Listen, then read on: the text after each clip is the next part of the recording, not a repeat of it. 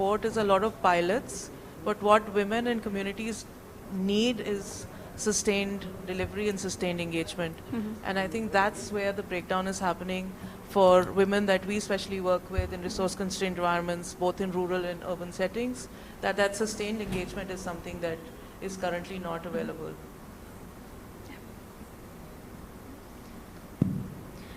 Thanks, Tanya. I think from my perspective, I do see a lot of well-intentioned funding coming into AI for Health initiatives. Really good teams such as Maina Mahila working on the ground, working with communities, philanthropic actors who are really passionate about solving this challenge, right? But at the end of the day, what they have to reckon with is a system that has been chronically underfunded over the past many decades, right? We have primary health infrastructure in many regions, outside of our own bubbles of Delhi and Kerala and Bangalore, where primary healthcare centers continue to remain understaffed, under-resourced. Plus, there is also the issue of simply having good, well-connected doctors available, right? We simply do not have that currently in many villages. Over and above that, there's the added layer of, and I don't see that being articulated enough, is that healthcare is also dictated by a lot of patriarchal norms for women, right? That access to doctors, to clinics, is itself mediated by male members in the household, right? There is a very specific practice in terms of shared handsets, right? A lot of women are unable to even access healthcare chatbots that are very well, their UI, UX is fantastic, right? But women simply don't have access or private access to a lot of those chatbots. Over and above that, I also feel, and this is, I think, specifically something that needs to be discussed with the kind of funding that's coming within the AI for healthcare space, is that whose problem are you really solving for? And who's helping you diagnose the problem, right? Is it a top-down diagnosis, right? Is it done by philanthropic actors, tech companies sitting in Silicon Valley who have no visibility of the kind of challenges we see women in many different under-disadvantaged parts of India facing? Or is it something that is happening bottom-up, right? So as part of even my work with Maina Mahila Foundation, when we went within the slum areas in Bombay, right, there was almost a process of co-development, understanding how are women interacting with technologies, how do they access healthcare, what kind of questions do they have, right? And it's not always classic like, oh, should I take paracetamol? It's not even the right language, it's not the right terminologies. And those things can only be surfaced through sustained community interactions. Thank you so much. I think Tanya and Arushi have covered it very well. Additionally, there are 2-3 points I can briefly make. One is that the healthcare system has systemic inequities, and technology is just one of the channels to deliver or solve for it. So it's not like a silver bullet. But just like any technology hype, like internet, IoT, cloud, big data, AI has the potential and an opportunity for us to reset some of these inequities. And that won't happen through funding, that will happen through intention. And that intention needs to be not just from the people who are funding, which I think a lot of people have that intention, but through and through in the system, private and public both. The second point is around historical marginalization. The data that AI is taking is biased, because the data in the world today is biased. Anything that is built according to market forces, any product or service, will be biased because it is patriarchal in nature, and it is typically mostly highly conservative and traditional in nature. That's the data. How do we again use this as an opportunity to put checks and balances, proactively build something which is, yes, for the binary gender, but also for the non-binary gender. So it is actually a big opportunity, but as is, if we let it continue, it will be the same biases now magnified with all the hallucinations in that way. So it's a tricky thing we need to figure. So you all kind of alluded to the existence of systemic challenges in the sector, gender kind of differentials that shape who accesses healthcare. So these are issues that are not new, both to healthcare and to digital health, and of course not new to AI. So I'm very curious now, given that we have this long history of failed pilots in the space of digital health and mHealth, how do we get away from this concern around pilotitis, as we call it in the development sector? What can we learn from this history of past efforts to actually inform future AI efforts? And here, when I say AI, I'm taking a broad framing, so not just large language models, they may be more predictive models, there might be a range of AI tools, but how do we prevent these solutions from meeting the same fate? What can we learn? And then on the funding side, what are funders looking for in terms of evidence, given that we have this history of failures in this space?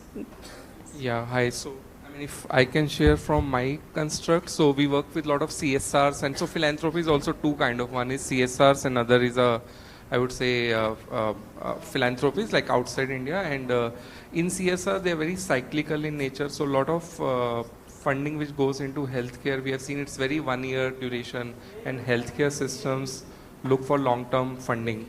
So this is, I see, one constraint.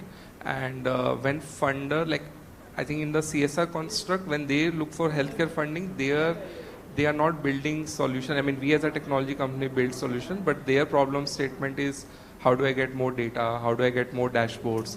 These health solutions are not designed to solve for how do you reduce burden for the healthcare worker on the ground? How do these AI solutions integrate in the workflows of the program? And also once the funding, let's say 1 year, 2 year funding goes away, then what is the long-term viability of it? CSR funding also not looked at unit economics of the scalability aspect of it. There's also no integration with the other government healthcare systems. So these are some of the, while we say there's a 30,000 crore CSR fund, and part of it also goes in the healthcare, but beyond 1 year programs or 2 year programs, I keep seeing these getting diluted and not get institutionalized within the government ecosystem. So those are some of the areas I think we need to look for, and so that they can sustain beyond these pilots. Yeah.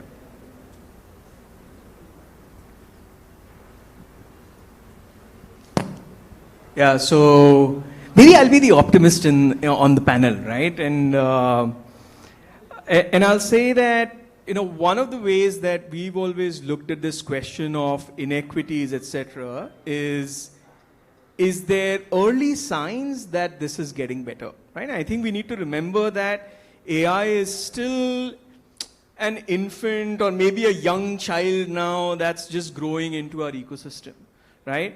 Are we seeing offshoots that access, decision making, overall benefit as far as outcomes is concerned, is specifically for marginalized, underprivileged groups is getting better? I think the answer is yes. I mean, if you go to Kenya and we look at how sex workers are using AI to self-diagnose whether they have HIV, RDTs, red positive or negative, and whether they are able to then subsequently order PrEP for themselves, that is access that they never had before. Right? If you go to Odisha and you look at how technology like cervical smart scopes is being used to early screen women for cervical cancer, yes, it is getting better, right? Are we there yet? And I think the classical answer to the question is no, there's a long way to go, right? I mean, so for sure.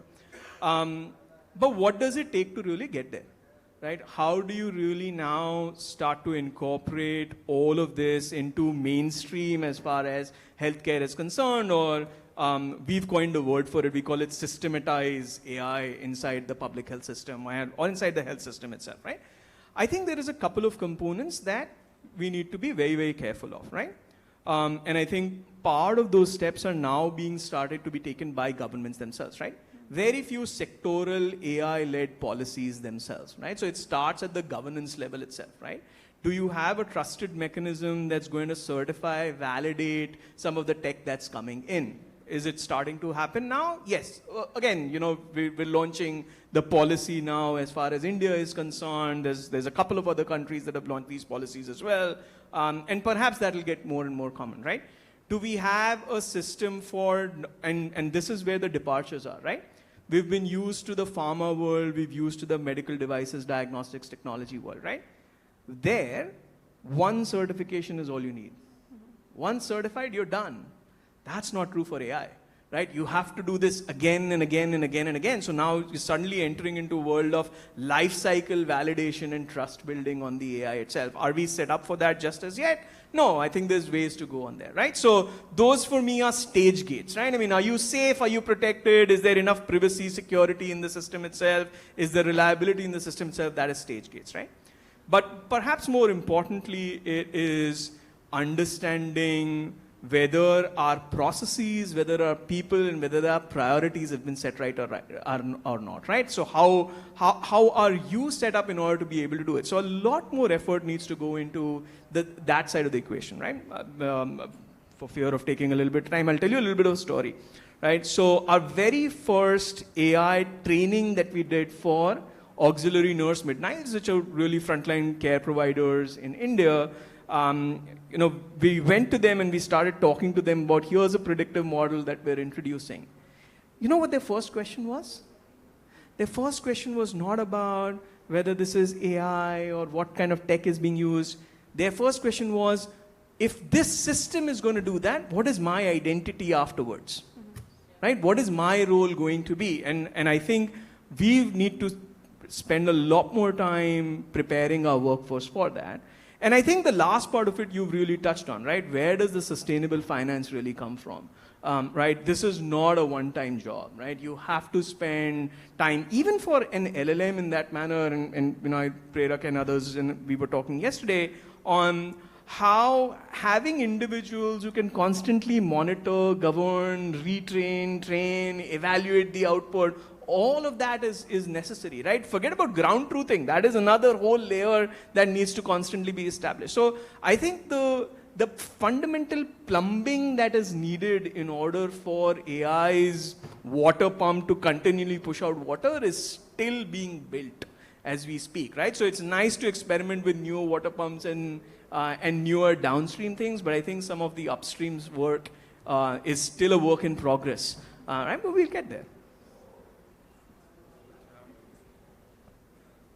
Thanks, Ajay. And I think I'll also be the optimist. And I also wanted to say that as a community, we probably need to give ourselves a bit of grace in terms of this space particularly, because as Ajay described, there are several sort of elements which we need to figure out. But I think certainly the intention is there. And as you said, there's a lot of attention to the space, and we are all sitting here. So I think, let's take it with a slight positive frame.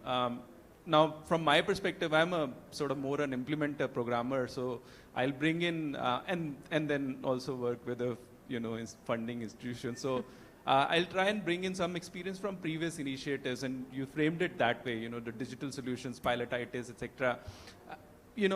We've all had experiences, and I'll speak largely about initiatives which actually system-led and potentially also led to the scale. And I think I'll mention a couple of elements which I felt and through experience seen, have led to, increased scale or, improved scale of some of those solutions. And I think first one, beyond governance and all the elements Anunay mentioned, I think the change management aspect, which he touched upon, it's a really, really critical, pointer which we often neglect when we, enter into a solution space.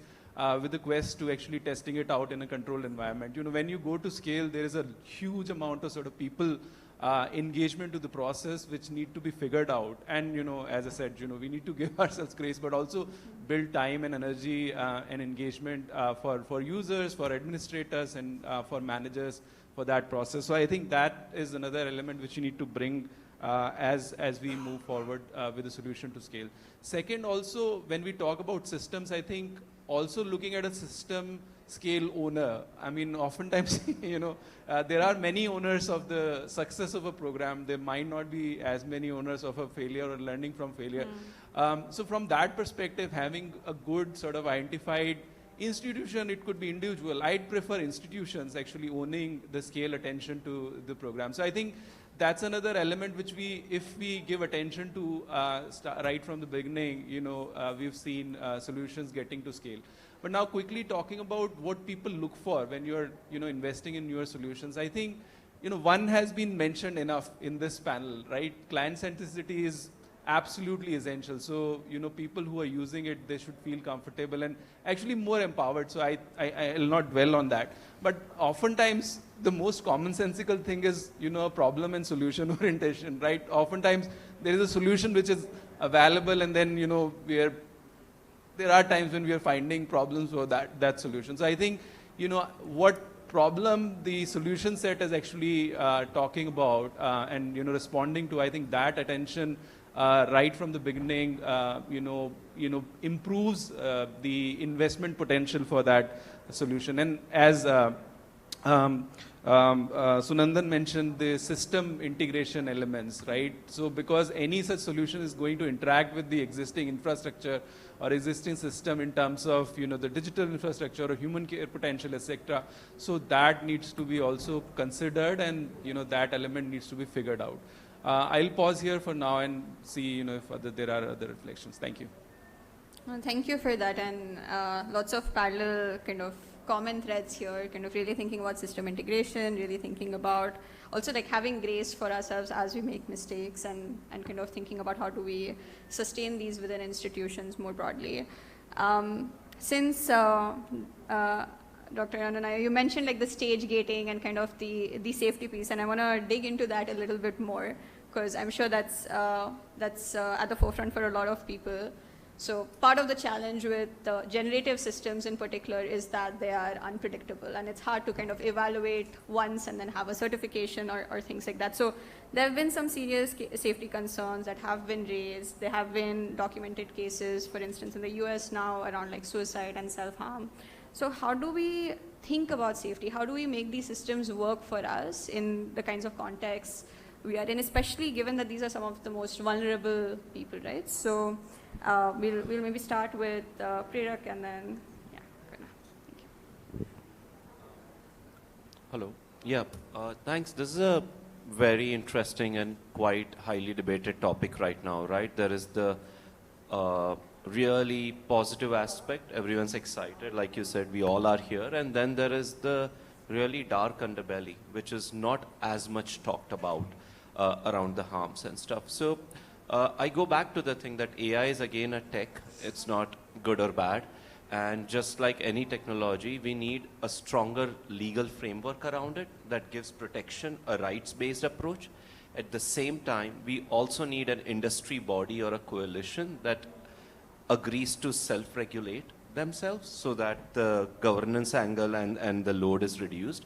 And third, we need civic society, which is also taking up and saying this is not good, right? There's always this discussion that privacy of data, how much is it important for who?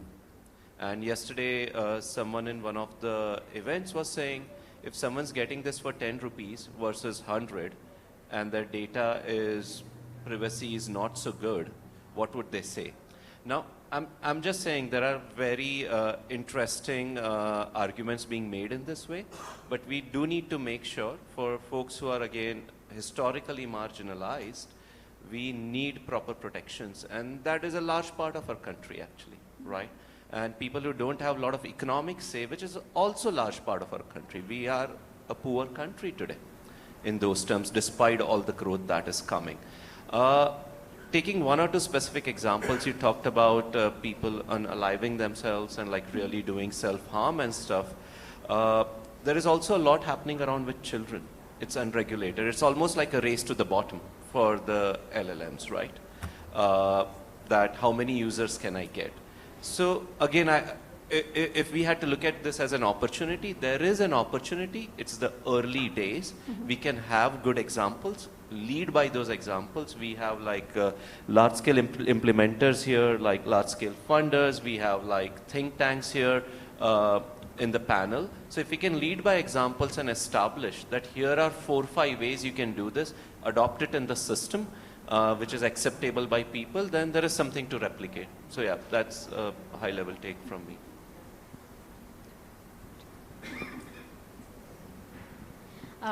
Thanks, Prerak. I think we've at Digital Futures Lab have been thinking about AI safety a lot, especially how safety looks like when we apply it to context outside of the US and UK, right? A lot of the AI safety discourse is currently dominated by Western institutions, and there's of course a need to take a contextual lens. Even more so when we talk about AI and healthcare in India, right? That the contextualized lens needs to be further sort of zoomed in.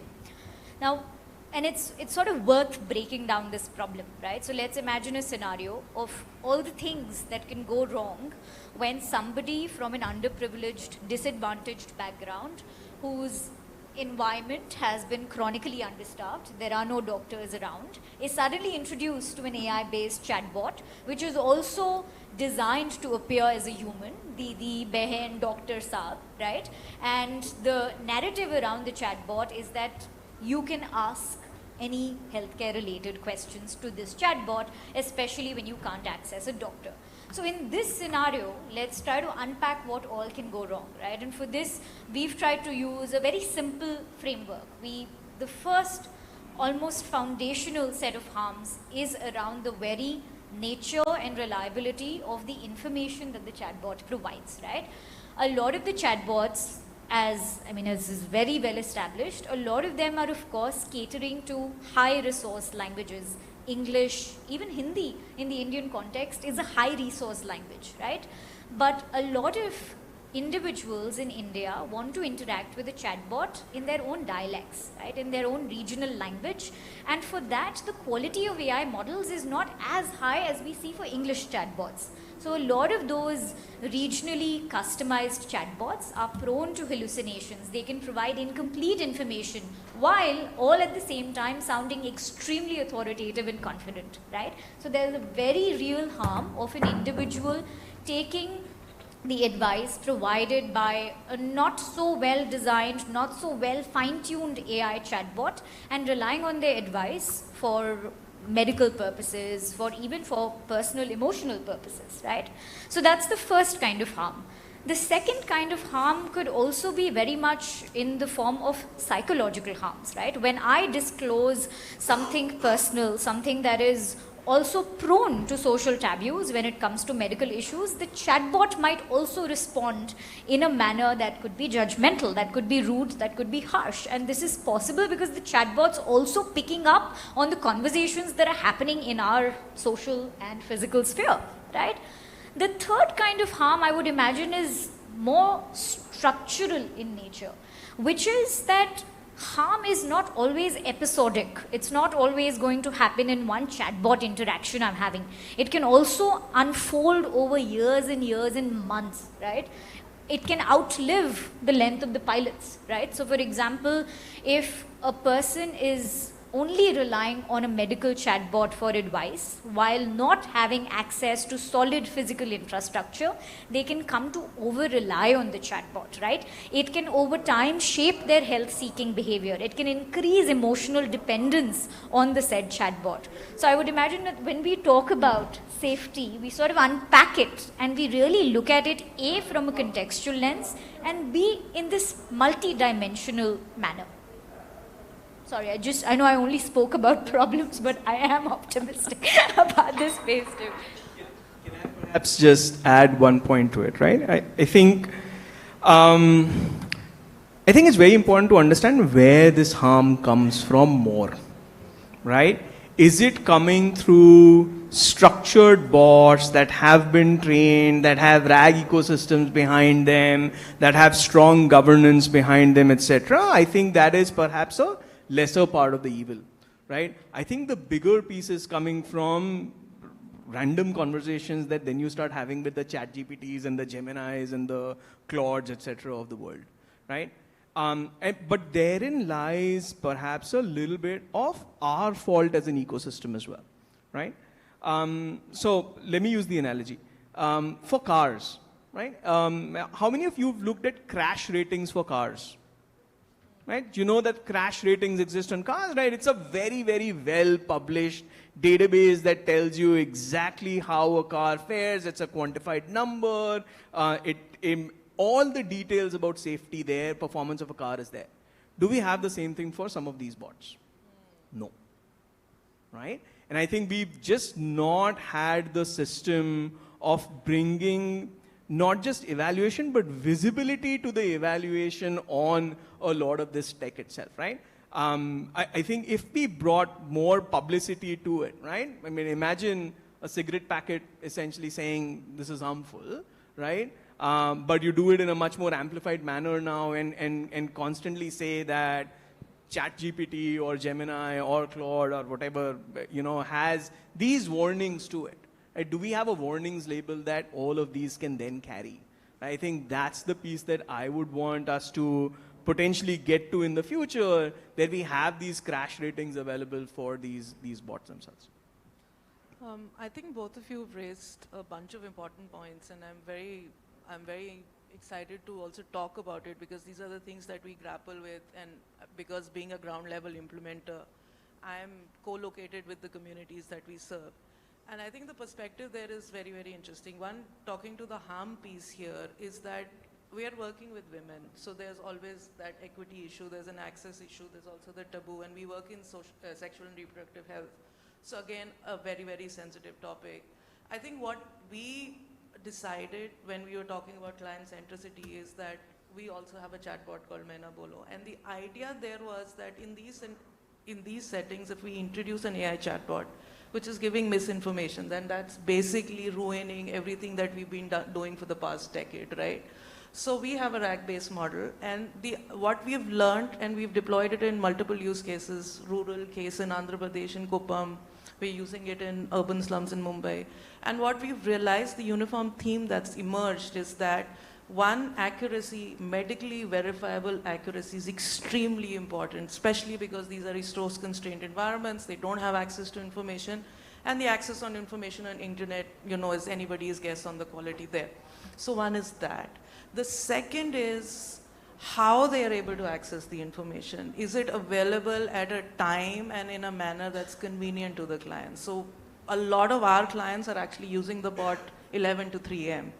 right? Because that's when the household chores are done. That's when they can actually sit and think about themselves. So having something available to them. The third is the important point of language, right? And it's not just language saying our chatbot is available, let's say in Hindi, English, in Telugu, but also Hinglish, Minglish, Tinglish for taking the language forward, but also contextualization of the language. I was making this point to someone earlier that it's very easy for us to say periods, or it's very easy for somebody to translate it to Mahavari in Hindi.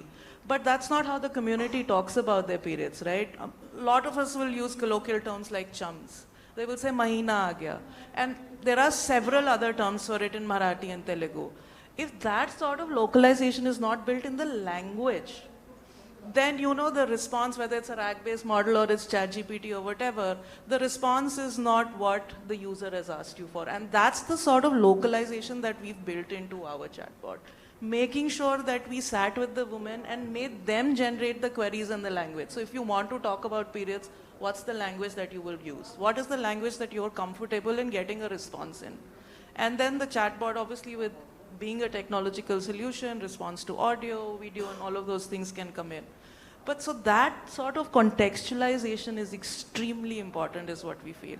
And we are generating evidence to see how it basically shifts, health-seeking behavior, it shifts agency, and the Gates Foundation is helping us with that.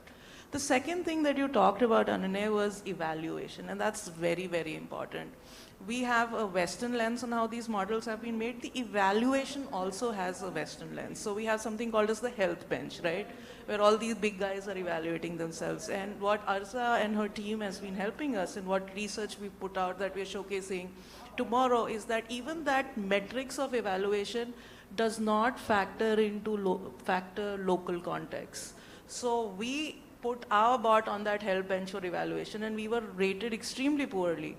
And when we look at the answers that we gave are correct. It's just that the Western model says that, eating bombil is not a source of protein because they just don't know what it is.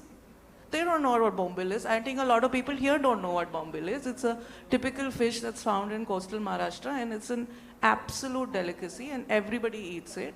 And there's a whole business model. There are restaurants that only sell bombil.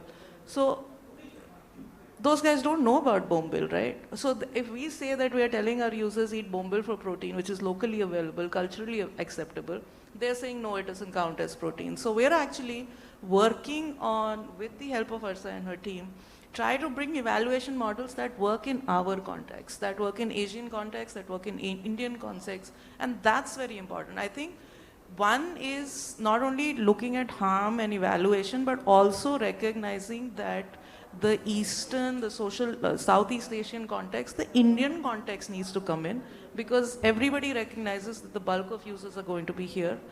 We are going to have very interesting use cases, some of which is our work that I'd encourage everyone to look at. But those models and that sort of language needs visibility when, you know, on a larger global scale as well. Thank you all for that rich discussion.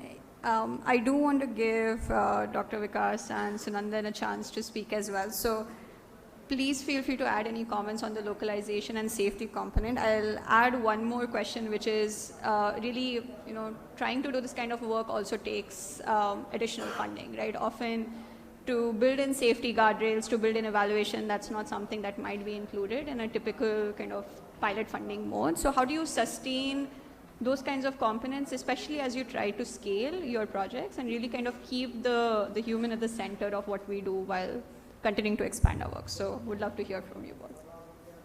Yeah, maybe I would say, I can give one example, I think, from our experience. What is the importance of localization?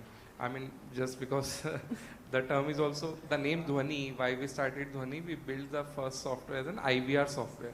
That's how the name Dhwani also came in. And 10 years ago, there was a non-profit we were working with. They wanted to set up a call center wherein people can ask information. And they were having 5 call centers, like for women helpline, call a Chandigarh number, from agriculture, ask another number. And what was happening was that because one, the local dialect, so they work in Mewat region. And while we understand Haryana, but someone calling from Mewat was not able to understand someone from Chandigarh was not able to understand people language from Mewat. So within, I think, every 50-100 kilometers, that dialect is also changing. And we built that IVR system wherein you could ask. And second was the information which, if you call a Chandigarh helpline and ask कि ये government की scheme है या मेरा block office कितने बजे खुलता है, that person sitting there will not have that local context. So we built an IVR system. So I'm saying when we reach or when we aim for localization, I think these local dialect and having local information is very important whenever we solve for the localization part, and the ability to make it on demand, cost of access to information. These are some of the things which has to be solved for. And by the way, this software is running for 10 years. I believe when we reach the AI construct, so hopefully this will move from, there's a human currently answering this IVR system. Eventually, I believe when the localization truly hits that, it will be solved. And I think what Tanya mentioned, I think really important. Our engagement has also been, particularly for me, I mean, learning experience in the sense that, you know, while all the elements of sort of localization and, you know, evaluation, the context, I think absolutely essential. But I think what I really also appreciate as a part of the approach is actually this learning mindset. And, you know, oftentimes there is, when you're talking about pilots, and there is this speed at stake, or this competition at stake. Oftentimes, the investments into sort of a structured learning process around the intended outcomes and also potentially harm, I think often are missed. And I really appreciate in our engagement, at least, this attention to a sustained learning process, I think, has remained central. And I think even from a sustainability perspective, it's really important, right? So you need to bring out the necessary evidence that's actually making the desired changes, which is supposed to. And second, I think I mean, I mentioned it initially, but I really also feel that, apart from the model itself, I think that people layer and investment that people layer is also really, really important for sustainability. And, oftentimes, while these are sort of client-facing solutions, but they're not sort of sitting in the vacuum, right, these clients. So they are also interacting with us, whole system set, and, you'll engage, you'll get some information, and then you'll validate that information. At least this is the reality of our context for today, right? So the surround sort of layer of folks who are engaged in the same ecosystem, what's their experience and what's their understanding of the system, of the solution set is also really important. So that's another thing. And finally, from a sustainability perspective, and this is again, I'm repeating, the integration within the operational sort of ecosystem, I think, or whatever context you're working with, if you're talking about public sector, then, how the solution set integrates that with that sort of keeping that right sort of, in your like first set of things to be looked at. I think that's going to be really, really important. Over. Thank you all for the really, really interesting conversation. I know we're technically over time for the panel, but really appreciate you all engaging and sharing your perspectives. We do want to give a chance for everyone in the room to engage. So we'll be moving on to the speed networking session of today. So please continue to ask these questions, and hopefully you'll get a chance to engage directly with the panelists as well. But thank you all so much.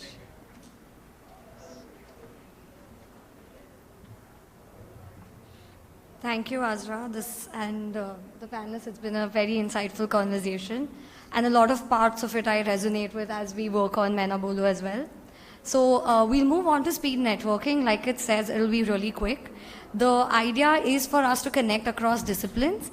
So you will notice that you will have stickers on your tags. You'll be given color-coded stickers. And if you do not find them, you can connect with me or our colleague Dheeraj, who will kind of support you there. And each color represents a discipline that you're from, and we'll make it quick. We'll give you 2 minutes to find one person from another discipline, another color, so that you can connect with them. And in the next slide, I will share with you the prompts that you could probably just use as a conversation starter, which is the roadblocks that you're facing, that you would like another discipline to kind of answer for you. And while we are on short of time, so we'll do one round of it, but I would request and encourage you to kind of do it even outside this conversation that we have. So we'll begin the speed networking. Let me know if you're all ready. I think we can get our feet up and we can move around and meet the people that we are sitting next to as well.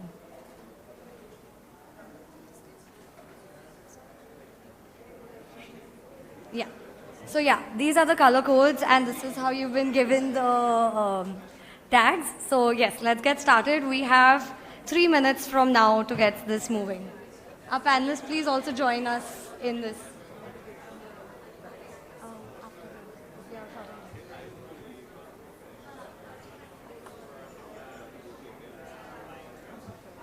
Thank you so much. It was lovely catching.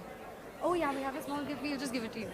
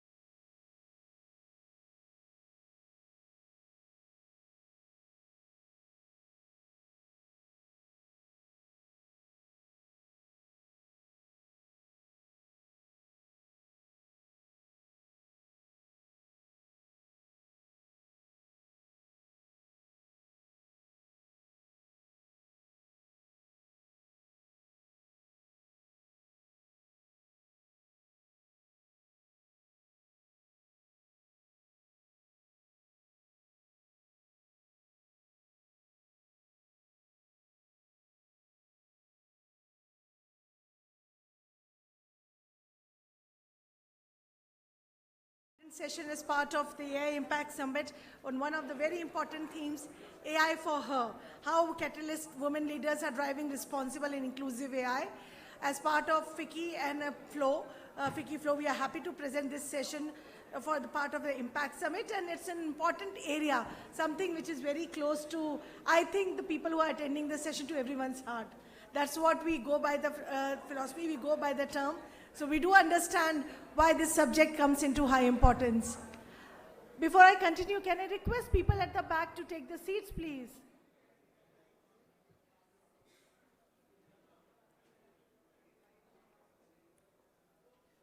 Requesting everyone to kindly please settle down in the room.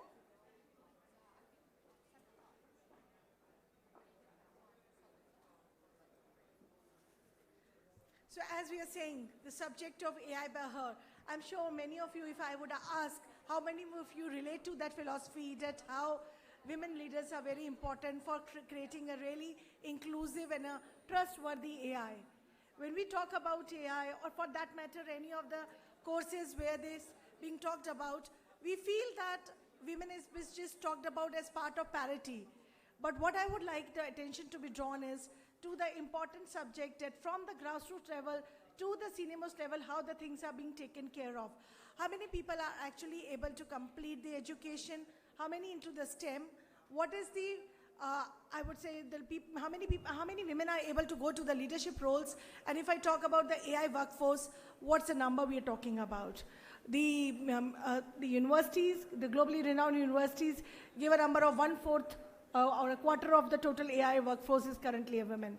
And when we talk about AI, we know how it is trained. It is trained on the historical data. We know how the things would become different if we don't pledge it now. So that's why it's very important to, for a woman to play a role in this. And why more so? It's just not about getting the equality. It's about getting the perspective. It's getting the safe and trusted AI, the accountability, and the removing the biases is getting more transparency. So this is what the session is going to focus on. We have a really esteemed good set of panelists who have joined us today. I'm very thankful. While it's all a women-led panel, I don't mean to say that we don't welcome men. We, of course, we request you to join us also in the panel. The reason is we want our voices to be heard in a rightful manner. So we have with us today Ms. Roma Datta Chaube, Managing Director, Google India, and a session partner for this session. She will be also moderating the panel discussion. We have Ms. Poonam Sharma, National President, FICCI Flow. We are also joined by Ms. Ivana Bartoletti, Chief Privacy Officer, Wipro Limited. Ms. Sara, Vice President, International Government Affairs, Intel. Ms. Sandhya Varanasi, Vice President, India Hub CTO, Energy, and Chair, India R&D Council, Schneider Electric, and Ms. Sparsh Sehgal, Chief Growth Officer, Sparsh CCTV. This is the panel. Can I have a round of applause for the panel? And then can I request, thank you. And can I now request Roma to kindly deliver her welcome remarks and set the stage for the further interaction. Good morning, everyone. Thank you for choosing to be here this morning for this crucial conversation. In my day job, it's not very usual that I'm on an all-women's panel, so really a pleasure to share the stage with all of you and the people in the audience. Let me start by a small personal experience. A few years back, one of my friends had bought this car which had an AI voice assistant in the car. We were all very excited to explore it. So a group of us got into the car. We tried to talk to the AI assistant in the car. And while I was trying to give some instructions, somehow the assistant was not getting what I was saying. So I tried several times. I tried to speak slowly. I tried to make my voice clearer. And somehow it was not picking it up. And in that moment, one of my male friends just like leaned in forward, said exactly the same words. And there you go, the assistant picked it up. Now he laughed and said, I think the car prefers my voice. We know it better, right?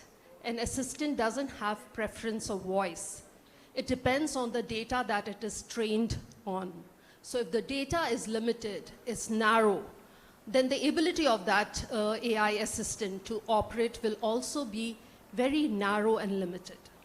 Of course, we've come a long way, and in recent times, I haven't come across such examples. I'm a power user of Gemini, being a Googler. And today I can talk to Gemini in English, in Hindi, in my native language, which is Bengali. It not only understands what I say, it also picks up my tone on the days that I'm stressed and things like that. So we're coming a long way. Why I'm sharing these examples with you is that if we have to build technology for all, and if we want to ensure that nobody is left behind, we as part of this large ecosystem, whether we are policymakers, part of the industry, or organizations like FICCI, technology, etc., all of us will have to be very deliberate, very conscious in how we are shaping this technology, because we do agree it's a huge opportunity for us, but at the same time, it's a responsibility to shape it really well. So today, with this really diverse and impressive panel, we'll try to take this conversations a few level deeper and really unpeel the onion here, understand what's happening today in the space and what's required to be done. Now, this brings me to a very optimistic theme or a vision that our Honorable Prime Minister, Shri Narendra Modi ji, has set for the India AI Impact Summit. And he said, Sarvajana Hitaya, Sarvajana Sukhaya, which basically means welfare for all, happiness for all. Now that's a massive vision. And I'm hoping this conversation today will be a small, responsible step towards making this huge vision a reality for all of us. So with that, should we dive in, Sarika? Yeah? So thank you, Roma. I think for setting the tone, and that was something I just started off with, that the historical data actually, and we know that face recognition systems normally are opened by, if you talk about whether the darkened tones or you talk about the women. So, but I'm happy to learn that now the advancements are happening and the systems are able to recognize the tone as well. So that's a really good news, and we look forward to have many more for the all, I would say, especially for India. It's a case study. We have 22 languages constitutionally recognized, so it's very, very important. So yeah, thank you, Roma, for setting the tone. Before we move ahead with the panel discussion, can I request Ms. Poonam Sharma ji, National President for the FICCI Flow, to share her remarks and what is her feeling about it. Over to you, Poonam ji. Yeah. Your convenience, please.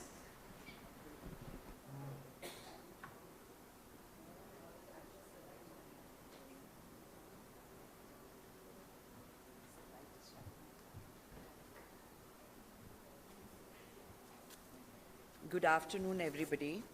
So I really thank you all for giving me this opportunity, good morning, to stand here and speak something about tech. And before I start, I want to tell you that my perspective will be from a very non-tech person who is very interested in tech, but understanding also as I go along this talk, I will be understanding from very learned people in this panel, and it will be my pleasure to hear them. So I come from that background, non-tech background, and I know how powerful this technology of ours is and how things are changing, and every few years a new technology arrives which disrupts, which promises change and everything, and it does. And we saw computers coming in and we thought, what is internet? We didn't think much about it, and then it has now changed everything. When smartphones came, they were bulky, they were big phones, phones. And then when we thought they were only for listening and talking to each other. And then the smartphone came and everything changed. Now we are doing everything on our phones today. So changes come, and AI is the other change which is, come there, and it's like OpenAI, ChatGPT has generated human-like text, answers complex questions, and it assists in our everyday work. So like you said, Roma, surprisingly, so I have started getting technologically savvy, thoda karke. And recently I was researching something, and what do I get in ChatGPT? Yes, Poonam ji, So it's become a nationalist call. I mean, look at that. Some people might have called me Poonamji somewhere or, written, and it's picked that up. So it is there to stay with us and change things in our life. Of course, there are many, I don't want to give you the data. I'm sure other people will be giving you how many, 70% of the world's population is using it. Of course, there is a dichotomy because some of the developed countries use it more, and the underdeveloped countries use it less, but we are also going at a very fast speed. And Indian users, whether computer, how we are good at computers, so we are reaching there. And imbalance actually captures that data, which is of bigger countries and about smaller countries, women and men. So I feel it is working so seamlessly that we barely notice it until it begins to reshape how we think, how we work, how we govern, and how we lead. And though AI rises to an extraordinary 84%, India's AI journey is clearly moving from pilots to performance. And it is shaping our economic landscape, and women, though, are underrepresented, though I would say even in Frankfurt, which is a hub, a major hub for tech, only the 19% of the women have AI talent there in women. So I'm specifically talking more on women because at FICCI we are there to empower women in business, in work, in skilling, and that is why concerns of women is more for me. So now, of course, they are underrepresented and it has serious implications, but other good news is that India leads globally in women's participation in STEM education, with women accounting for 43% of annual STEM enrollments. 84,000 women are working in AI and ML roles, and that is a number projected to be 3 lakhs in 2027. 7,000 women-led AI startups across the country. That tells us we are moving forward, women are going ahead. And does it translate into influence? That has to be seen. We are underrepresented, and AI, that's a common thing. Everybody's, or like Biden's voice was deep-faked, I think in the elections a year back in America, and sent to everybody. So these are some challenges which we need to also talk about, especially where women are also concerned. And responsible AI, ethical AI, everything is very important. But I do want to tell you something about FICCI. So this year, we have a lot of initiatives, whether it's industry, whether it's skilling, digital skilling and literacy, financial skilling and literacy. But this year, I thought that we should keep an initiative, which initiative means what we do in the center will then go down to our 21 chapters all over India and flow, 4 flows, about 25 areas it goes down to, with 16,000 women working on it, working to empower, and we did keep women in tech and STEM as one of the initiatives, because we understood, I also understood the importance on how this is the thing and why women should come into leadership roles, and we connected it to leadership, women in leadership also. So on that, this year the work, a little bit of our work that we have done, I would like to tell you all, and this will be an ongoing initiative now forever because this is so important. So we've had skilling conclaves on AI, we've had AI conclaves, we had one in Delhi, we had one in Bangalore, and we have placed it at the center of our national programming. Our responsibility is to ensure that women are not just spectators to this transformation, but architects to it.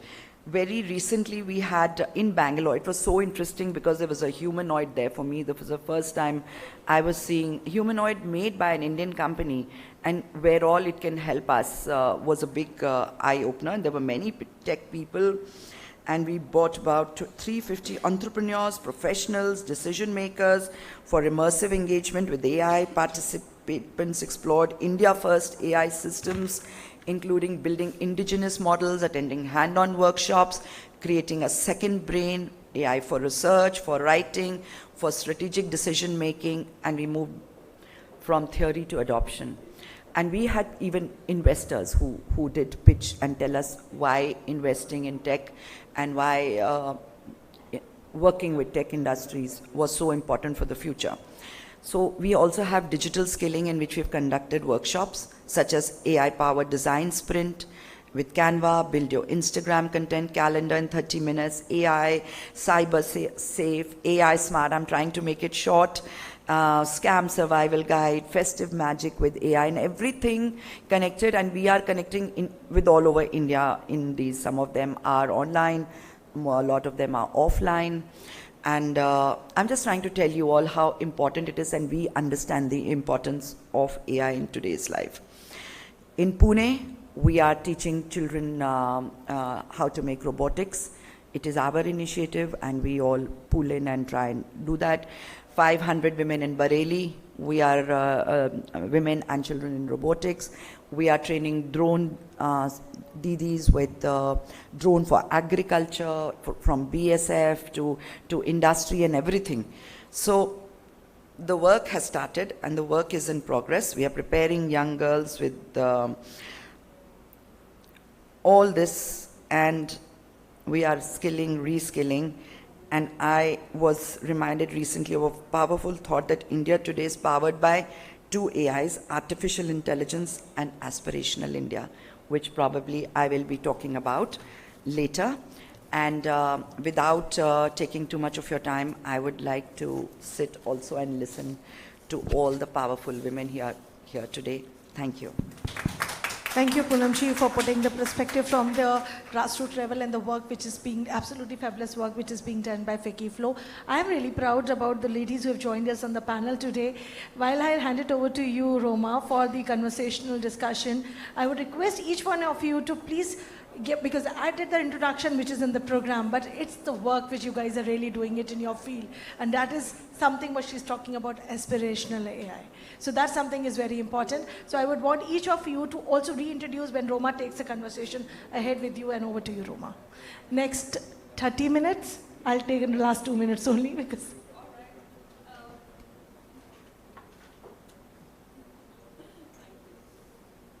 Let me do a quick introduction of our really impressive panel today. I'll start with Ivana, who's on my right, Chief Privacy Officer at Wipro Limited.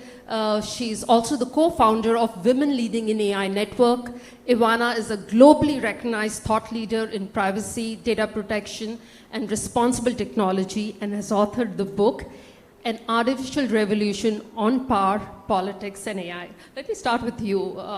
Ms. Poonam Sharma spoke about how the numbers in STEM is encouraging. But as we keep moving upwards, looking at solution architects, people who are really designing the AI models and systems and policymakers and so on and so forth, from your experience in work, what can we do to ensure that we have adequate representation of women across areas that's really, today shaping the digital future that we all look forward to?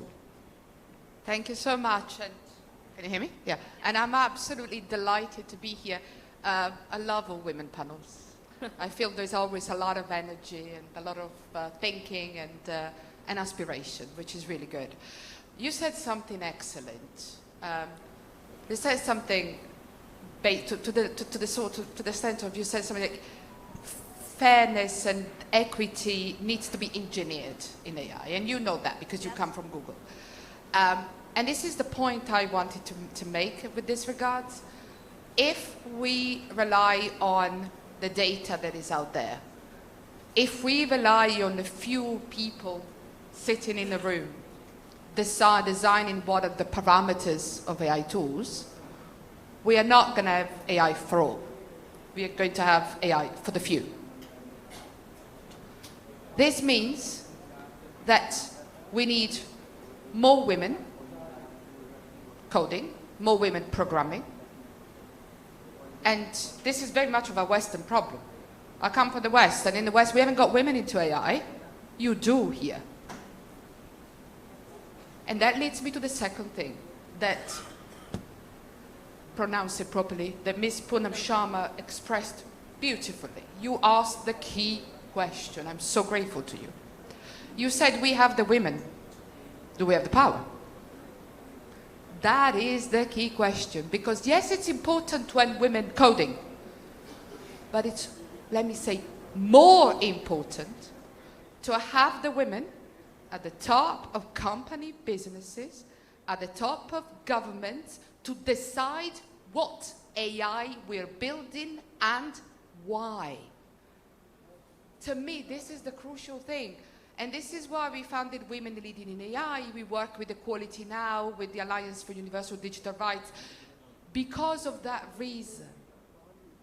Women in coding is great, because women in coding can say, hey, you're not massaging the data enough. Hey, we don't have enough representative data, therefore we may need to create some synthetically to make it more representative. But it's the top that decides that AI has to be equitable. It's the top that says, actually, manufacture it if you don't have it. It's not the programmer.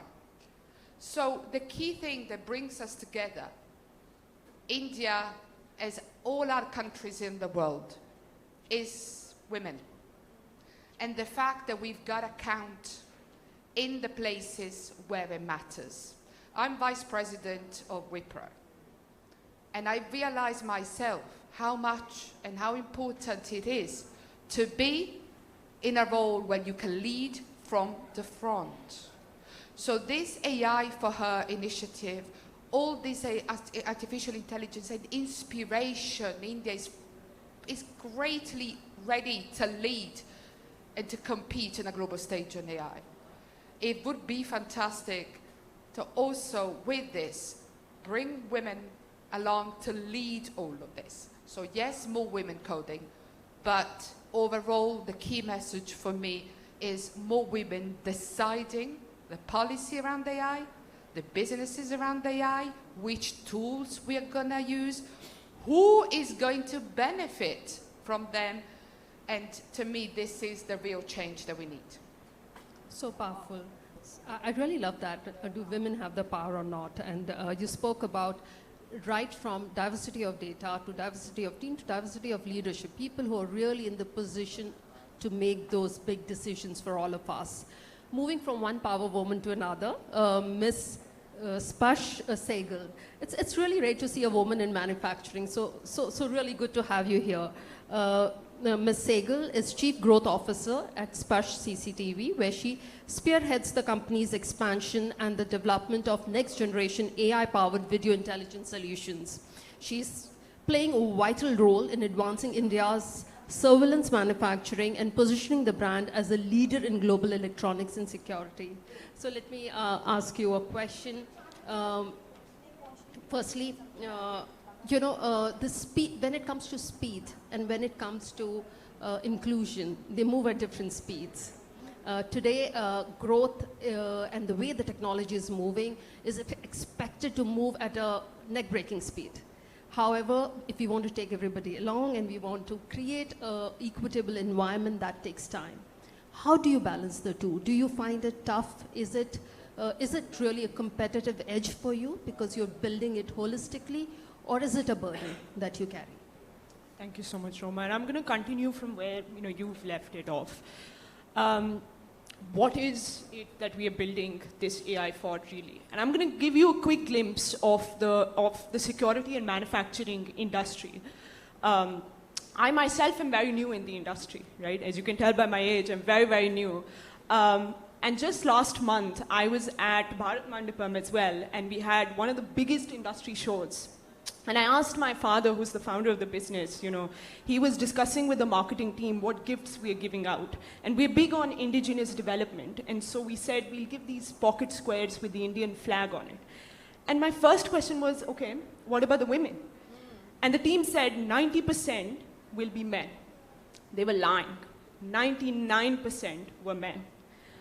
And it is amazing to see that in this industry that we are present in, 2 weeks ago, I was at another conference, and it was all CSOs and CIOs, the decision makers in the security industry.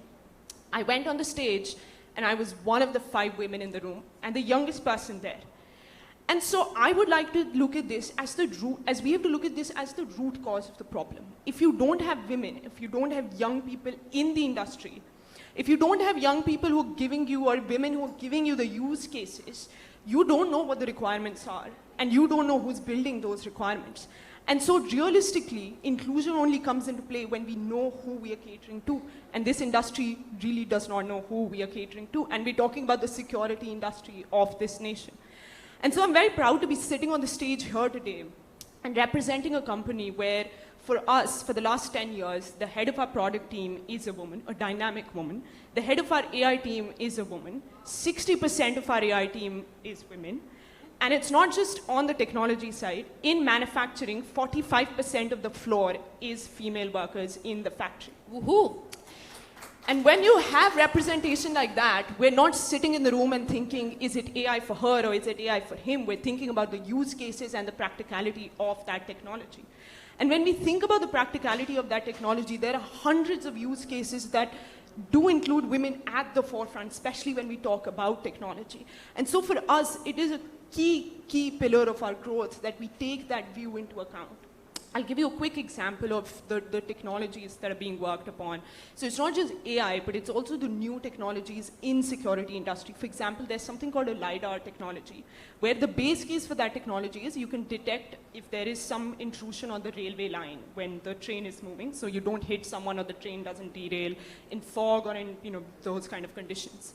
And the first use case that my father and I discussed was that this is a technology that can actually be deployed in women's toilets, because that is somewhere you can't have CCTV camera. You cannot record somebody in a toilet. But this is a feature that's doing heat sensing and mapping. And that is when you start just intrinsically thinking about women use cases. And so for us as a business, and I think for the security industry in general, one of the biggest things to do is to make sure that that inclusion is included at the root level, not led as AI for her or AI for him, but built into the systems that we are creating. And so for us, it is hand in hand. In fact, I would say we will be leading the industry if we think about AI for her before we think about AI for him. And even though it is all the same, it does make a huge difference in creating the security ecosystem of the nation. Thank you. That was really amazing. So inspiring to see the representation in your company. I'll move towards my left now. Ms. Sharma, is the FICCI FLO president, but she's also a distinguished entrepreneur in the field of health and wellness sector. She leads the Virangana Foundation, which focuses on uplifting women in Bundelkhand by providing skill development, medical aid, healthcare services to underprivileged community. It was really inspiring to hear the two panelists who just spoke, and role models have played an important role. Like you, I come from a non-technology background, right? I studied sciences in my graduation and started my career with banking, and the last 10 years I have immersed myself in technology. And I also realized the value that I bring because of the differentiated experience that I have had. Now, you gave us really powerful stats. It was very, very encouraging to see. There are many initiatives that FICCI FLO is leading as we speak. What are some of the key ones that comes to your mind when it comes to, say, mentorship, role modeling, providing, say, AI-led tooling for women participation? Would you like to share some of those? Thank you, Roma. So a lot of them, I mean, in a small way, I have said it while I was there, and so 16,000 women working, like I said, power to empower other women, and other women at all three levels, which is the grassroots level, the middle class level, and the upper echelons of society. So it's not that the upper echelons of society are better off many way in AI or any other thing. And so we have started these programs, and like I said, I have started Women in Tech. So initially I said I didn't know what I would do, but then I have such talented women all over the country who have put their minds together. We've all sat together, and of course they are very technologically forward also. They are into this line. So let me read out some of the things, because there is so much work. So some things I've talked about. I've talked to you about the conclaves that we've done. For a person like me, I went to inaugurate the conclave. The Bangalore chapter was doing it. The ones in Delhi I had organized. So Bangalore was together with the center. And I thought, okay, it's a whole day, I have to listen to things. I can't tell you, I came out so excited out of that with knowledge. So just hearing even the talks or meeting people or hearing them, you don't have to be a tech warrior to be in this field, like we are listening to you. And I hope this is forwarded many times to a lot of people, and women especially. We will take it up in all our Wiki flow, the conversations. That itself was empowering. Just understanding, realizing that you can be tech savvy. It is not that difficult. Small steps that we are taking, it is going to make a difference. So just a little bit things which I might have missed out apart from the, and the National Digital Literacy Campaign we do at all through, like I said, even at the grassroots and at the middle class, depending on, and the upper echelons, how do they digitalize, how they work, these women who make, how do we put them on Instagram, how do we connect them to markets, and so every kind of woman, because we leave no woman behind, on every kind of woman. That is my motto for the year. Leave no woman behind. They are entrepreneurs, they are solopreneurs, they are homepreneurs, and or they want to be preneurs.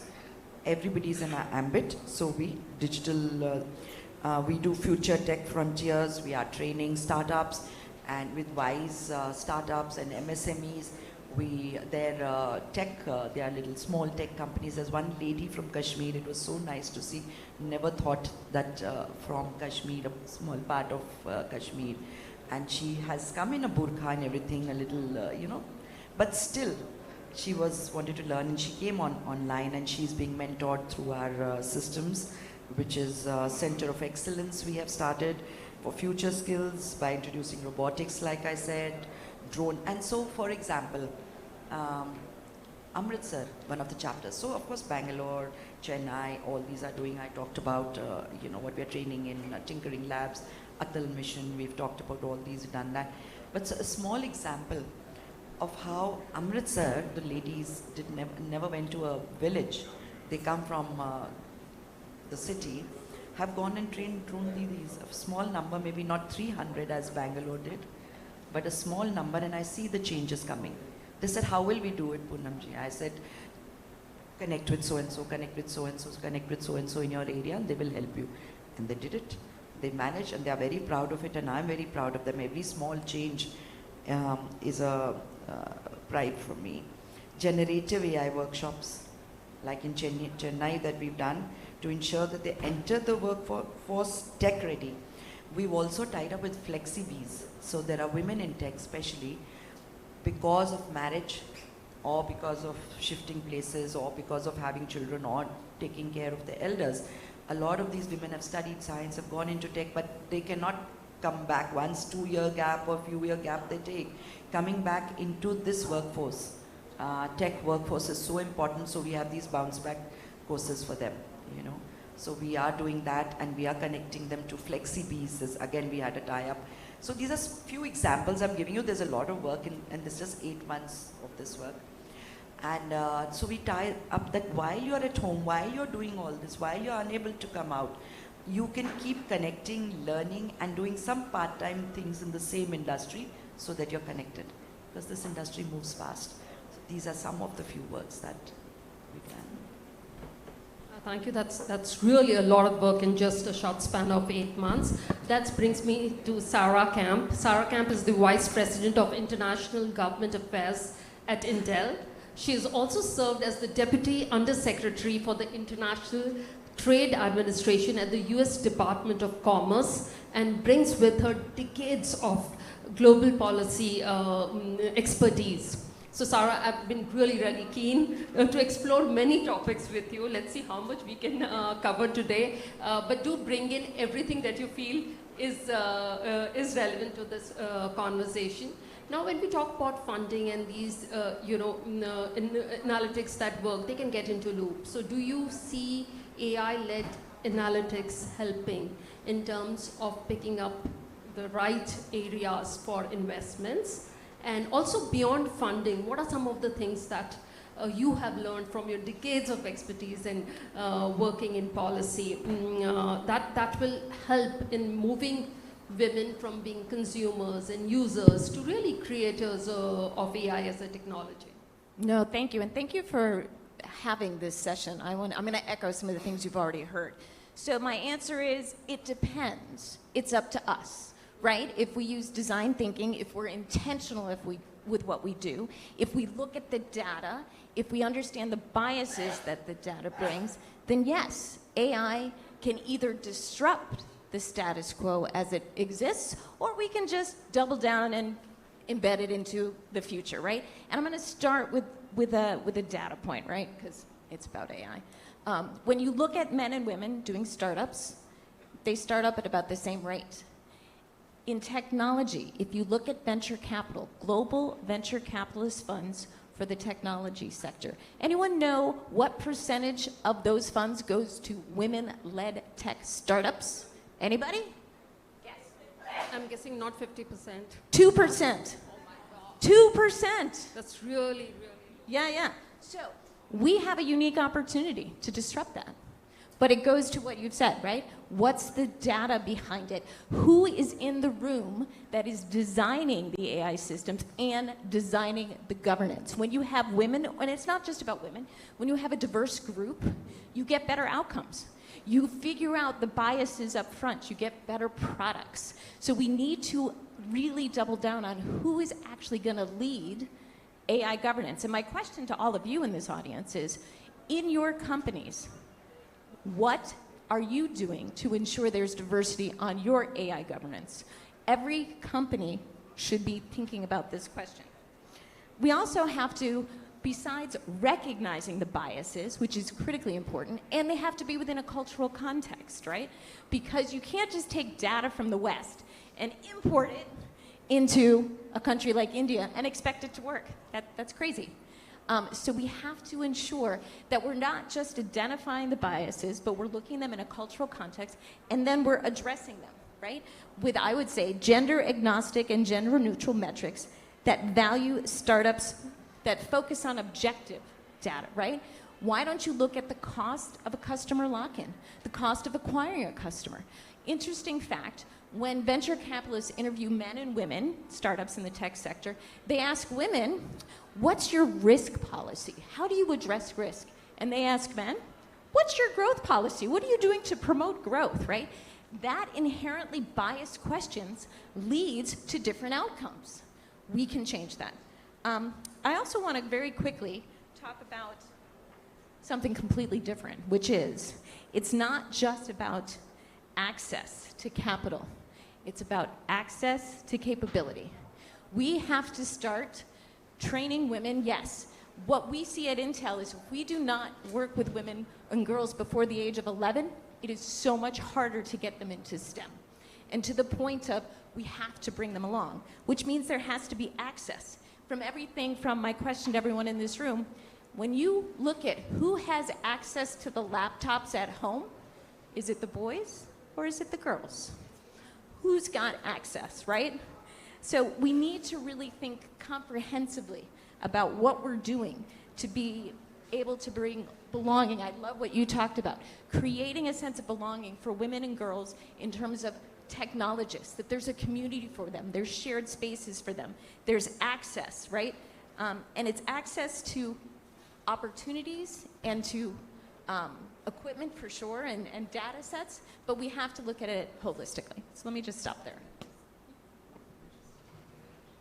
No, thank you so much, Sarah. That start of 2% was so heartbreaking. There's so much for us to do as we move forward. Now, last but not the least, we have Sandhya Varanasi. She's the Vice President and India Hub CTO at Schneider Electrics, a visionary technology leader.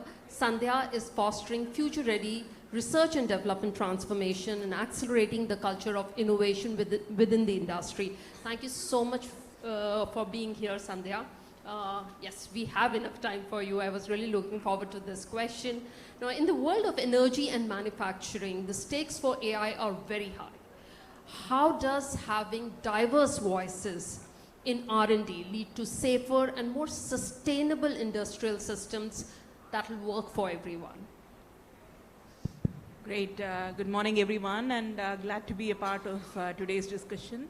And all of us are doing a wonderful job here today in putting forward our thoughts in a very, very authentic manner.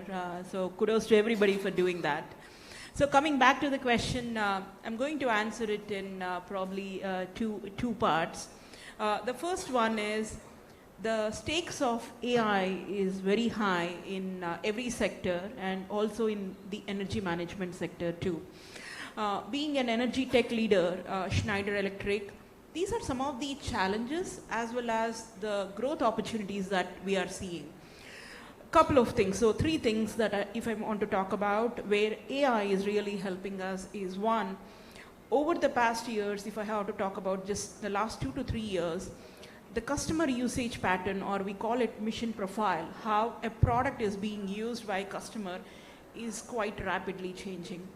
It's extremely important for our R&D, for our teams to understand how these trends are evolving and what does it mean for us when you are developing a product, one. The second thing is there has been an ask from the customers in terms of how do you make my product energy efficient, right? So gone are the days where if you take an UPS, right? Gone are the days where if you give 85% energy efficiency, people are so happy. Today, the customers are asking for anything not less than 97%, right? And that brings me to the third point, which is everybody is looking at the next gen architectures to make all this happen. So we have three things. One is make my products safer, make my products reliable, and I want the next gen innovation. So the three things. Earlier we used to think that we need a trade-off between these three aspects to be able to better serve our customers. No, it's not going to happen. To be able to stay competitive in this market, you need to have a right balance of these three, and that is where I would like to reiterate that AI is playing a very key role in terms of how well I can draw inferences from the product which is already right out there, and how well I understand the the customer pattern, usage pattern, and I will take decisions right based on the data that has been provided to make my product energy efficient. And then the third thing is AI for design, right? I mean, how well we will equip our design engineers to bring in that next gen architectures or innovations into the design. So this is a no-brainer that AI has a very high stakes in our overall product development. Now, having said that, can we achieve all these three things with our R&D teams or just homogeneous teams? Absolutely no. And that is where the diverse thought process would come in. Everyone need to understand what is that complexity that we are in, how well each one would bring in their diverse thought process to make these three things achievable for our customers and for ourselves. Very powerful. I'm so glad to know that we don't have to choose between safety, reliability, and innovation. And thank you so much for that. We have little time left. I wish we had more. We have such an interesting panel. Roma, I'll intervene here. I think we got the room at 10:30, so we will continue till 11:25. Okay. So you have another 7-8 minutes. Okay, so we can do that show. But yeah. I think I got a ping from the organizers' side that they need a group photograph because then they'll print it real time and give it to all of us. Oh, okay. So can I request the panel to give us, and sorry, apologies to the audience. This is a part of the thing which I got it. Can we request all of you to please stand up and then they can click a photograph. And then we continue with the panel for another 10 minutes.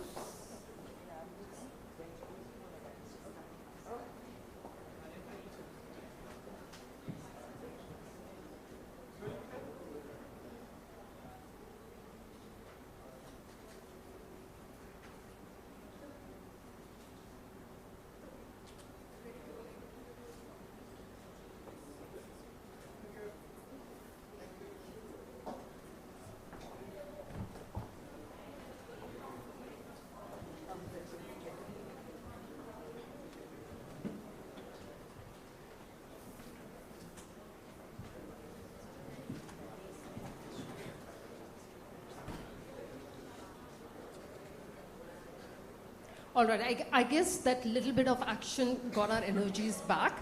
So I have one common question for all our panelists, which is, looking forward at 2026 and beyond, what is that one AI-driven breakthrough you believe will have the most significant impact on leveling the playing field for women in the digital economy? So one most significant breakthrough, and this time I will start with Sandhya in the reverse order. So what is your one big thing? I think personalized learning. I think that's one breakthrough I would think of. Personalized learning at scale, definitely. Personalized learning. Sarah? I would say yes, and bringing compute to the edge so that everyone has access at a price point. So that on your laptop, if you're a student, you can do amazing things with an NPU, GPU, CPU, which is tech talk for basically getting the compute you need, where you need it, when you need it. Because if you do that, you can unlock the potential of the future technologists in a way that's extraordinary. And a very quick story on that. We have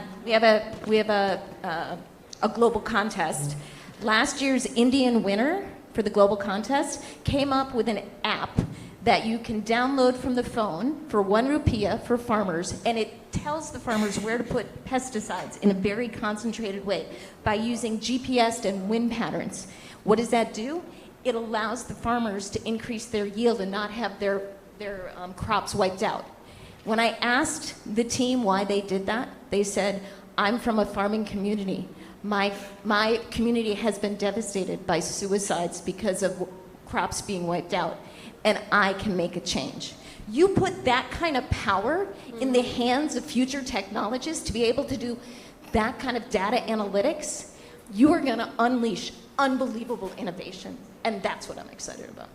So thank you so much for the powerful example. So compute, which is affordable, available whenever, as and when required. Ms. Sharma, your pick on so a big I'll breakthrough. take it up from where you said, because in India the talent is immense and the fire in the belly is immense to learn, even if they don't understand English at grassroots, because I work a lot in grassroots level. And so what we need to do is go down to 2-tier or 3-tier, because in bigger cities there are opportunities. Go down to these ones, go down to communities, go down to self-help groups, maybe make, like AI Didi, we make a AI Sakhi, Drone Didi, we make a AI Sakhi, and we have somebody who goes down to communities, teaches them, so the spread is far and wide and useful, like in agriculture, in education, in for them setting up, and especially in vernacular languages, because a lady in Benares can go through AI and find out what the price of a sari in Delhi is, like helping them at the grassroots level. So I would like to, see how it can be distributed at a grassroots level also. It's So taking the magic of AI across the length and the breadth of the country to every corner of the country, that brings me to you, Ivana. What's your one? You can take this. I think I've lost mine. I'm going to be a bit provocative here, and I would like to see AI that actually really benefits us. Because the key question that I always ask is, who's benefited here? Is our life actually become easier with AI? As a woman, you've got to look at yourself in the mirror and say, has your life become easier? Please ask your question. And I say this as a Western woman who is doing everything online, ordering stuff, and I feel I've become better at multitasking. That's right? So please, look at yourself in the mirror and say, has my life as a woman become better? So sometimes I see these memes on Instagram, you see them as well, no? When there is this women say, I want AI to do my laundry, I want AI to clean my house. I don't want. So really, especially where, if you still go to the doctor now and you say, I feel a little bit heavy here, they tell you it must be stress. And it's not stress, it might be a heart attack. And the reason why they tell you stress is because women's data have not been collected and the health conditions of women have not been studied. So the breakthrough is AI for women. And let me add another thing. My wish would be that we don't call it AI for women. We call AI for all. You know why? Because women are 52% of the population. Yeah? So men's issue, they are population's issues. Women's issues, they're women's issues. No, they are society's issue. So I would very much to see that AI tools that make us feel better, they are AI tools for the world, not just for women. Again, a very powerful thought, not for her, for all. Sparsh, your one big pick. I was going to say the same thing as Sarah said, so I'll have to change my answer. But on edge is really, really important, especially when you think about a CCTV camera. You want to process everything so that quicker action can be taken, especially when it comes to security. So I'm going to say partnership, because that builds on accessibility, as was pointed out, because partnership is so important to make sure that the entire ecosystem is tight. When we talk about grassroots initiatives, when I even see startups and young people trying to build these technologies, now that I'm part of the bigger industry, I see a big gap in terms of those technologies actually becoming use cases and commercialization. So partnership is going to be such a key element in bringing the ecosystem together. And that's where actually on-edge ties as well, because we want to move away from GPUs and very, very expensive systems. And that's only going to promote that accessibility. So on-edge and partnership. On-edge and partnership, honestly, even at Google, we realized that if we have to solve anything for a country of our size and our population, it's not possible to do it alone. So cheers to great partnerships going forward. Sarika, do you want to add? Do you have a pick?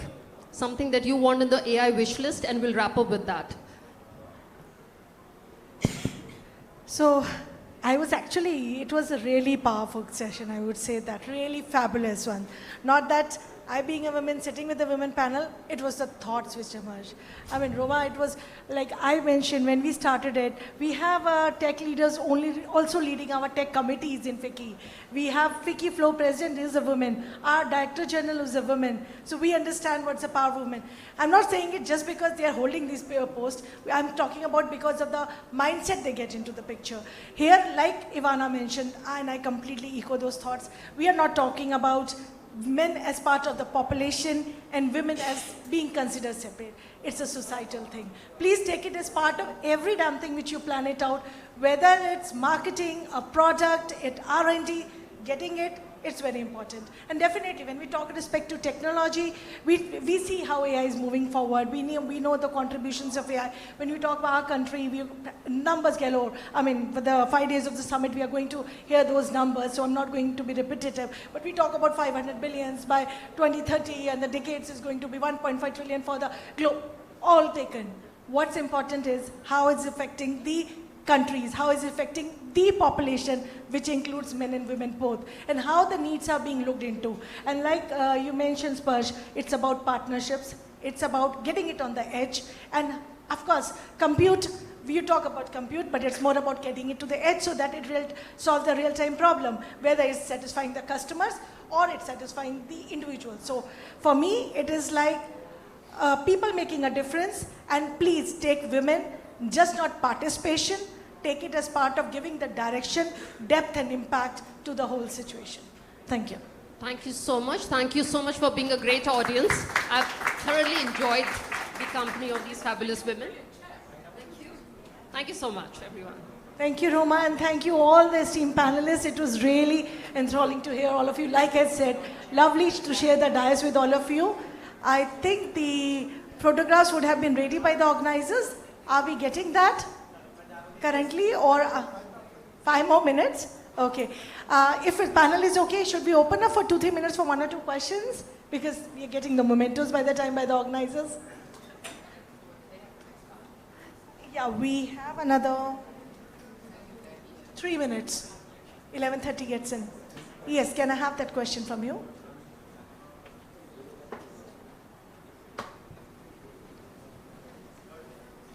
Hello everyone, I'm Shruti this side, and thank you so much for sharing such deep insights. I represent an enterprise company named ServiceNow, and I am a gold facilitator of a global society that is called I Am Remarkable.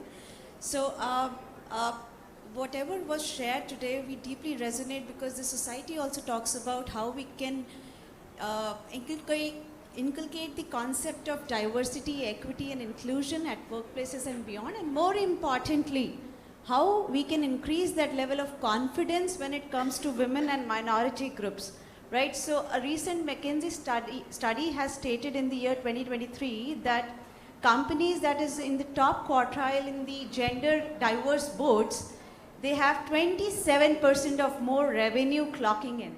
So my question to all of you is centered around creating pathways. Like you mentioned, Ivana and Roma ma'am, all of you mentioned that as women, we have to be in the strategic board. The strategic decisions should guide the long-term impact, right?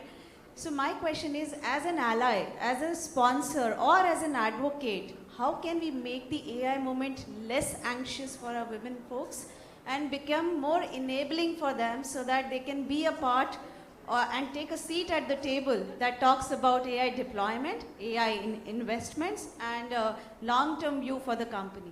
Thank you. I have a provocation, if you don't mind, on this, based on what you were saying, which said something really interesting when you said women are asked about risk and men are asked about growth. Now, we are in a unique moment because when it comes to governance, governance is not about risk. Governance is not a tick-the-box compliance exercise. Governance is a growth capability, okay? Stay with me. So what are we really good to do right now is to push the narrative that governance and how we govern the deployment, development of AI is not about risk, is about growth. This will bring to shift the conversation, especially women, because a lot of women are in risk and governance, onto growth and talk about growth. This to me is very, very important. We have to stop seeing governance as compliance. It's not. It's about growth. It's about making systems that are resilient, they bring value. So to me, this is a shift that we absolutely need to have. So I think if we are able to remain connected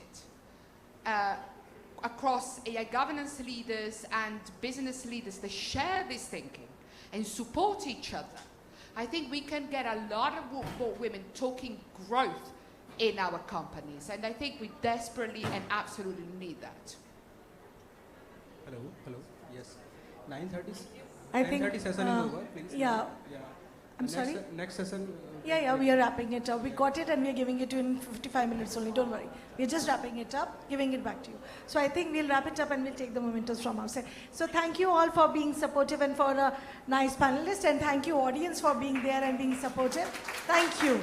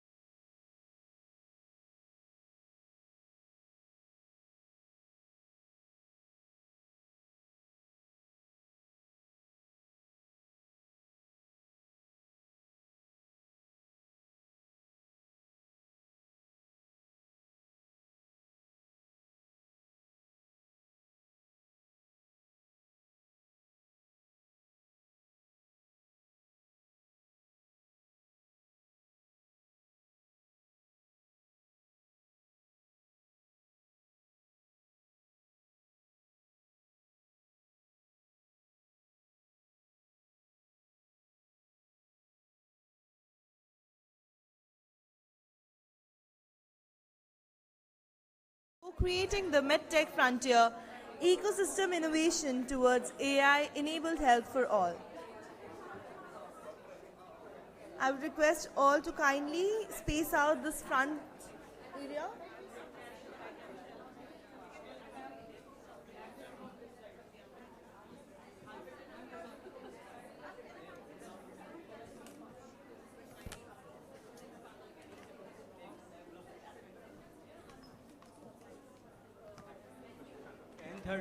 Session is over, please.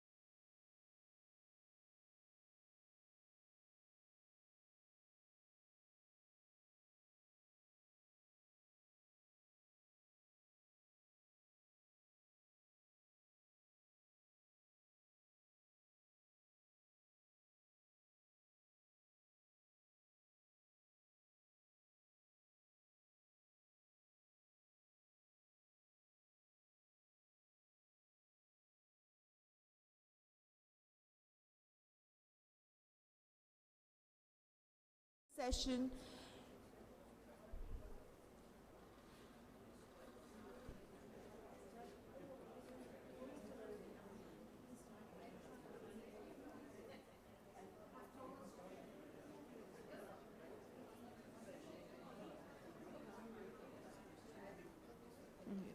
Good morning, ladies and gentlemen.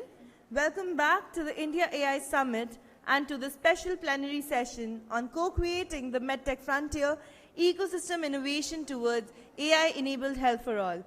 Integration of AI technology in MedTech industry is changing how healthcare is delivered.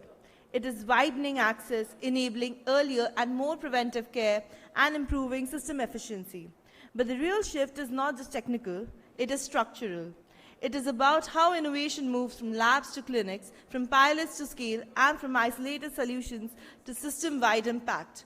Today's discussion will focus on what is working, what is holding us back, and how collaborative pathways can move AI-enabled medtech innovation from ideas to real-world impact, not just in India, but globally. For this session, please welcome on stage Dr. T. Thangaraju, Scientist F, Anusadhan National Research Foundation. Request everyone to please give a big round of applause. Mr. Gaurav Agarwal, Co-Chairman, CI, National Medical Technology Forum and Managing Director, Involution Healthcare Private Limited. Mr. Kinjal Saxena, Chief Product and Technology Officer, AIG Hospitals. We'll also be joined by Dr. Taruna Madan Gupta and Mr. Christian Wickert in a couple of minutes. And this session will be moderated. Dr. Taruna is here. Please welcome Dr. Taruna Madan Gupta, Scientist G and Head, Development Research Division, Indian Council of Medical Research. This session will be moderated by Dr. Prashant Nag, Vice President, Clinical Excellence, Tata 1MG. Over to you, Dr. Nag.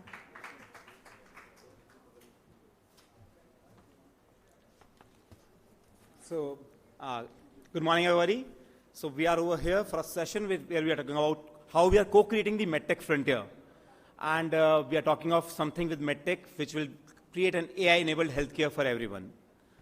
So when we talk of healthcare, healthcare is transformed into waves, not gradually, but probably there are inflection points which changed everything. Antibiotics. It doesn't just kill the infection, it changed the survival itself. When we talk of advent of CT and MRI, they just didn't add to some diagnostic imaging. It changed the whole clinical paradigm. When we talk of Human Genome Project, it just didn't decode the DNA and told us that there are 30,000 genes. It gave birth to precision medicine, right now our biggest frontier to fight oncology. When we talk of digitization in healthcare, it is not about going paperless. It is about bringing that AI-driven healthcare or a data-enabled healthcare, which is right now the soil for the whole thing. So what all I want to impress upon with these all inflection points is that there are important components in it, what AI is bringing to MedTech. One is capability. So AI has proven its capability. One is that these inflection points created their own regulatory and validation protocols, and they forced the ecosystem to change around themselves. So that is what AI and MedTech is bringing together. We all know that MedTech is a fairly sized industry. It's over $500 billion across the world, and India is poised to go to $50 billion by 2030. So fairly a large size valuation. But what AI can add to it is the velocity. So what we are looking at is, can it be that fuel, that it is not just incremental, it is exponential. And how we enable all those things, how we prioritize, how we look at that we can take the models to scalability, sustainability, its seamless integration to the clinical flows is something what we will be exploring in the today's session. And as we have all the experts around it, so we'll be looking at how can we align our research, validation, pilots, manufacturing, and seamless integration. So we'll take up the session, not waiting much. We'll invite first Dr. Thangaraju to talk about how ANRF is bringing MAHA and taking things along.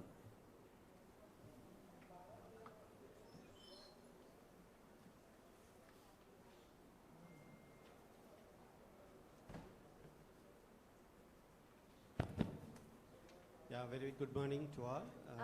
I'm so sorry to interrupt. Before we begin, can we please have a quick photo op? Request all our speakers to kindly come in front of the dais.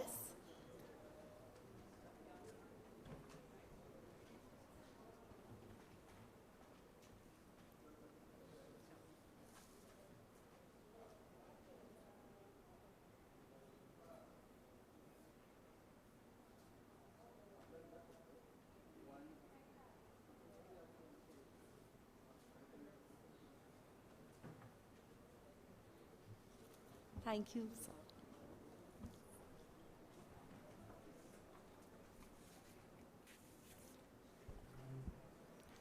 sir. Good morning to all. I'm from Anushandhan National Research Foundation, which was established in the year 2023 as a primary national funding agency. So, we are largely looking for forgeous collaboration among the industry, academia, and government departments so that the efforts should be pooled and deliverables should be very much target-oriented. Since from the inception we are introducing several programs for the overall development of R&D ecosystem in the country, and in that line we have introduced a program called Mission for Advancement in High Impact Areas, and this is a priority-driven program which should be give solution-focused research in the mission mode. As a mission program, we have introduced earlier missions on electric vehicles and 2D materials, AI for science and engineering. In that line, we have recently introduced another program, Strategic Prioritization of Medical Technologies, MedTech mission, in collaboration with the Indian Council of Medical Research and also Gates Foundation. So the MAHA mission is trying to bridge the gap between the innovation and it should reach the last mile in healthcare delivery products. as you all very much know that the World Health Organization has reported about 2 million different kind of medical devices in the world market, categorized in 7,000 generic groups. And India is, as of now, depends on 60% of its medical devices depends on the imports, which cost about 8.1 billion in the year 23-24, and it is expected to increase by 50 billion in the coming years, that reach 50 billion by 2030. By keeping this in mind and to reduce the imports and make country as self-sustained, this mission was introduced with a vision that it should give equitable access to high quality, affordable and innovative medical technologies to all the citizens of the country. And at one point of time, we should be an exporter of medical technologies to the low income and middle income countries. So that is the total idea of this program. Through this program, we are trying to fund the development and commercialization of indigenous technologies, which are of, as I said, should be high quality, should be affordable and innovative. Though we are not very precisely focusing and been broadly classified in diagnostic and therapeutic equipments, implants and assistive devices, consumables and surgical tools, in vitro diagnostic tools, and AI/ML-enabled point-of-care devices. It's not just softwares, but it should give some point-of-care solutions at the end.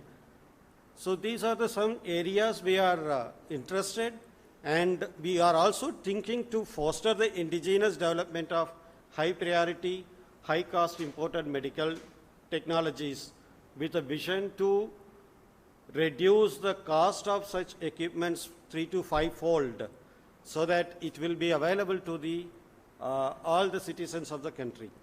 The mission is also interested in strengthening the existing infrastructures in the government-supported institutions and center of excellences.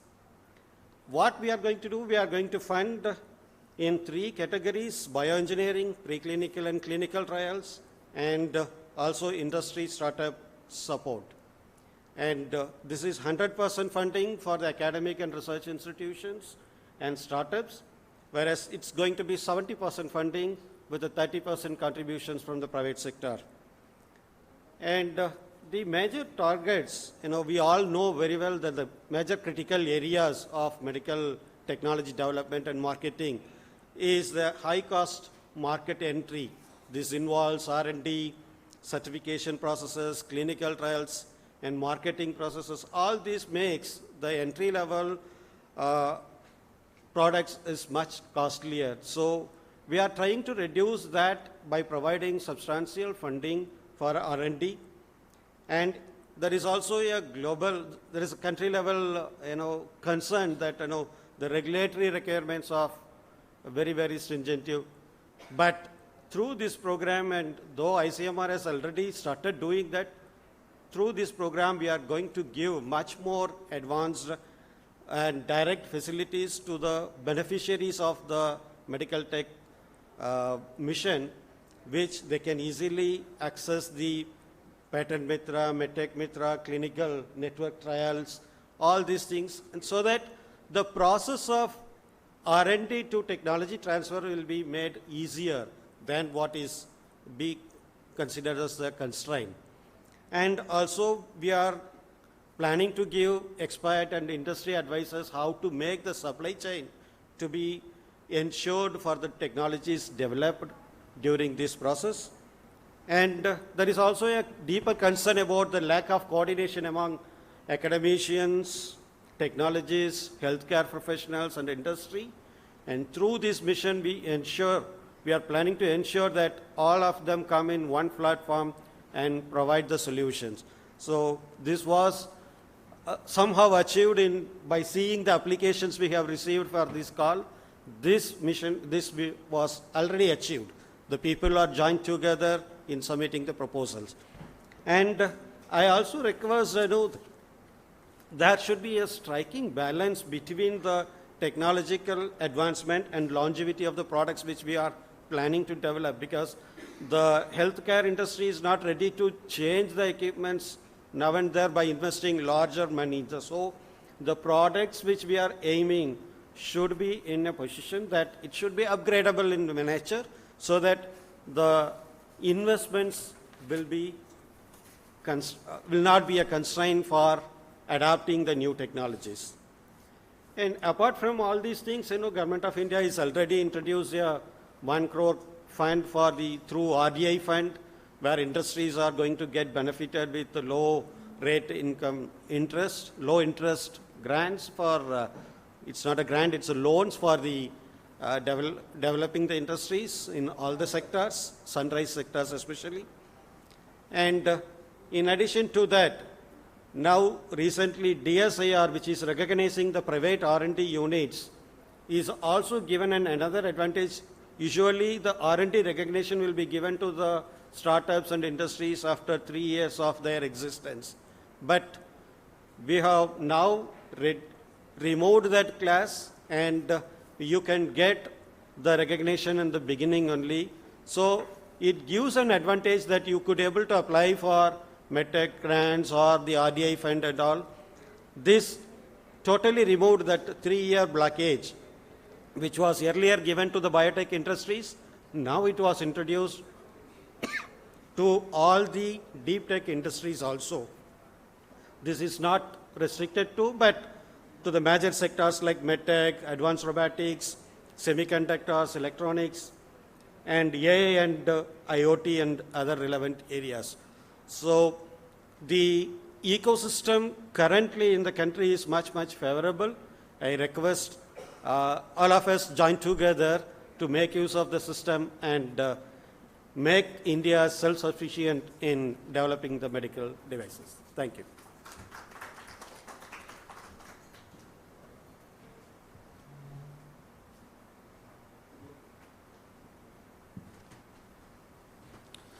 It was really great, Dr. Thangaraju, to know the way Maha is bridging the gap between the innovation and the last mile. Although you touched upon, but we'd like to know more about how the key recent changes in DSIR registration, because that is something which is not simple for the new tech companies. So if you can elaborate on that. Yes, the DSIR recognition for private R&D institutions will be given after 3 years of their existence. They should show their R&D capabilities and demonstrate their products. After that only they are becoming eligible to apply for getting those R&D recognition. But now we remove that 3-year blockage from any industries, any startups especially, which are incubated in the parks, innovation parks and all. They can readily apply since from the beginning, so that they'll get the R&D recognition, which gives them an added advantage in applying for these grants, and also they will get, there is import custom duty clearances, charges will be reduced. So there are financial and also other benefits are expanded through this recognition. Great, really great to know. So we'll move forward. We'll invite Dr. Taruna to please enlighten. Dr. Taruna is a scientist with ICMR, and we'd like to understand deeper what are the clinical real challenges to get a clinical grade solutions in MedTech. Thank you so much for that opportunity, and to contribute to this session on ecosystem innovation towards AI-enabled health for all.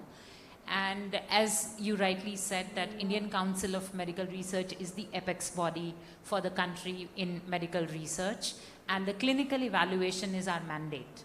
So clinical evaluation of medical devices in a regulation compliant manner is our mandate, to be precise. So for that, we are making we are taking various initiatives. As Dr. Thanga mentioned, that the first initiative that we took was that we need to have some standards for the data sets that we have, because based on those data sets only the AI tools can be developed. So that was the first step taken by ICMR, and if you happen to see the website of our institute in Chennai, which is on tuberculosis research, we call it as ITRC, or Indian Tuberculosis Research Institute. So that institute has put in more than 10,000 curated X-ray images for TB affected individuals in different stages, as well as the annotation has been done for these images, and we also have healthy control X-rays along with that, so that the AI tools can be developed based on this data set. And people are using that data set, and already there is a CXR enabled AI tool which is being onboarded by the Health Ministry based on that data. And that has been developed by an NGO in Gujarat. So that was the first thing. And the second step was to move even further higher for the oncology databases, for the breast cancer, for glioma. So what we have done is we tied up with Indian Institute of Sciences, Bangalore, and the Art Park, which is one of the startups there. And these agencies together have created gold standard data sets for these oncology. So these data sets are already onboarded by MITI. So these are accessible to all the people who want to develop AI-based prediction, diagnosis, algorithms for these two cancers. And this is, the process is going on. We are still supporting these agencies to work further. So this is one aspect. The second aspect, what we are doing is we created MedTech Mitra and Patent Mitra. So the MedTech Mitra is a portal where any MedTech innovator, with respect to whatever they are developing at any stage of development, from TRL 1 to TRL 8, from ideation to the product upscaling. So we are there to support them. So this is a structure which is a single window system. In fact, Minister Sir, Honorable Health Minister Sir had very nicely coined that this is the MedTech highway. It's not MedTech Mitra, it's a highway where people, when they are developing MedTech innovations, they fall into the death valleys. And those valleys of death are the challenges that they face during the course of their product development. And the most important value of death is regulation, because they do not understand what regulation they have to follow. And this is a major challenge for the AI tool development. And we have the regulators on board. We have joint drug controllers, both on medical devices and diagnostics, both sitting on board and giving one-on-one advice to each and every innovator who reaches out. So we are now completing 2 years, and with 2 years we have more than 900 innovators who have joined us for getting advice. After that, the major step is the preclinical evaluation, as well as, so for AI tools, definitely there is no preclinical evaluation, but the clinical evaluation is a must. And for the clinical evaluation, we do have ICMR guidelines for the AI tools for healthcare, as well as we are helping them in developing the clinical evaluation protocols and the centers where these tools can be evaluated. So we have Center for Advanced Research, more than 30 Center for Advanced Research are there, and we have an intent network, Indian Clinical Trial and Education Network, which has more than 84 clinical trial sites across the country. And we do have characteristics of these trial sites on the basis of that what is the population that they cater to. For example, we have sites which are catering to malaria. We have sites which are catering to enteroviral diseases, which is like polio. We have, as I mentioned, the sites for tuberculosis. So these are sites which have very defined participant clientele on which this AI tool can be evaluated and developed further. And they will be also enabling them in designing the protocol, the study protocol in a regulation compliant manner, so that these studies and the results are acceptable to the CDSCO so that they can get the marketing license from that. So this is the whole guidance we give at MedTech Mitra. The Patent Mitra is ICMR's cost. Any MedTech innovator, be it industry or academia, can just write to us and we bear the whole cost for patenting and maintaining that patent for 5 years, including search for the patentability, including the legal support for the patentability, and drafting the patent in such a manner that it is infringement secure. So this is another support system that we have at ICMR. Thank you. Really great to know the way the gap between innovation and regulation is being filled. The trial frameworks you guys have created, that will be definitely a big enabler. And really interesting to know that all the infective focus like TB, malaria, all these things are being covered. The data sets which are required for our nation, it is not something which we are just borrowing it from somewhere and taking strides on oncology. Really great to know, ma'am. Anything you'd like to add on the adaptive AI systems trial frameworks? Are there clear guidelines on these 8 stages? So, very pertinent question, and this is a process ongoing. We do not have very structured frameworks. The most important thing is that CDSCO has come out with special guidelines for AI tools for healthcare. The draft guidelines were published in October, and they are collecting informations and suggestions from the stakeholders, various stakeholders, including ICMR. And then there will be a final guideline set that will be available for the country, and that will be catering to all the structured frameworks. Thank you.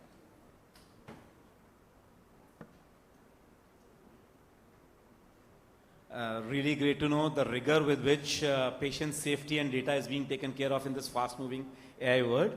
Now from innovation to regulation, now moving to the industry side. We'd like to know the views of Mr. Gaurav on the impactful AI implications. I think Dr. Gaurav is a known face in MedTech world and CI placeholder also. So we'd like to know how impactful AI implications are on Indian MedTech world. Thank you very much for that introduction. Delighted to be on this panel and really wonderful to know the initiatives that ANRF and ICMR are taking in enabling AI-driven MedTech frontier.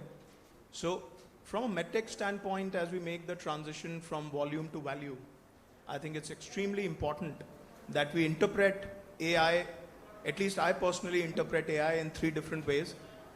So for me, MedTech is nothing if it's not advanced, accessible and available, especially in the Indian context. So I see this as advanced yet indigenous AI, accessible and innovative, available and impactful. So that's my definition from a MedTech context of AI. Coming close to home, I think AI in manufacturing, especially in MedTech, and this is a very important area because today India has nearly 13,000 registered manufacturers of medical devices with an average size of about $5 million. So size and scale is an issue. Now, how can AI help size and scale? You know, wherever AI can bridge manpower gaps in access, for example, if you talk about diagnostic tools, you know, AI can be a great triage for X-rays, you know, tuberculosis, cardiac diseases. It not only cuts down the processing time by 70 to 80%, but it also improves productivity in tier 2 and tier 3 cities. I think it's pertinent to note that India, as startling as it may sound, has only 22 radiologists per million population. US, in comparison, has 200 radiologists per million population. So it's extremely important that AI enhances speed, improves productivity. Now the second area where I think AI can impact MedTech is smart wearables. You know, today you have ECG patches, you have smart wearables, you have continuous glucose monitoring devices delivering hyper-precise, hyper-localized, hyper-personalized real-time diagnostics. I think that with a 200 million patient population suffering from diabetes and 80 million patients suffering from cardiovascular disease, I think that is a great enabler. So another diagnostic and triage tool. The third area is, I think, treatment planning, where AI workflows are playing a very important role.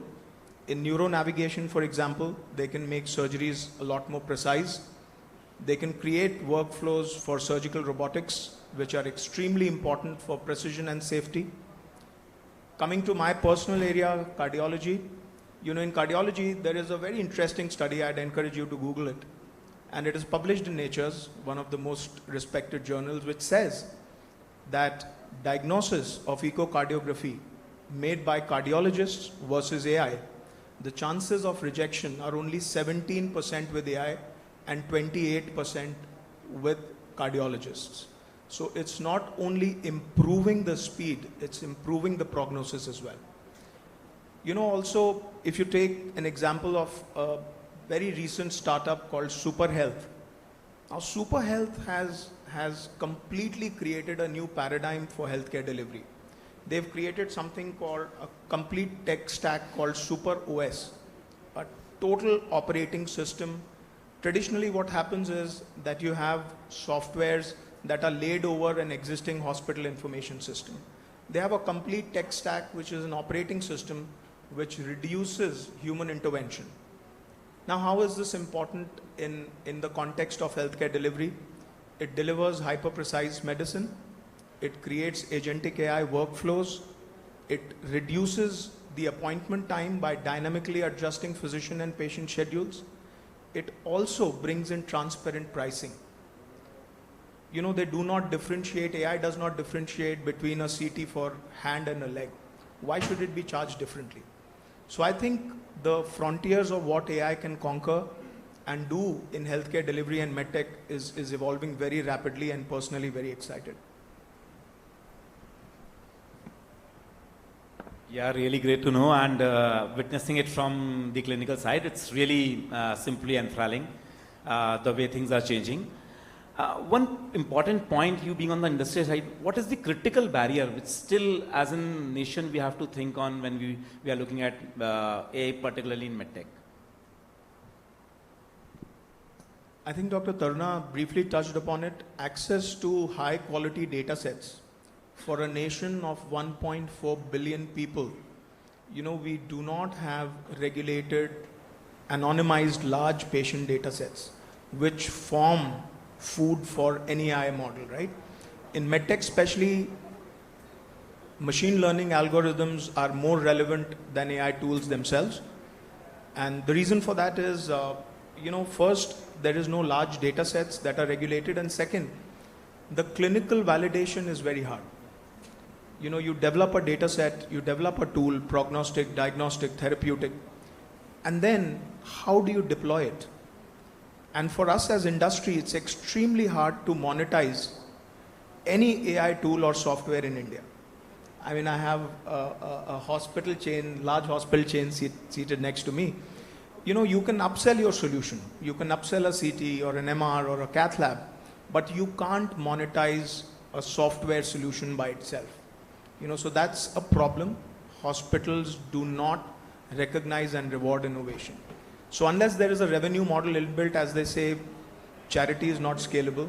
That is another limiting factor. Industry is not rewarded for innovation. And third, and the most important, is regulatory and procurement barriers. I touched upon it. The regulations for software as a medical device are still work in progress. Dr. Tarna mentioned it. It is evolving very rapidly. But what is also happening is that a lot of seed funding happens at the proof of concept stage. And then large Series A and Series B investors need to look at validated, ready to deploy solutions for which you need clinical validation. And there you create a $3 to $5 million funding gap. I think that can be very, very succinctly bridged by agencies like ANRF. So those are some of the challenges that I foresee. Very well put. Exactly. The journey from idea to scale is something which really needs a next level push. So moving ahead with the discussion, we'll like to move to Mr. Christian. Mr. Christian is in global digital policy guy from Merck. I would like to understand from you how global digital policy is evolving around AI in MedTech, and how do you feel India, where do India stand in all this? Thanks so much for the opportunity. Thank you all for being here. So AI policy is evolving incredibly fast, right? So trying to catch up with the technology. And the result is really that the topic is extremely complex. So the US, for example, the US, where I'm based, changed its approach, right? President Biden had one approach, and this year President Trump changed it, trying to reduce some of the regulatory aspects of it, trying to innovate a little bit more, keeping safety in mind and having a national institute focusing on that. Europe is also changing. So they started talking about the EU AI Act, and it's already under review now with the digital omnibus. Even before getting enforced, it was going the high risk aspect of it was going to enter into force now in August. So this shows that policy is really changing incredibly fast, and it's having difficulty to catch up with the technology. So when the EU AI Act conversation started, we're talking about some AI applications, devices, etc. Then you had the ChatGPT moment and everything changed, and they created a new chapter on that in the parliament in the last minute. Now you have agentic AI, and the conversation changes. You have agents embedded in the device, maybe an agent taking care of the patient or working with the patient groups, agents with the hospital, and the devices and the ecosystem will talk and add just layers of complexity. So I believe the main message, and policymakers are understanding it, is that you need flexibility. You need to have the principles, the ethical guidelines, the outcomes you want to get out of it, and keep adapting. Have post-market surveillance, keep that feedback loop, improving everything. And when I think about India, I can trace a similar path. Maybe it was less regulated before 2017, increased some of the regulation, but it's also adapting, trying to find solutions. And I believe India and many of the global south countries can contribute in the sense of bringing different perspectives. So if the US is having difficulty, if Europe is having difficulty trying to understand where the technology is going, some tangible applications like here can become the example and influence the conversation. What is important to do that?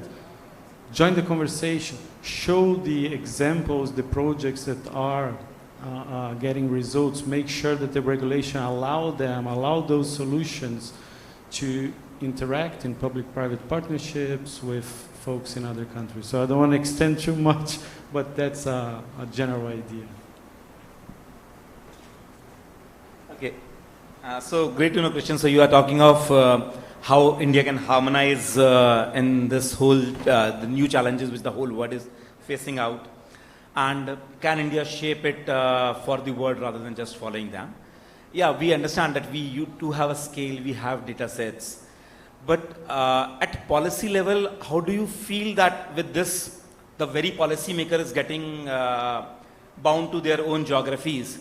So what is the path to harmonize? How to take it to next level from your lens when you are looking at different markets internationally?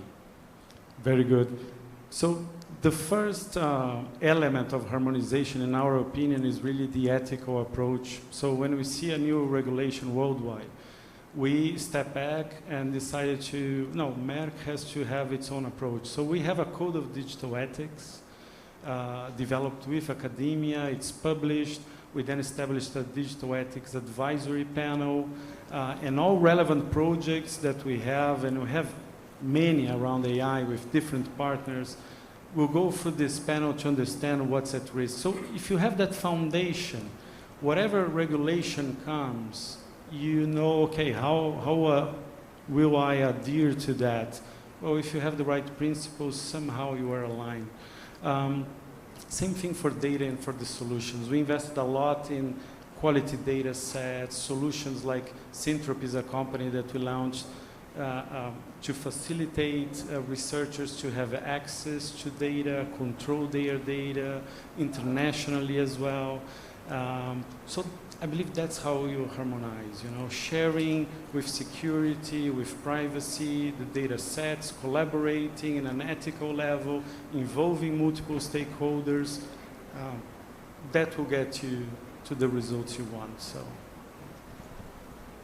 Yeah, very good.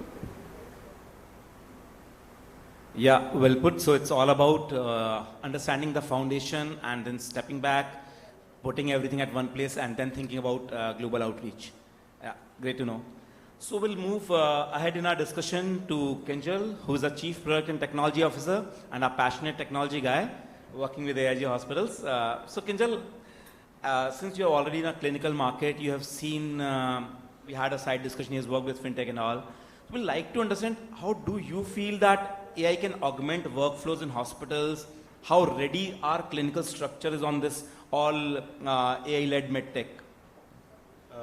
Thank you so much. Thanks for having me here.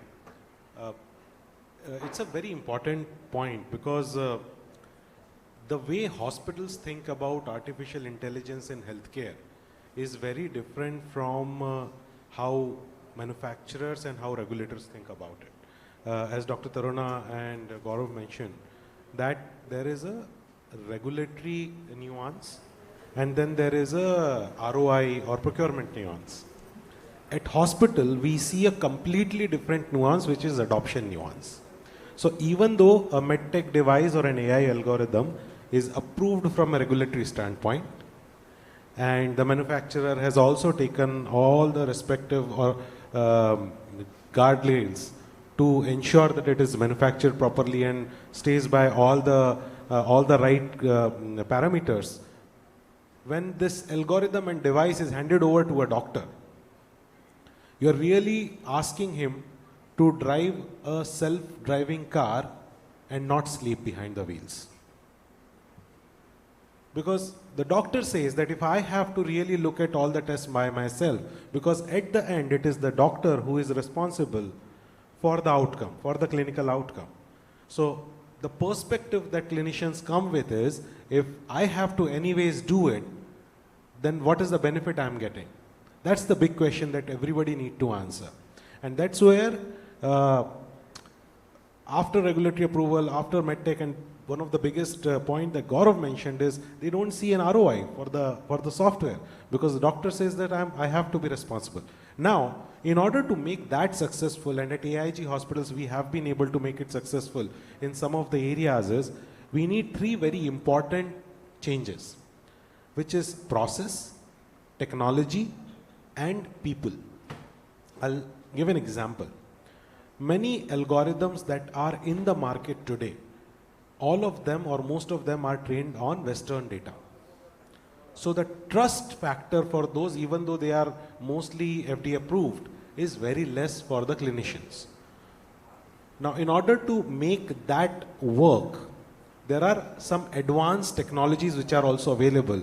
And as a manufacturer, Gaurav will agree with, is they need specialized scopes, some standard level of scopes or the machines on which these algorithms truly work at the required level of efficiency. So one is the technology in itself need change. We talk about agentic AIs, we talk about scribes, doctor-patient consultation, converting into automatic consultation notes, etc., etc. But you need good mics to be placed, which are all extra cost for hospitals. Coming to the people aspect. When the doctors say that if anyways I have to look at the result, the point which is important is, earlier they were spending 20 minutes to look at the result and now they only need 5. Every clinician respects and appreciates this fact. But it is extremely important to have that person in the loop or expert in the loop for any AI algorithm or AI medtech to be applied in a hospital setting. And if we are doing that, I think this is extremely important for the regulators and for the MedTech to do is how we can get that expert in the loop involved in right from the beginning itself. And that's why that is an additional investment also that is required to ensure that while the clinician themselves don't look at it, someone else who is an expert is looking and verifying and approving on their behalf. And that would be an acceptable outcome, which will significantly improve the adoption in the hospitals or in clinical settings. Yeah, can relate to it from my medical background. Yes, this is very, very important. So what we can see is that there is a journey of clinical deployment, the legal responsibility of the doctor, the real outcome, the real ROI for the person who is investing, and the ROI in terms of time, ROI in terms of efficacy, ROI in terms of efficiency. So well put. So if I just take it one step, you took all the part from the hospital and doctor side. Do you feel there will be a trust barrier from the patient side also? Definitely yes. I mean, I would never have, I mean, I personally, even though I'm a big evangelist of artificial intelligence myself, I would not take a prescription which is prescribed by AI itself. Because it completely depends on what data is being fed to the algorithm. And we have seen it. The very first thing comes from privacy itself. So we at AIG hospitals and a lot of large hospitals are actually using scribes, which is doctors and patients. They have lost the eye-to-eye contact. When you go to a doctor's office, you would like the doctor to look at you and not keep typing. And unfortunately, most doctors type with 2 fingers. So, then you want that eye-to-eye contact, and for that we have bought these patient-doctor consultation, automatically converting into consultation note. The first thing that the patient gets uncomfortable is they are talking something very private and somebody is listening to it. The second piece is if somehow suddenly some medication is being prescribed, and I would like to give an example. We have implemented something which is called as AI-powered discharge summary creation. Now when that happens, all the electronic medical record that is there in the system, in a few seconds, the discharge summary gets created, which is the biggest problem in any discharge process in any hospital you give. So we created it, we implemented it. The biggest challenge that we saw is once that started happening, the doctors eventually minimized looking at the true discharge summary which is being given to the patient. And that resulted into patients saying, did it really happen to me? Because there was some amount of hallucinations in the algorithm. So these things do create problems. Agreed. And this agentic AI hallucinations is something which we all come to place every day with ChatGPT. So I know we are running short of time, so we'll like to wrap up fast with the last question. Everyone can just put their views on 15 seconds. As India, are we over-indexing on innovation but under-investing on validation? I don't know if you can start on this.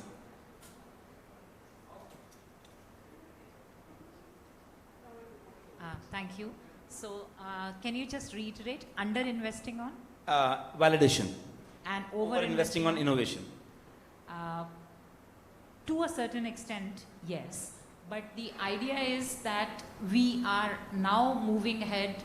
As I said, that CDSCO is coming with a special guidance for AI in healthcare. And then ICMR is revising their own guidances that we have. We are building those data sets. So yes, we are putting, equally in both the arms, the innovation as well as validation. The 84 clinical trial sites I mentioned, and more than 30 Center for Advanced Research. The IITs are a Center for Excellence for Innovation, but their evaluation, so what we did was, we invested first in the Center for Excellence. In the IITs, we got more than 30 technologies developed, including AI-based technologies, and then now we have invested into the Center for Advanced Research, which are evaluating them as per the guidelines, as per the regulation. So it is equally, we are distributing our efforts equally, and more so, if you happen to hear the announcement that our Honorable Finance Minister had made, we are going to have more than 1,000 clinical trial sites. And this will include evaluation of MedTech, including the AI-based devices. So this is what our mission is. And clinical evaluation is part of the validation. So the first step is evaluation, and then ICMR also supports validation in case you have done an independent evaluation and now your product is already approved. But as rightly said, hospitals and patients do not have trust because you have just tested it in some hospital-based area. If you want your tool to be evaluated in the primary healthcare, it has to be evaluated there. So we have more than 170 medical colleges and rural health research centers of ICMR where we do this field feasibility evaluation. And that is our validation program for it. Thank you. Really great to know and really thrilled on what journey our country is going on. We are pivotal, we have data, we have scale, we have frugal innovative abilities. So we are bound on a great journey. Short of time, so we'll like to wrap up and we'll like to invite Gates Foundation to do a closing remark on it.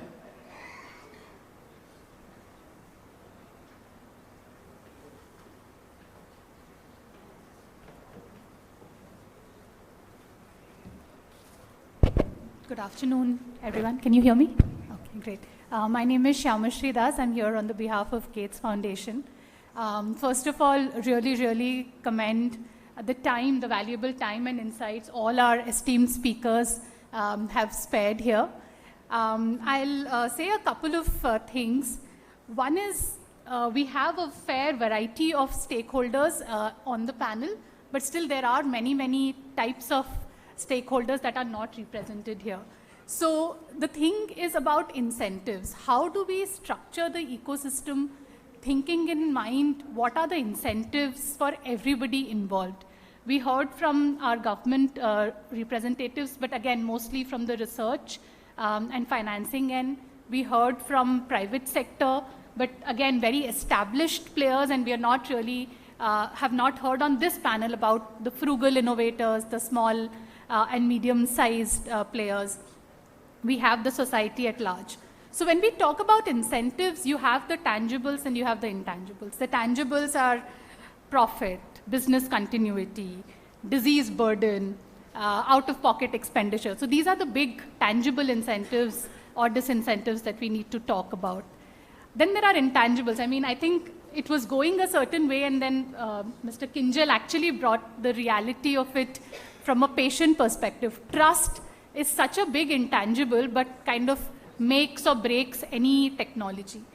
And so it's really important to have a strong communication. So while this platform is on the backdrop of an AI summit, I think these conversations are much needed on a frequent basis. And so that's my cue to actually thank and implore CII and other similar organizations to bring stakeholders from different types and get them to a common forum so that people can hear what each other, challenges are. Because these challenges will be, filled. Like we did not have ANRF a few years back, but today we do. So it's not only technical expertise rigor, but also financing. The way ICMR is coming up with standardization of guidelines, the way it is able to navigate innovations from TRL 3 to 5 or 3 to 6, which is really the valley of death, is unheard of if you spoke like 15, 20 years back.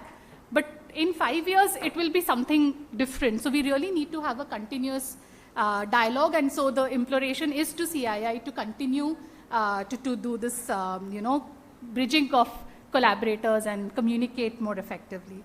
So with that, thank you. And I know I'm standing between you and lunch. So have a great rest of the day and the rest of the summit. Thank you. Thanks everyone. It was really a great discussion. Looking forward for AI-powered MedTech India. Thank you so much, Dr. Nag, and all our panelists, and also Ms. Das. I would request Dr. Nag to kindly felicitate our fellow panelists, please. To Dr. T. Tangaraju.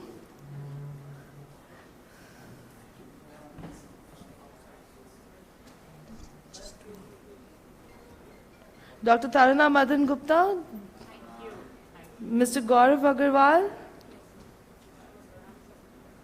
Mr. Christian Wickert. And Mr. Kinjal Saxena, I would also request Gaurav Agarwal to quickly felicitate our moderator, Mr. Dr. Prashant Nag, please. And with that, thank you everyone for joining us for this session, Co-Creating of MedTech Frontier, Ecosystem Innovation Towards AI-Enabled Health for All. Thank you all.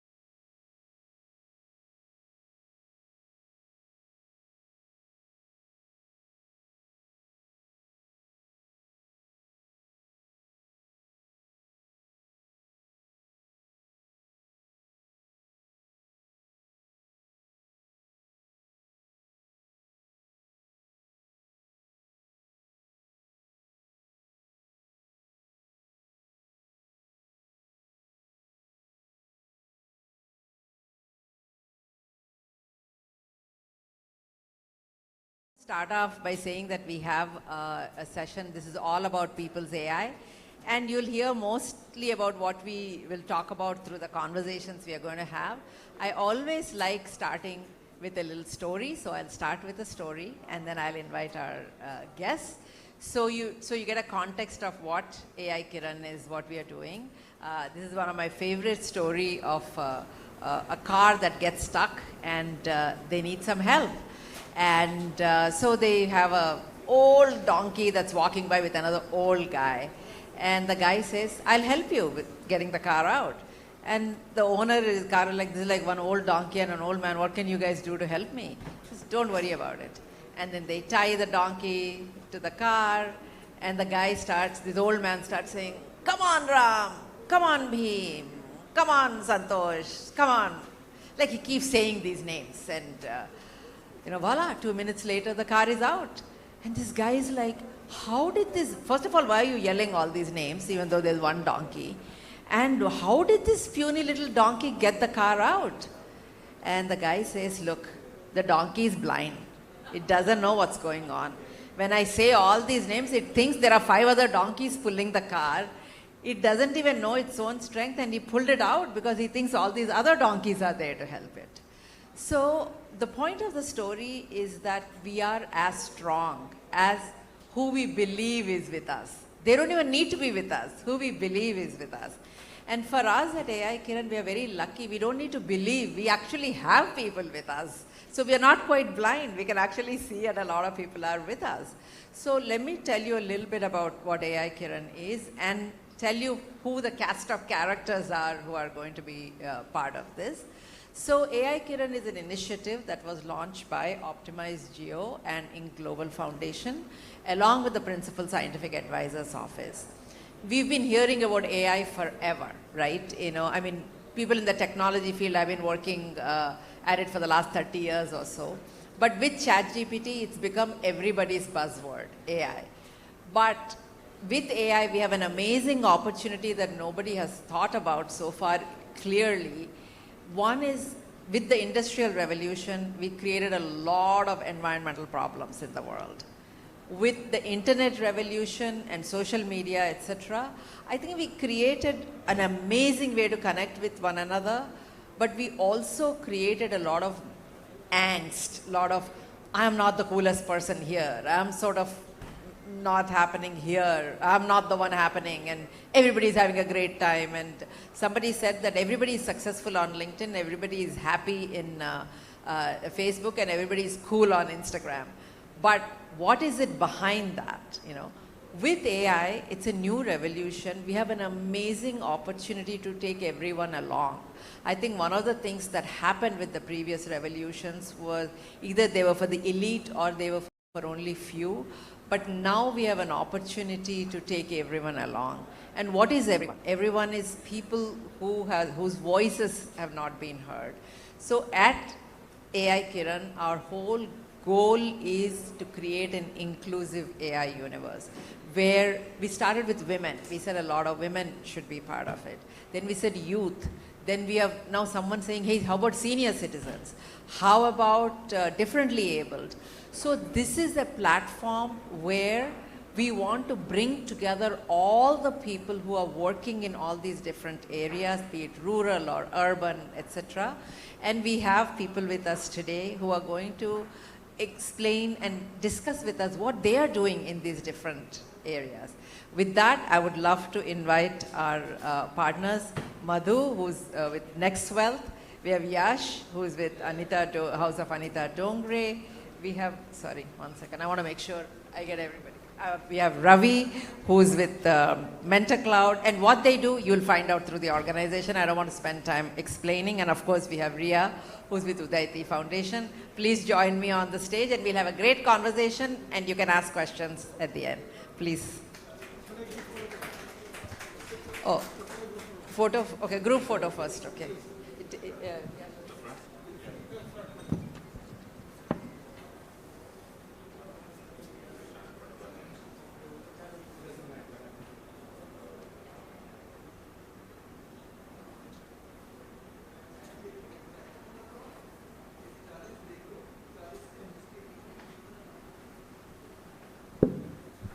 Actually, I have to say that it is kind of, one of the most awkward times in any panel is standing here and taking picture where everybody is looking at you.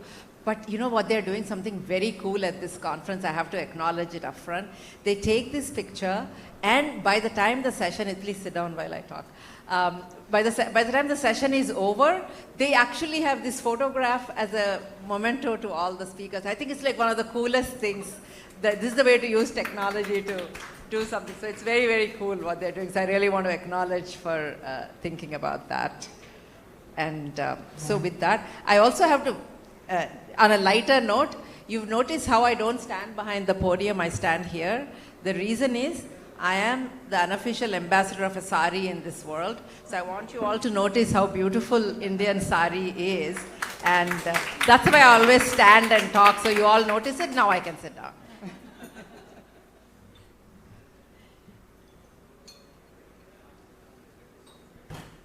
So as I said, we have amazing partners. Everyone here is part of our journey.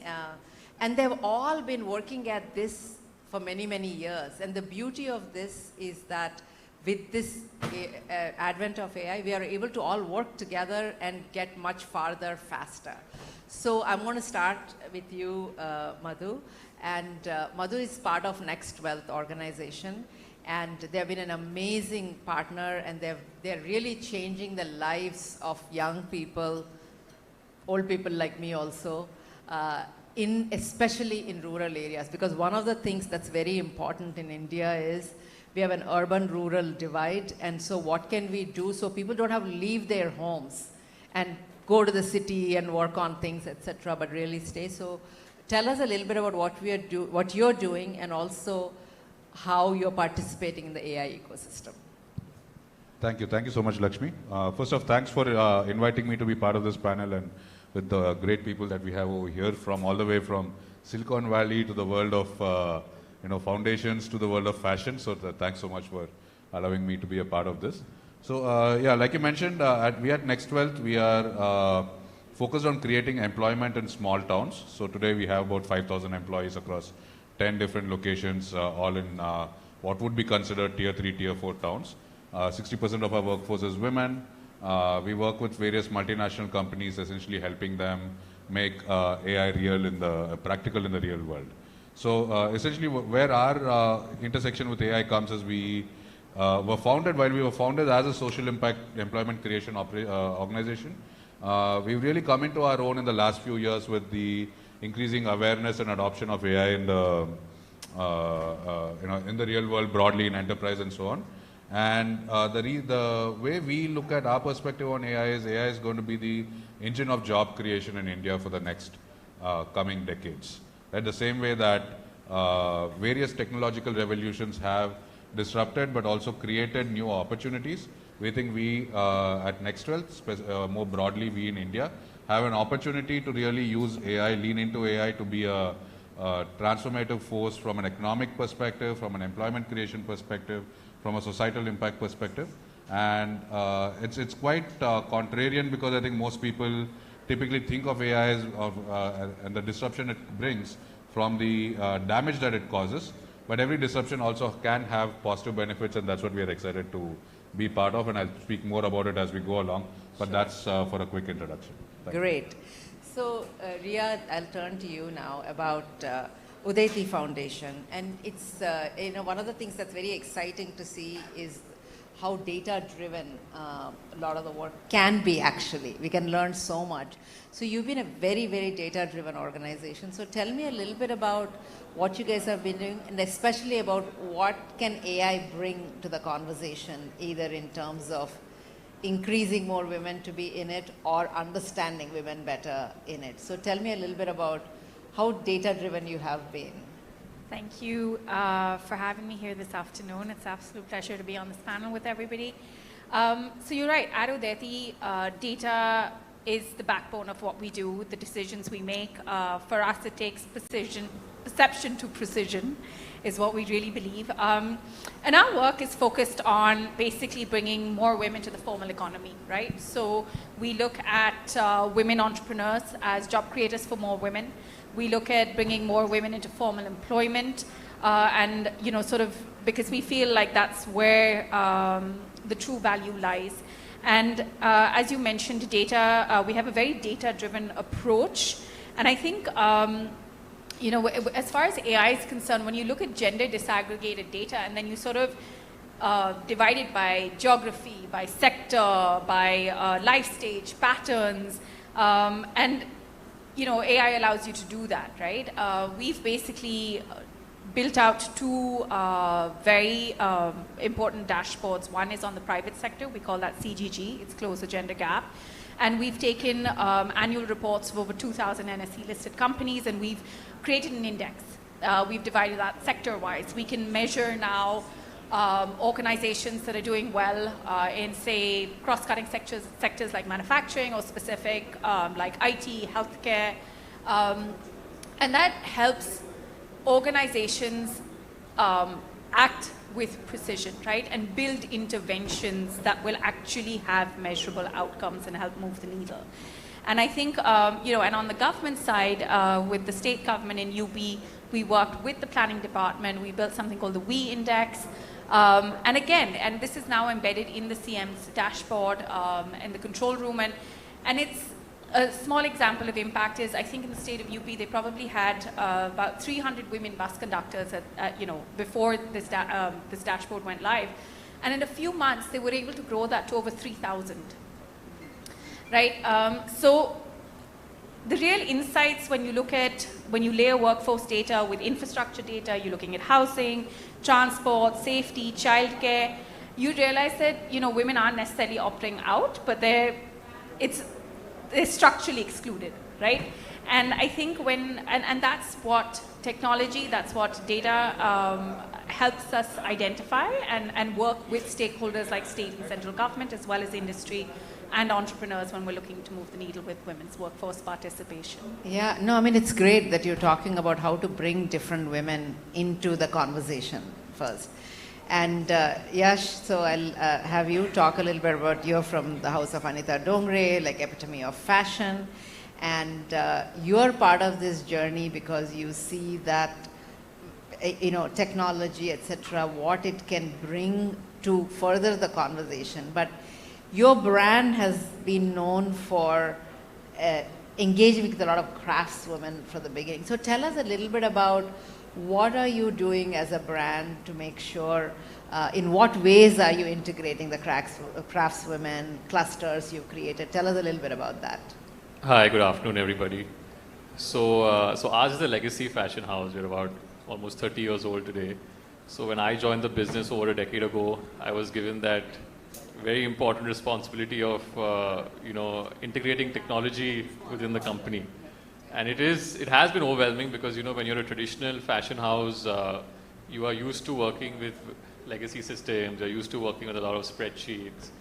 I think over the last 7 years, we've done a great job in digitizing a lot of the business. We were the first, one of the first companies in India and first fashion house to adopt Salesforce across all their verticals, which is Commerce Cloud, Marketing Cloud, Service Cloud. So, you know, we haven't ever shied away from making investments in technology, but I think what I find overwhelming is that we've just sort of, I just feel like it was yesterday that we went on this mission and we're already thinking of now it's going to change, right? Yeah. So it has been overwhelming, but I think for us, coming to your question on our craftspeople, I think for us in a fashion house, people are our real assets. You know, like when you talk about artificial intelligence, you're talking about, you know, coding, you're talking about building systems, but for us, it's all about our people, and our people is what brings the artistry, the craftsmanship.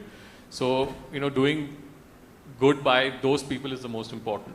And for me, I would say work with almost 1,000 plus craftspeople across the country, both directly and indirectly. So when I say directly, we have actually set up skill centers in Maharashtra, where we employ about 300 women, where we've trained them in very basic skills such as stitching, embroidery, and they produce for the brand. And then we work indirectly with, you know, like I said, thousands. We work with Seva in Gujarat.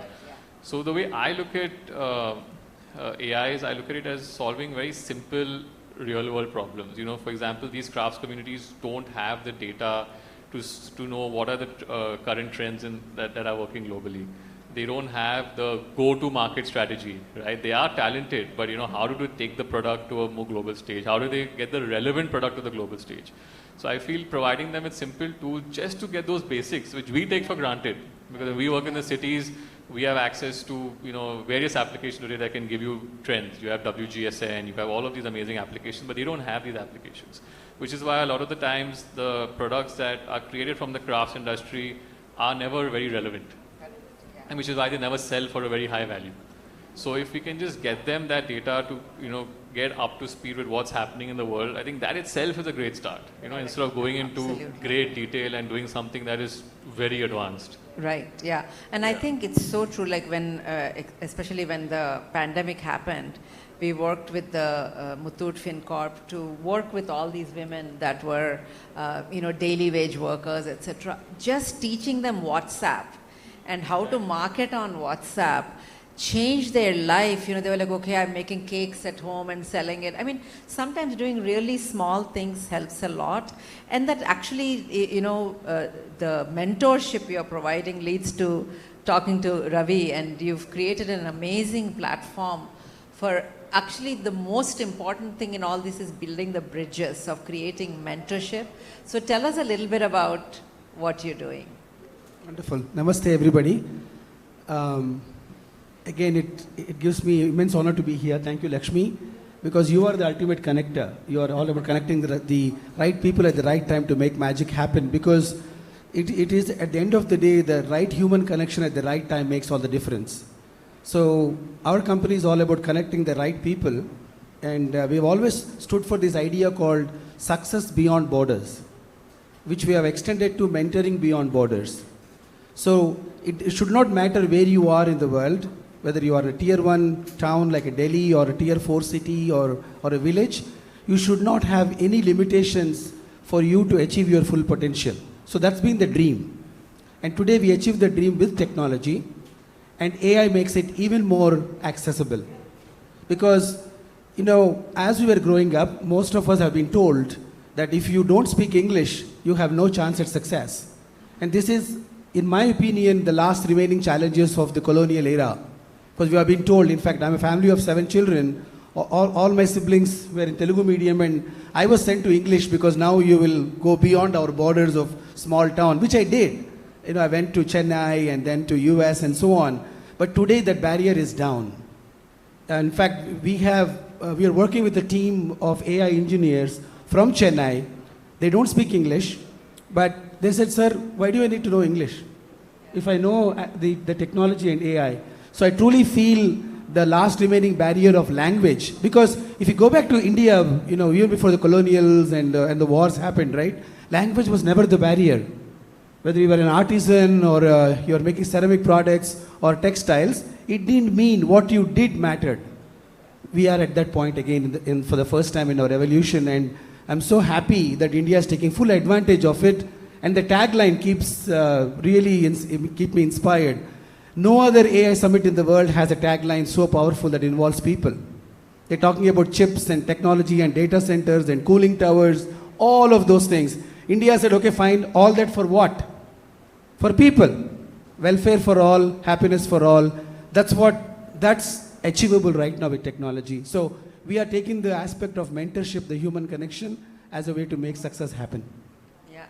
And again, continuing the conversation of people. So Madhu, tell us a little bit more about the people that are involved in it, and what aspects of AI are we able to build the bridges? I mean, you've truly, one of the things about people, it's not just personally what's happening in their communities, how things are changing. So tell us a little bit about, with the work that you've seen, in what way are the people changing and how the community is changing? So let me maybe try to answer that with a couple of anecdotes. Right? So, and both of these are like experiences that I've had at a couple of our NextWell delivery centers. So one of our centers is in a small town called Chittoor, and I was there a couple of years back actually when this happened. And we work with a leading fashion e-commerce player, so that also kind of brings in the fashion aspect a little bit into that. So when I visited our center, we were doing a lot of catalog upkeep work, And one of our associates, or team leads actually, who works on that, was very excitedly explaining to me what work she does and describing that there are 74 different types of skirts, which type of skirt is in season, out of season, how she decides that, what are the different attributes, what people search for, what keywords are they searching for, and hence what should the description of that skirt be like, so people can find that skirt and so on and so forth. Right? And I was completely enthralled. She was extremely passionate about describing all of this to me. And when I asked her how does she know so much about skirts and so on, she said, she showed me her phone and said, she follows all the channels on Instagram and YouTube and so on. Right? So I think that's an example where, again, building on what you're saying, the knowledge that she had of fashion, her interest that she had in fashion. And remember, this is happening in a place like Chittoor, where if you go outside, nobody wears skirts, right? So she lives in a place where nobody wears skirts. She grew up in a place where nobody wears skirts, but she has this interest in, I guess, dresses, and she's picked all of this up. And she's able to do that, and there are people all over the world who are buying based on the decisions that she's making, right? And I think that's one example of how technology, AI, and the role of humans in AI kind of plays a role. Another example that I like to share is, this happened relatively more recently, where I visited another one of our centers, and I saw two of our associates, both women again, walking hand in hand. And I just found that curious, and I went and asked them, hey, are you guys friends, sisters? How do you know each other? And as I was engaging with them, I got to know that they essentially are neighbors who live in a village about 20 kilometers away from the town where our center is. So they grew up, they went to the same school, they went to the same college, they come to work together, they go back together. They're just that close friends. And that, for someone like me who grew up all over the country getting transferred around, my dad was in a government job, really gave me a perspective into what it would be like if families and communities could actually stay together, have lives, entire lives, not just staying, but also careers, work, and everything that goes along with that together, what impact that could have.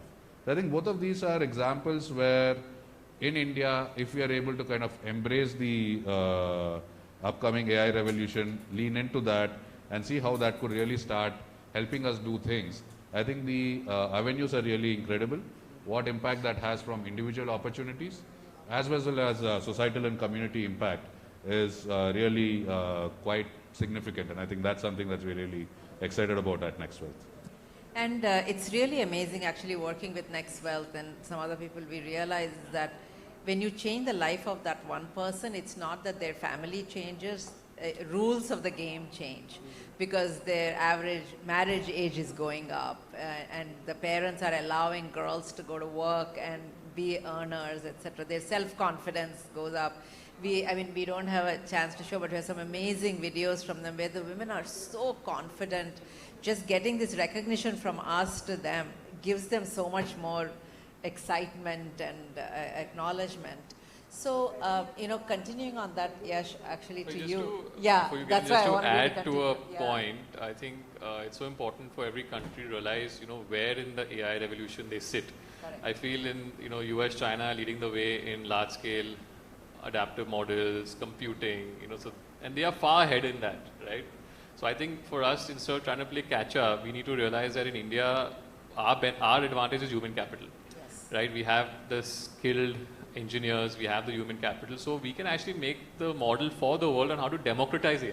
Yes, yeah. Right? So how do you make AI accessible at a large population level, because we are the largest population, and to solve simple problems, whether it's healthcare, whether it's access to education, whether it's financial inclusion, whether it's just, like you said, getting simple information to them so that their work and their business can just, get that much more amplified. So I think it's more about sort of, amplifying intelligence rather than replacing it. Absolutely, absolutely.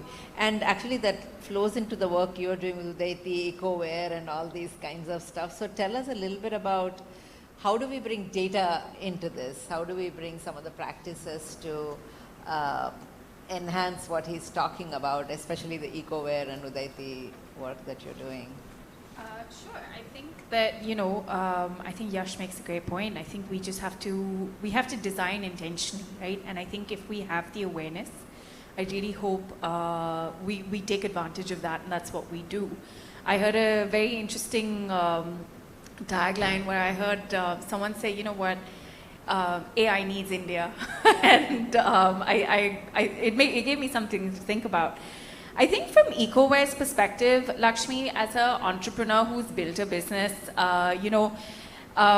when you start off, capital is limited, right? You've got to make very conscious decisions on how you're deploying, where you're deploying. So from an AI perspective, to build a website, to build a brand identity, to build, your marketing costs, you keep thinking, at least when we were scaling or founding EcoWare, we thought, we need to invest in our people and our machines and, we'll go build a market. Like you kind of deprioritize these things. And I think AI has made some things for starting entrepreneurs a lot easier. You can't afford a photo shoot, you can put an image on, you can say, add this, give me a Brazil background, make it exotic, like whatever it is, right? So it gives you a few options that way. I think from a sustainability, building a sustainable business and practices, when you look at, trying to really generate your revenue from a 100% circular economy model, it certainly helps with raw material mapping, manufacturing efficiencies, mapping your market. Like I remember when I set up a distribution network for EcoWare back in 2009, I had distributors across the country and, they were large scale stockists, but where they sold after that, where it went to, I never got a chance to leverage that data, right? So I think from, as an entrepreneur, I think this is where AI can certainly help you. And it goes back to the point of when you have data, you can act with precision, you can target the right consumers, you can spend your capital sensibly, right? It helps. And I think from Udayati's perspective, when we're looking at designing differently, we've got to design to be inclusive. I think that the conversation I've heard from various sort of pre-AI summits is this democratic diffusion, leveraging digital infrastructure that already exists, leveraging the awareness that we have to be more inclusive. And I think skilling plays a very important part. I think when you look at women, they are overrepresented in possibly like administrative roles, etc., where AI is going to be the most disruptive. But we also know that it's going to create jobs. We know that skilling and upskilling plays a very important part. Very recently, earlier this year, there was an article in the newspaper where it stated we had 950 million users on the internet. And I think 50% of that were between the ages of 15 and 24. That's really important. We leverage that. We also, the Golgappa guy in CP is using Paytm. That gives me hope, right? To say that there can be this democratic diffusion if we build better and we build with awareness. And I think yesterday, Sanjeev Bikhchandani, who spoke at the opening opening session, I wrote this down because I thought it was actually quite this thing. So he said, if you don't do AI, AI will do you. So do AI, basically, right? And I think it summed up the skilling piece very, just really well, yeah. So, and Ravi, talking about, continuing on the conversation, you observe a lot of things about, gender roles as they're evolving, etc. I mean, just a little bit about Ravi is that he's a technologist and does all this, but along with his wife, he also runs an amazing cultural organization. They bring hundreds of dancers and musicians to India and do huge events where his wife is the boss and he works for her. So it's great role reversal to see. But Ravi, tell me a little bit about this gender roles that are evolving, and what are you seeing on your platform and even otherwise? Fantastic. Thank you. Thank you so much. Yes, she's the boss. And I want all women to be the bosses because I was a speaker at the World Women Economic Forum and I basically said, women, please take over the world, unleash your Nari Shakti, because women are naturally inclusive, you make sure everybody's happy. So absolutely, I think it starts at home. So, specific about the gender question that you mentioned, even before AI became a thing, I was part of a workshop called Gender Intelligence, Because throughout history, we have talked about gender equality, and this woman, by one of my very good friends, Dr. Barbara Anes, wrote 5 books on gender intelligence, where she said there are certain areas where women are actually better. And actually, there is data to show women are actually better risk takers, because the risk starts with actually giving birth to a child.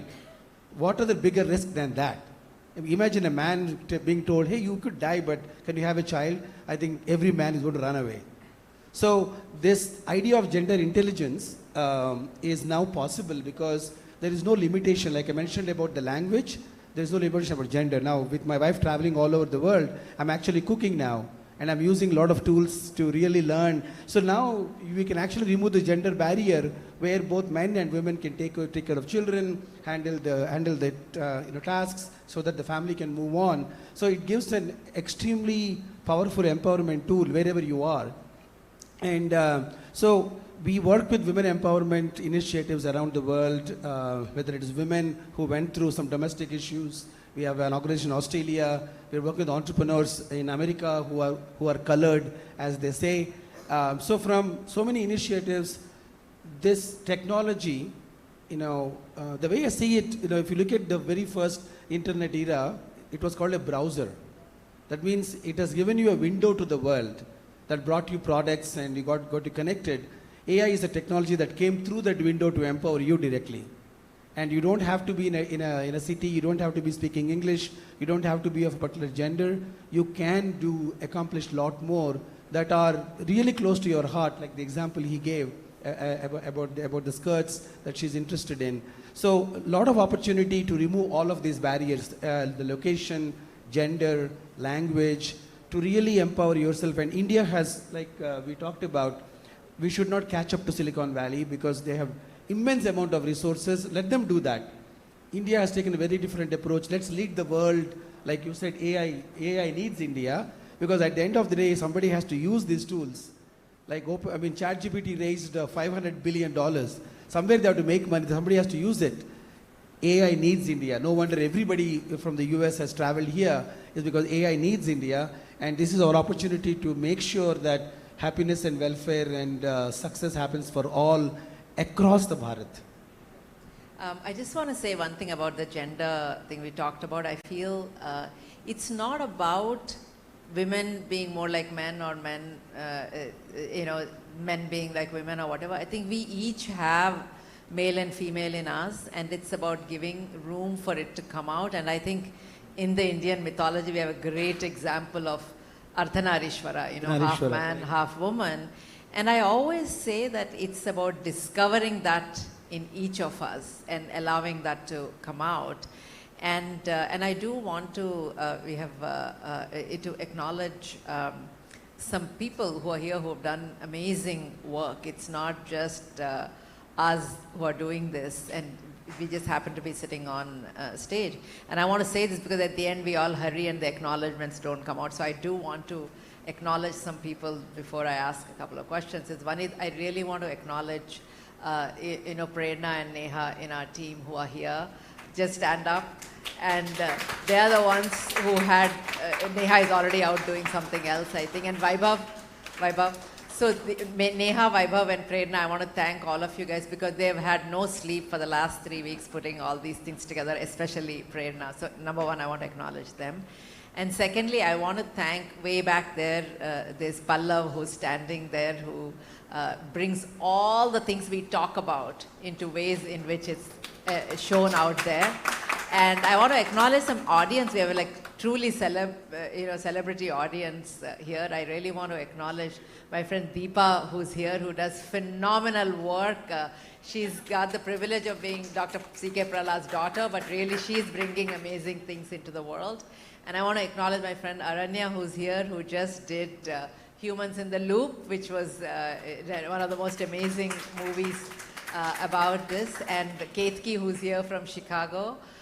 These are all the people who are bringing amazing voices to everyone. Ketki has been at this for the last 30 years. We have known each other. Of course, we were only 5 when we met. And and does an amazing film festival, etc.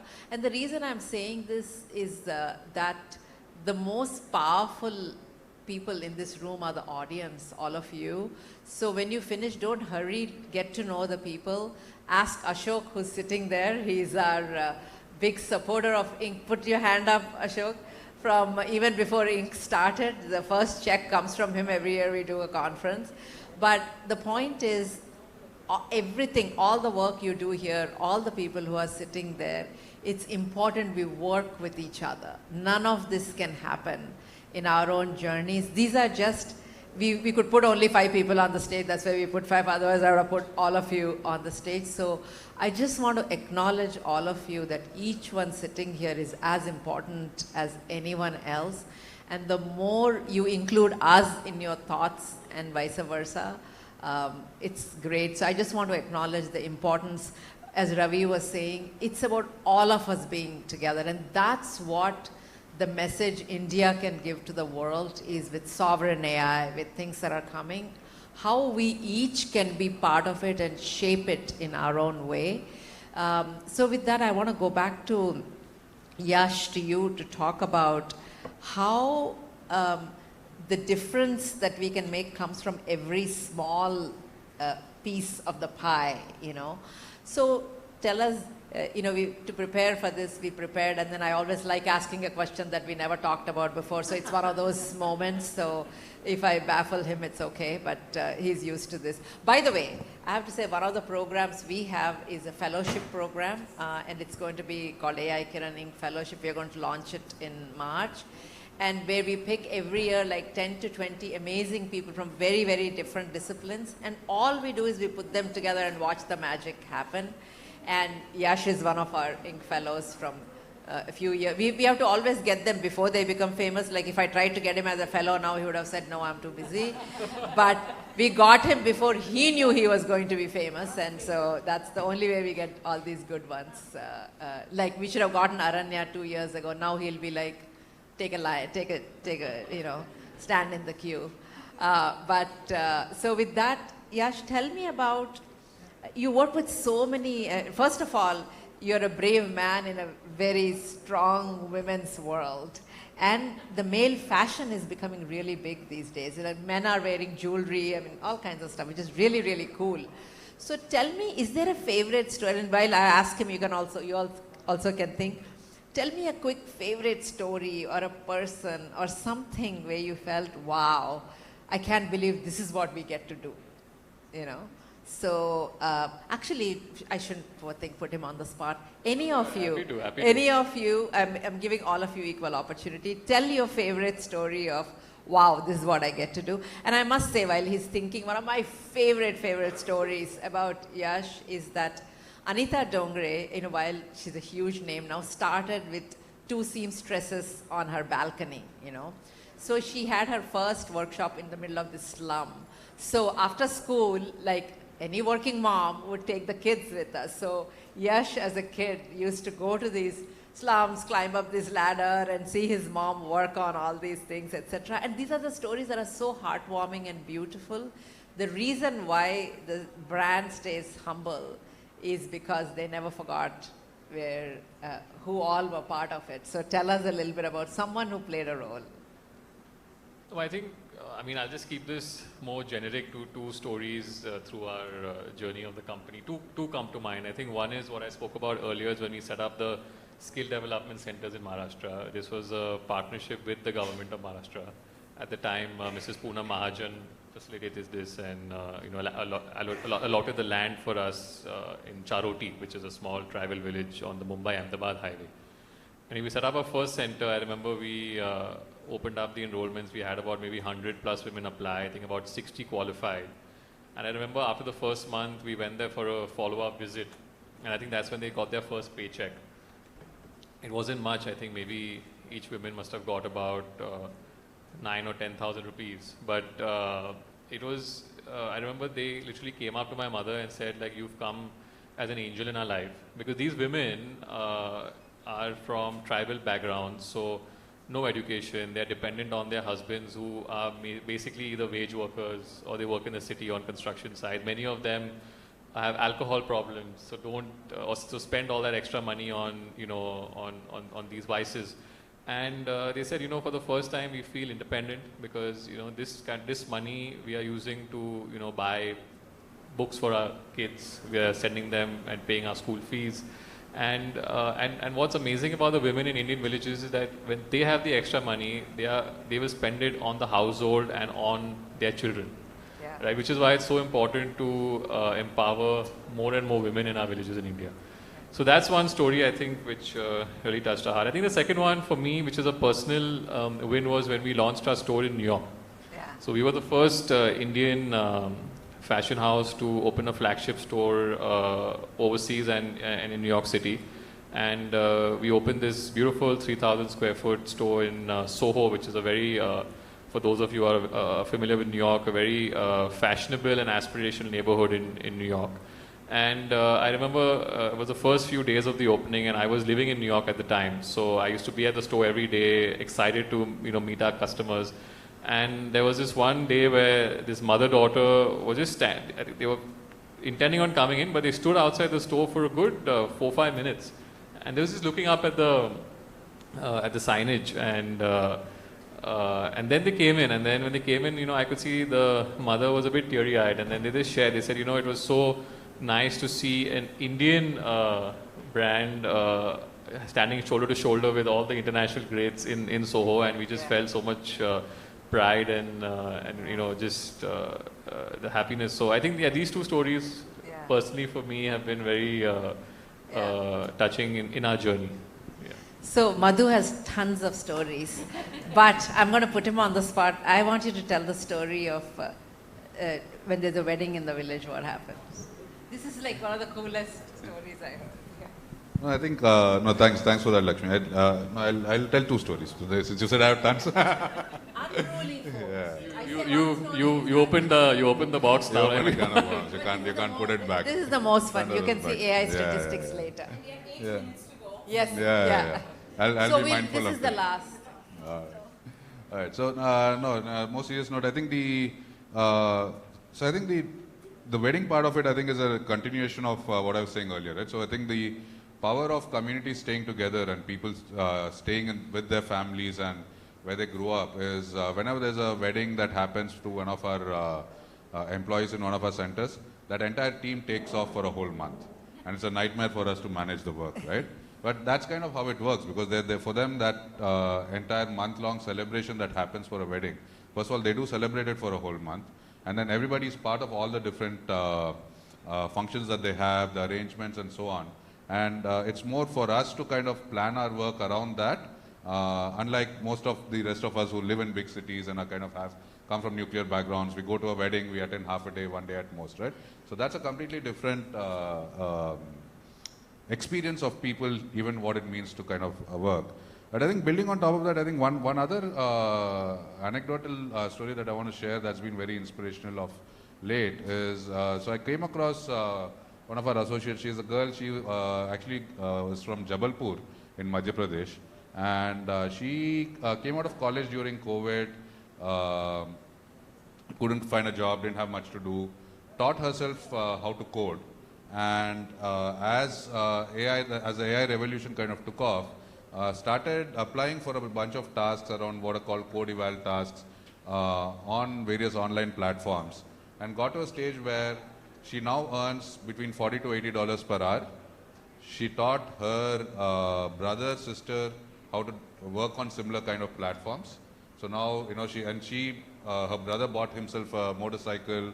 Her sister is kind of paying for her own whole wedding by herself through her earning from this platform. And today she is helping us actually train another couple of batches of college students who are still learning software engineering in different colleges and places we work with to learn how to code using AI. Right? So I think you mentioned the movie Humans in the Loop, which by the way we screened for all our employees, so thank you for that. But here's an example where I want to make a pitch to you for your next movie. I would like you to call it Humans in the Saddle. Right? So I think where AI really comes to life is, and by itself it's not a scary technology as much as the media hypes it out to be. I think here are real life examples of people that we work with who are really taking charge, using it as a tool and creating stories for us, but lives and impact outside in the real world that I think is really something that we should be celebrating. So thank you for the opportunity to squeeze in one more story. So we need to do this side, that side, now to you, and then to Ravi. So I think, Lakshmi, there again, two stories. So really quickly with EcoWare, I think, started as an experiment, 2 machines, 20 people.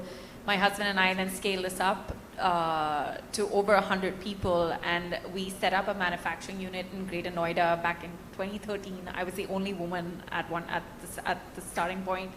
And we then had, built our women team, and a lot of these women came in the packing department because it's sort of a safe space. And like Yash said, opening their bank accounts, getting their financial independence was just, was great to see.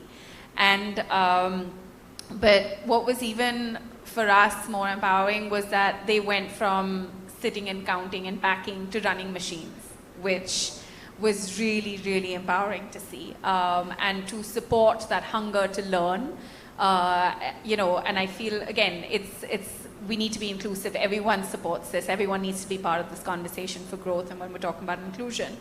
And I think from a different perspective, from an Odeti perspective, so I decided, I wanted to step away from EcoWare operationally and just kind of do something else. And we debate returnship a lot, and what I loved about Odeti and the vision that Pooja, who's the CEO, has is that, it was all about transferable skills. It wasn't a cookie cutter model of hiring, and it was sort of women creating opportunities for other women, which I thought was really important. So yeah, those are my kind of 2 stories. Wonderful. Ravi. Can I tell 10? I was like, oh my God, this is too weird. I was just going to tell him, you can tell 10 stories if you want, but you have 1 minute. So, as long as it says 150, you can tell as many stories as you want. Got it. No, I think, by now basically why we wake up every morning to really, have these kinds of stories happen millions of times. One of my mentees' story has become a Bollywood movie, which some of you have seen, that drives me every day. Right? But one story that I want to share, very recently, we worked with, a program for mentoring MSMEs across Bharat. And one of them, she doesn't speak English, and I was the only one in the company who speaks Tamil. So I talked to her in Tamil, and she said, sir, in the village, 1,000 people, there's 1,000 women she wants to essentially enable employment for them. So we mentored her, and she said, and she now feels that in a year from now, she will have 1,000 people working for her in our organization. That's why I told my team, that's why we do what we do every day, connecting them to the right mentors, making sure that they feel confident, like you said, their self-esteem goes up. Forget about English. We don't have to know English anymore. We talked about it. So this kind of stories is what makes me travel around the world. I was in Doha yesterday, Delhi this morning, Mumbai this morning. This is for these kind of stories to happen 1 billion times. That's why AI for All, this conference is very, very close to, and all of you can make it happen. So, as we're going to wrap up, I have 1 minute, 23 seconds. I'm standing up again because, first of all, you have to show the sari. Secondly, I'm vertically challenged. If I sit down, you can't see me. So, both the reasons. So, I just want to wrap up by saying the kind of work that we have all taken on is like a decade-long work. Sometimes you just kind of say, what am I doing? There are mornings you get up and say, what's wrong with me? Why am I doing this? Because some things you work on, it takes so long for the needle to move like 1 inch, And so I do want to say, there are, for me, first of all, whose company I have, and Kritika Reddy, she's not here right now because she's judging something else. She's the one I started this with.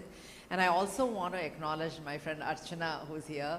When we started this, she's the one who stepped up and really led Inc. Women and AI Kiran to where it is. I really want to thank you guys. And I just want to end on, we were talking about stories, on this story of, to me, whatever we do, it has to help someone. If we can make a change to one person for 1 minute in their life, it's good enough. So I do have to say, Sunita Krishnan is someone who rescues women out of prostitution. We've been working with her. One story she told on the stage was so powerful. We were able to raise millions of dollars for her. And within 1 year, she built a home she dreamt for the women she's rescuing. So, and I met an 8-year-old girl who had her last breath in that home happy. So to me, every time we wonder, what the heck are we doing? I think of that girl and say, if all the work we have done has made someone happy for a day in that miserable life she had, if she had her end days to be happy. And we get to work with really cool people like our fellows like Yash. And I do have to say at the end, my friend Anand Gandhi has sent someone here, and I'm so excited because Anand is one of the most brilliant people I have ever met in my life. He's bringing out something called the world of Maya. I want you all to be watching out for it. It's going to change the way India will be seen across the globe. And I'm very excited to be able to work with all of you, with people like all of you. And so every time I wonder what the heck I'm doing, I just call one of them and like, for example, Yash throws some of the best parties. I don't have to do anything, show up with 50 of my friends. I call him and say 30 of us are coming. Then I call him and say, no, 40 of us are coming. Then I call him and say, no, there's going to be 50. So I want to thank all of you for giving up the most precious thing you have, your time. Thank you. And please go to aikiran.ai and become a member. It doesn't cost you anything. 5 minutes of your fingers time. aikiran.ai. Thank you.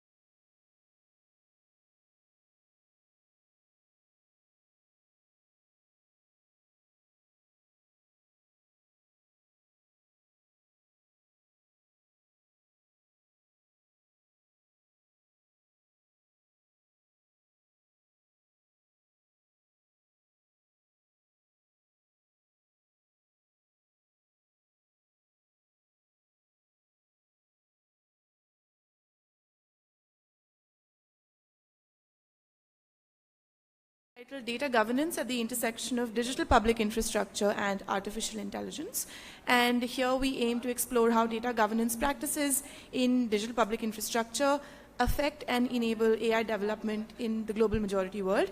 And we aim to build a dialogue bridging government, civil society, research, and technical communities on developing governance frameworks that align with the BRICS Declaration's emphasis on sovereignty, equity, and participation. We have a great lineup of speakers with us this afternoon. I will start here with Chinasa. Chinasa Akolo is the founder of Technicultura, a policy specialist at the United Nations Office for Digital and Emerging Technologies, and a recent computer science PhD graduate from Cornell University. Her research focuses on AI governance and safety for the global majority world, datafication and algorithmic marginalization, and the geopolitical impacts of AI. Then we have Smriti Parshira, who is a lawyer and independent researcher studying the interactions between digital technologies and society. She is also a PhD candidate at the Indian Institute of Technology in New Delhi. Then we have Vinicius de Faria Silva, who is a digital technologies advisor at Brazil's Ministry of Management and Innovation in Public Services, with over 24 years of experience in digital technologies, innovation ecosystems, and adaptive governance of large-scale digital infrastructures. Then we have Marianne Diaz-Hernandez, who is a Venezuelan human rights activist, researcher, and writer. Her work spans online freedom of speech, privacy, internet infrastructure, web filtering, and digital security. Her most recent research delves into the intersection of identity and the body as shaped by technology. The session will be moderated by Prateek Wagre, Head of Programs and Partnerships, Tech Global Institute. I request Prateek to take the discussion forward. Thank you.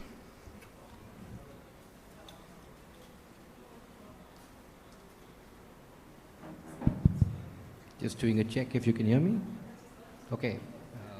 Thank you everyone for joining us this afternoon in the quieter confines of the Sushma Swaraj Bhavan compared to Bharat Mandapam.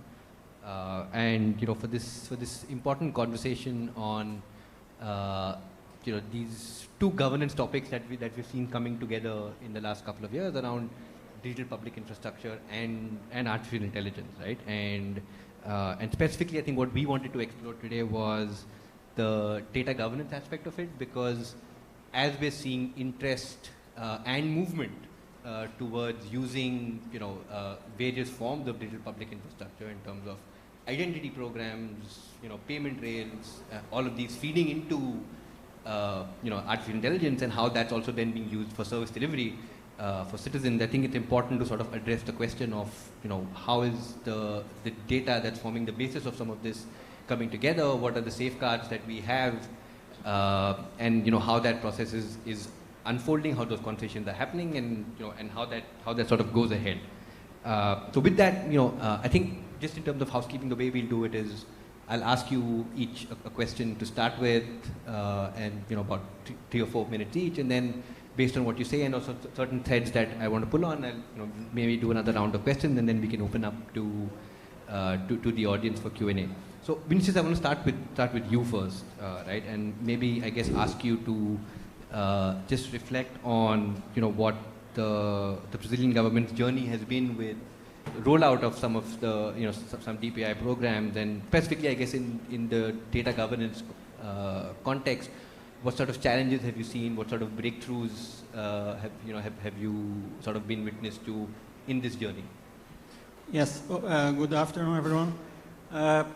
Yeah, we have been going through a strong movement in terms of at first whole government platforms that gradually some of them has grew up to become more like DPI with societal impact, And being very honest with you, what I can say is that in terms of data governance, I mean, the same problems that we used to have, we have now. I mean, it's we didn't fix these things to do DPI, and actually somehow DPI make easy to create new data source, big data source, centralized ones.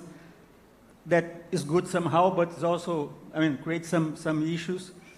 And so I could say that in terms of the relationship between DPI and data governance, they have their own tracks, It's the data governance track is much more related to the, I mean, what you do afterwards, you know, afterwards the transactions and so on. And of course, GPI has been creating a lot of valuable data. And we have AI kind of coming up strongly. And then, yes, then we have a lot of challenges in terms of, I mean, and actually the old challenges, they are still there. But we need to shortcut to some new ones, for example, regarding how to train AI models, how to do that respecting privacy, and so on. I got it. And if I can just maybe follow up on that, since you know we still have a couple of minutes left on that. So you said data governance and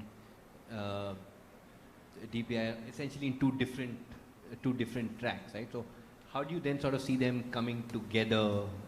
Because that's where there's a lot of at least conversation on, right? So what's been your experience on that? Wonderful. This is pretty much what I guess the big challenge that we are going through. I would say that one of the pillars of this approach that we are trying to do is the verifiable credentials wallet, you know, and this is how we think that we are going to exchange data more smoothly inside government and also from government institutions and with the private sector, you know, having the citizen kind of controlling the process, with his own wallet, you know. So this is something that we are kind of investing a lot, and we believe that this model is promising, you know. It's from one side, the personal information side. From the transaction data set side, which are big data sets and so on, we have been going through since many years ago trying to do big data lakes and so on. That didn't work. Of course, they work for something, but they didn't do that magic that we thought that, a big data lake that will solve everything. It's not that way. Actually, we will have local databases forever in hospitals, in some specific agencies, and it's not going to change. Just put everything in one place. And then we are coming up with a lot of kind of trying to come up with solutions for how to gather this data to train AI models, you know. For example, hospital data, for example. How to use this data for training AI models without kind of compromising the privacy of the people, of the citizens. So we have been going through, for example, we have been talking to India about deeper training. That is a technology that differential privacy. We have been going through other technologies also, like federated learning, and so this is something very kind of strategic, I guess, at this moment, you know. All right, thank you for that. Chinasa, I want to come to you next, right? And I guess from your vantage point at Odette in general work, how are you sort of approaching this question of I guess making DPI data available responsibly? For training some of these models, and I guess from your perspective, what you also see in terms of the infrastructure that's required, and some of those those challenges that are needed, or that you see to support this process. Most definitely. So I would say that having sufficient data infrastructure is actually what's most important when it comes to DPI. A lot of governments have a lot of this data mostly within paper records, or let's say like offline records, and also in structures or formats that are not easily available to implement or leverage for training AI models, or let's say even just basic algorithms. And so I think that's two or so things that governments have to really focus on. In my office at the United Nations, I don't work on DPI. I mostly do the AI policy and international coordination stuff. But my colleagues are really working on just trying to understand what governments need from DPI, and then also basically how they can develop relationships with partners, whether they be in the respective countries that they are in or external, to understand what are the needs for these respective systems, and then also how can we ensure value alignment when it comes to understanding what DPI is needed for the countries, and then also how do we come to agreement on the actual technical and social infrastructures of DPI more broadly as well. All right. Thanks for that. And Marian, I want to come to you next, right?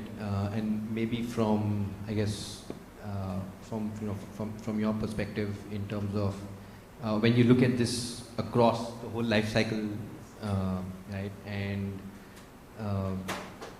in this process of this intersection that we're thinking of and data governance, I guess from the what have you seen, and maybe you have case studies to reference in terms of what you've seen in maybe in South America, especially when it comes to around, I think, some of the other questions around representation, community design, and robustness of DPI solutions. So what has your experience been when you're looking at this from that perspective?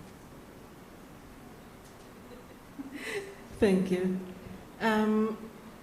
So DPI, in my experience, is often discussed as if it is a technical product that you deploy and then move on, like it's done already. And in practice, it is a social process, a political process that is continuous. So we think about DPI in 5 stages: conception and scoping, strategy and design, development, deployment, and operations and maintenance. And both deployment and operations and maintenance are not phases that loop back to close a circle. You might imagine it as a spiral, right? It just goes on. You always have to be maintaining that system. Because the risks that are related to exclusion, to surveillance, to abuse, do not appear at any one single moment.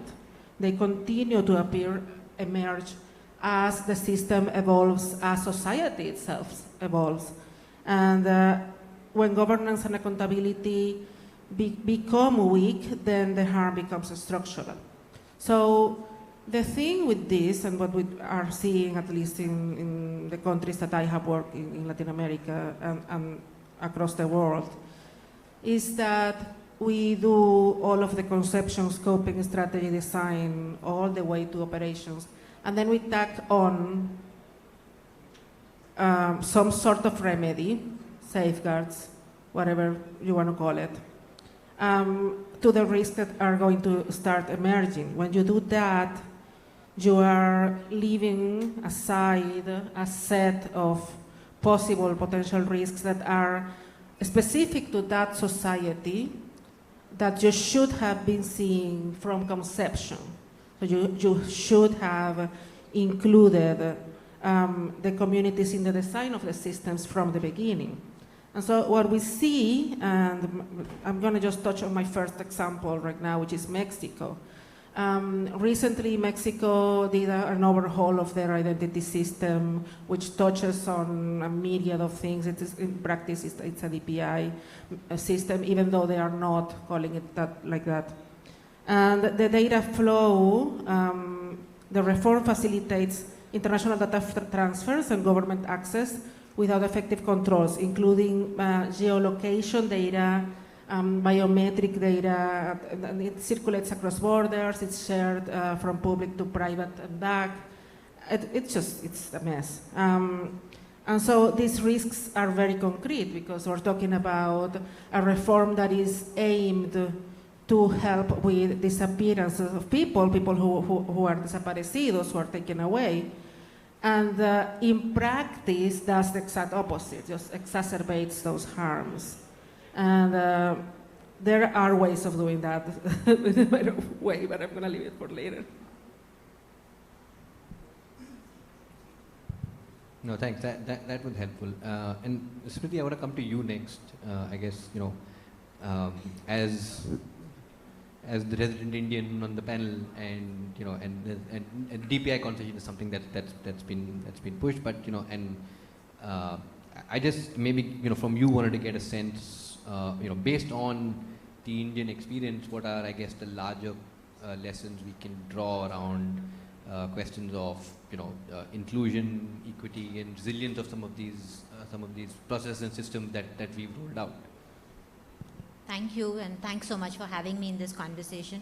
We've obviously been hearing a lot about the DPI AI integration, and I guess the way to look at it is, what would this integration entail, right? And what are the data governance and equity implications at each of these levels? And I would say there are three kinds of integration that are possible, right? One is about creating global resources. There's conversation about compute systems and data sets at an international collaboration level, and that's more about pushing back on the dominance on some of the global north entities and how can the global south make coalitions, right? And yesterday there was a very interesting article by an Indian journalist, Aditi Agarwal, which says that there is possibly a likely outcome out of this summit which could lead us in that direction. That's one kind of question. And the data governance there, the questions are, what would be the cross-border flow mechanisms? We know that's an unsettled issue between a lot of countries, so how will that be, resolved? Where would all this data reside? What will happen in a geopolitical crisis between these partners? So that's one set of questions, right?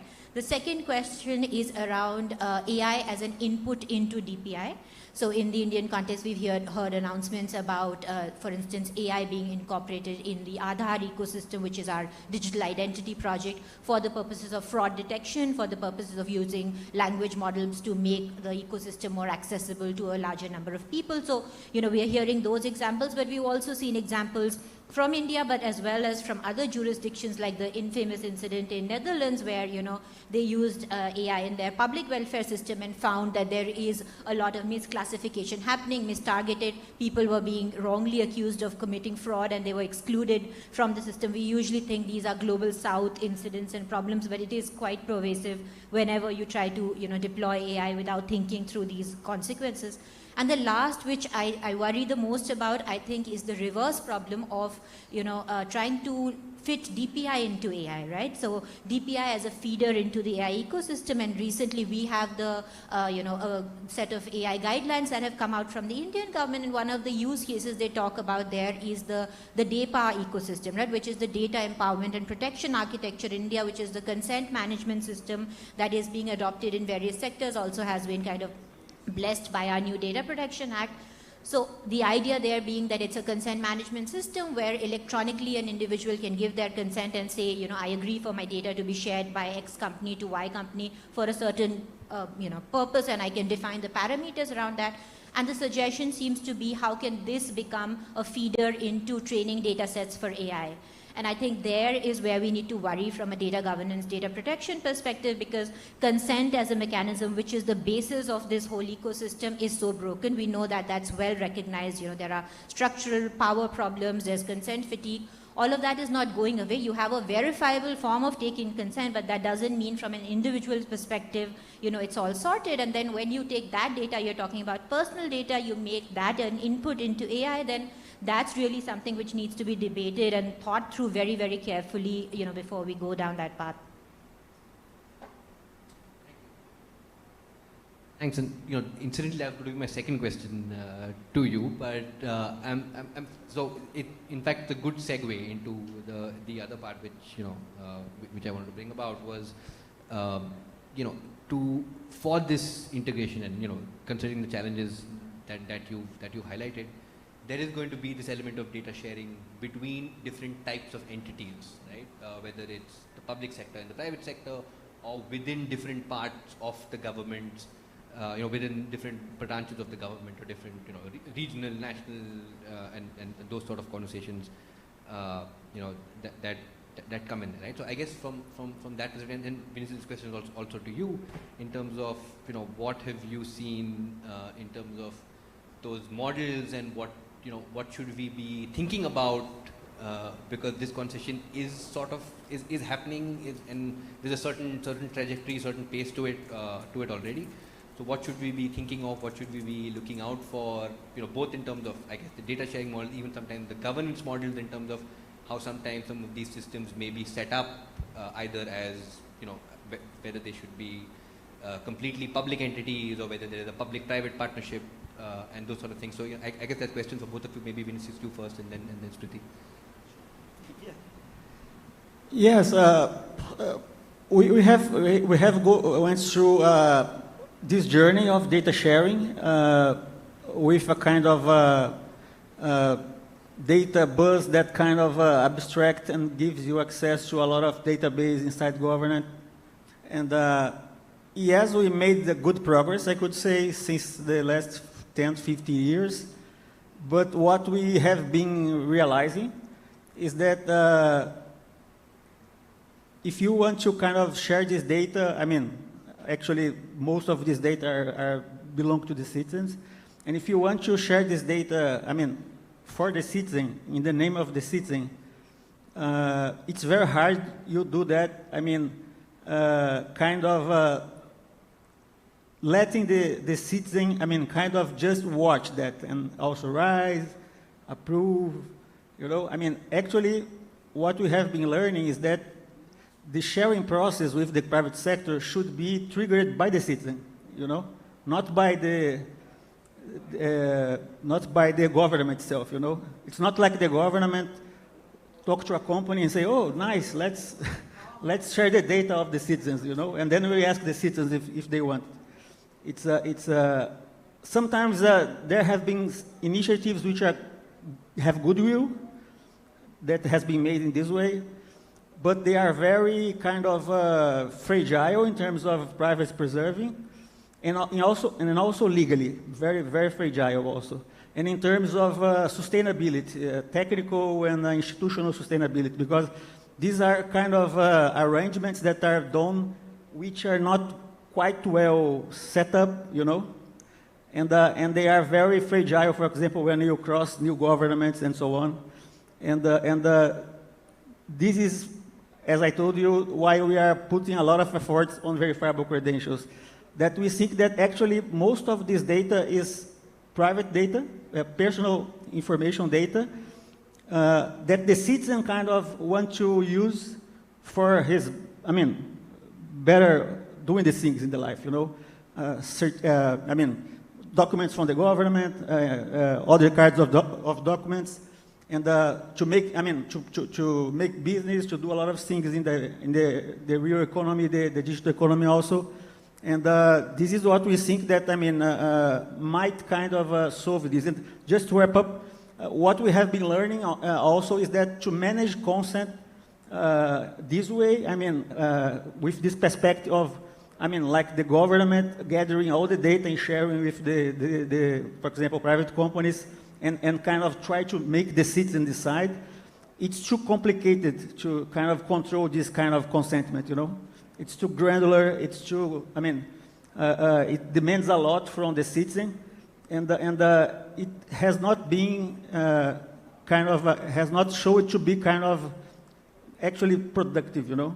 And this is why we are kind of putting all of our bets on the wallets and the VC wallets.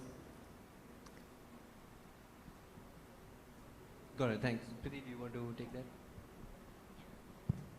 So I think there are, you know, so many layers, as you pointed in the question itself, right? Whether we're talking about personal data or non-personal data, which kind of entities, which kind of arrangements, and each kind of layer can have its own problems and concerns and things to be wary of. You know, if you just take health data as an example, we know health digitization is a big move happening in a lot of countries, including ours.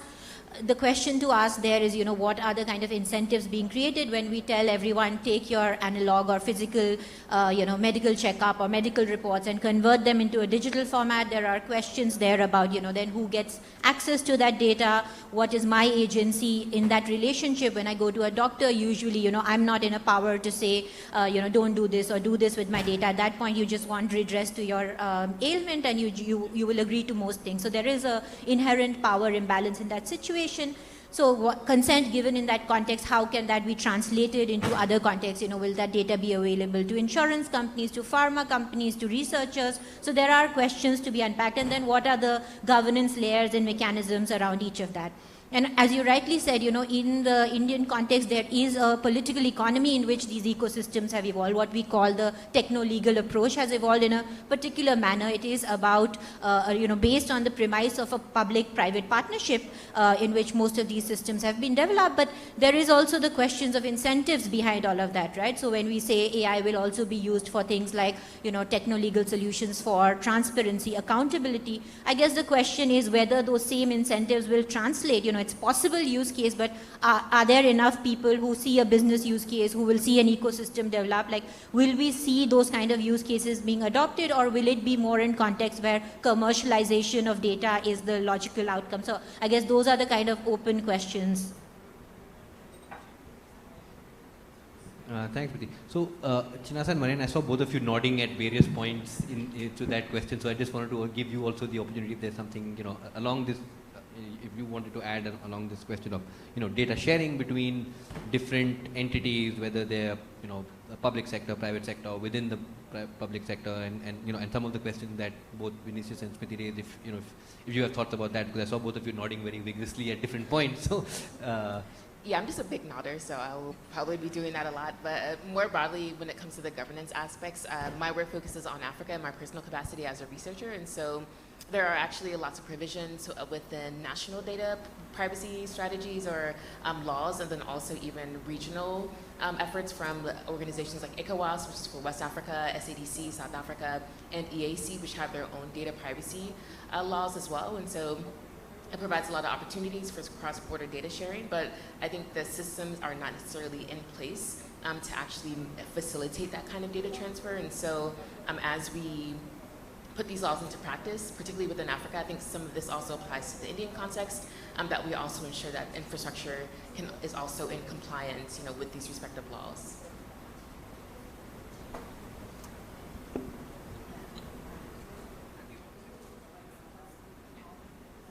So many buttons. Yeah, a couple of things. First on consent, because there was a lot of talk on consent, and deeply agree with Srinivati in terms of the importance of consent and meaningful consent where there is an imbalance in power. And Vinicius says something along the lines of consent being too granular to be practical, with which I violently disagree. Because I think that in the granularity is where the solution lies. We live in a global society where anonymity is disappearing, and that is seen as something good. I have gone to I don't know how many conventions, conferences, forums, where the makers of identity solutions say outright that this is going to eliminate anonymity. Finally, yay! And I want to cry and scream and kick something, and often do. But anonymity not only is necessary for democracy and for free speech and for all human rights, but it is also a spectrum, and we are seeing it as a binary. There are fully anonymous, a man with a mask, we don't know who they are a criminal. Why do you need to hide something?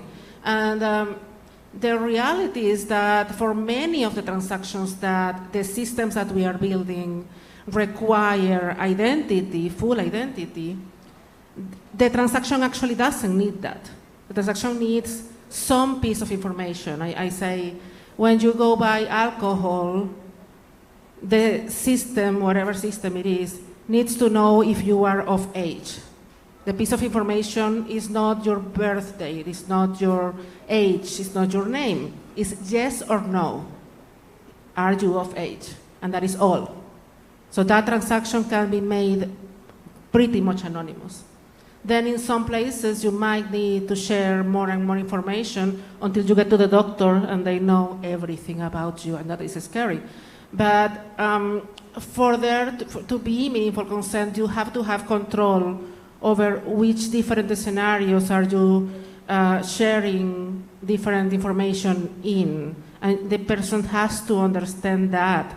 And if we keep building these systems that basically want to babysit adult people, then people are never going to be able to actually have agency over their rights. No, thank you, and I think great points there, and just to, I guess, build from that, and also maybe segue into the next point that I wanted to raise, and going on the point of agency and rights, because we're also seeing, I think, this concept or this idea that these will be, designed to make decisions about people, right? And I think at various points, some of you have already touched on that. So that brings in this question of,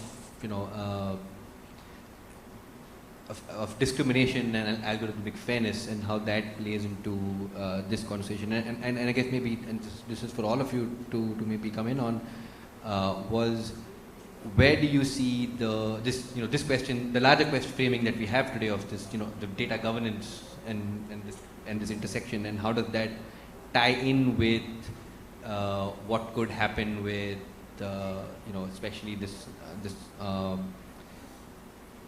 thing of when it's deployed and it's being used to make decisions about people, and there is risk for exclusion. What should we be taking into account? What should we be watching out for in that process? And if there are maybe examples that you've come across in all of your work as well, I think that would be useful for everyone to hear. So maybe we can start with you, Maria. As you wish. Yeah, I think that technology is a magnifying glass. Technology doesn't create discrimination. There is discrimination in society, and technology amplifies it. And I mean all technology, AI particularly. Like more powerful technology will do so more powerfully. Like that, just basic, right? And there are a few things in there. Of course, why is there discrimination in society? Because of invisibilization. There are sectors in each society, and it's different in each society. Sectors of the population that have been invisibilized for longer and that have not been able to participate in decision making. They have not been able to participate in the design of the systems that rule them. So how do we start fixing that? It's just a start. We start by listening to the people, to everyone, in the design of the systems. The example that I mentioned earlier, and it's a positive example, I live in Chile. I am from Venezuela. I had to run from Venezuela. I live in Chile. And Chile, it's not a perfect country by any means. There's a lot of discrimination. But they have some systems that work. And they recently changed their data protection law. Our data protection law? Yeah. And it's coming into effect this year. And the process by which the law was created had a lot of consultation. Consultation with NGOs, consultations with just society, NGOs on digital rights, of which Chile has some of the best. Consultations with migrant organizations. As a migrant, I also engaged in that. And it is a very decent law. It is a law that for cross-border data flows has a lot of examples to look to in terms of safeguards, in terms of how to build a data protection authority that actually should work, at least in paper so far. And that is because they already had a law that was some sort of okay. And then to iterate on that, again, they listened to, like, they had a lot of consultation processes. So you can get there. If you do the opposite, you get Venezuela, which is just a mass of laws that were completely unconsulted.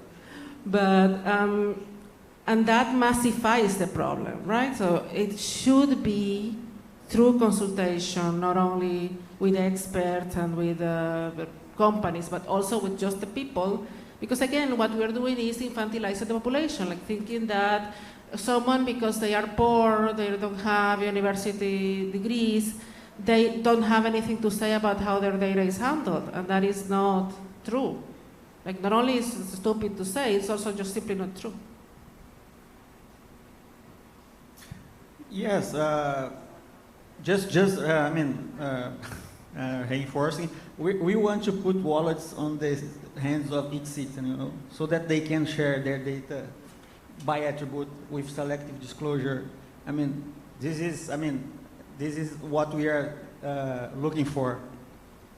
But at the same time, we have all these big data sets problem, that it's a kind of, let's say, transactional data that is related to citizens, but they are not kind of private information themselves, or personal information, sorry, PAI information.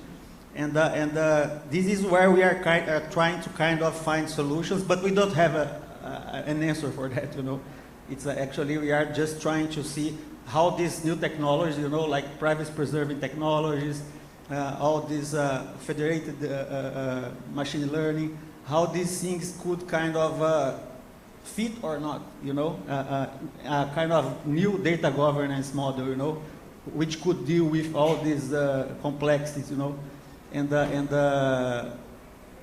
but yeah, it's a kind of a big challenge. It's not easy,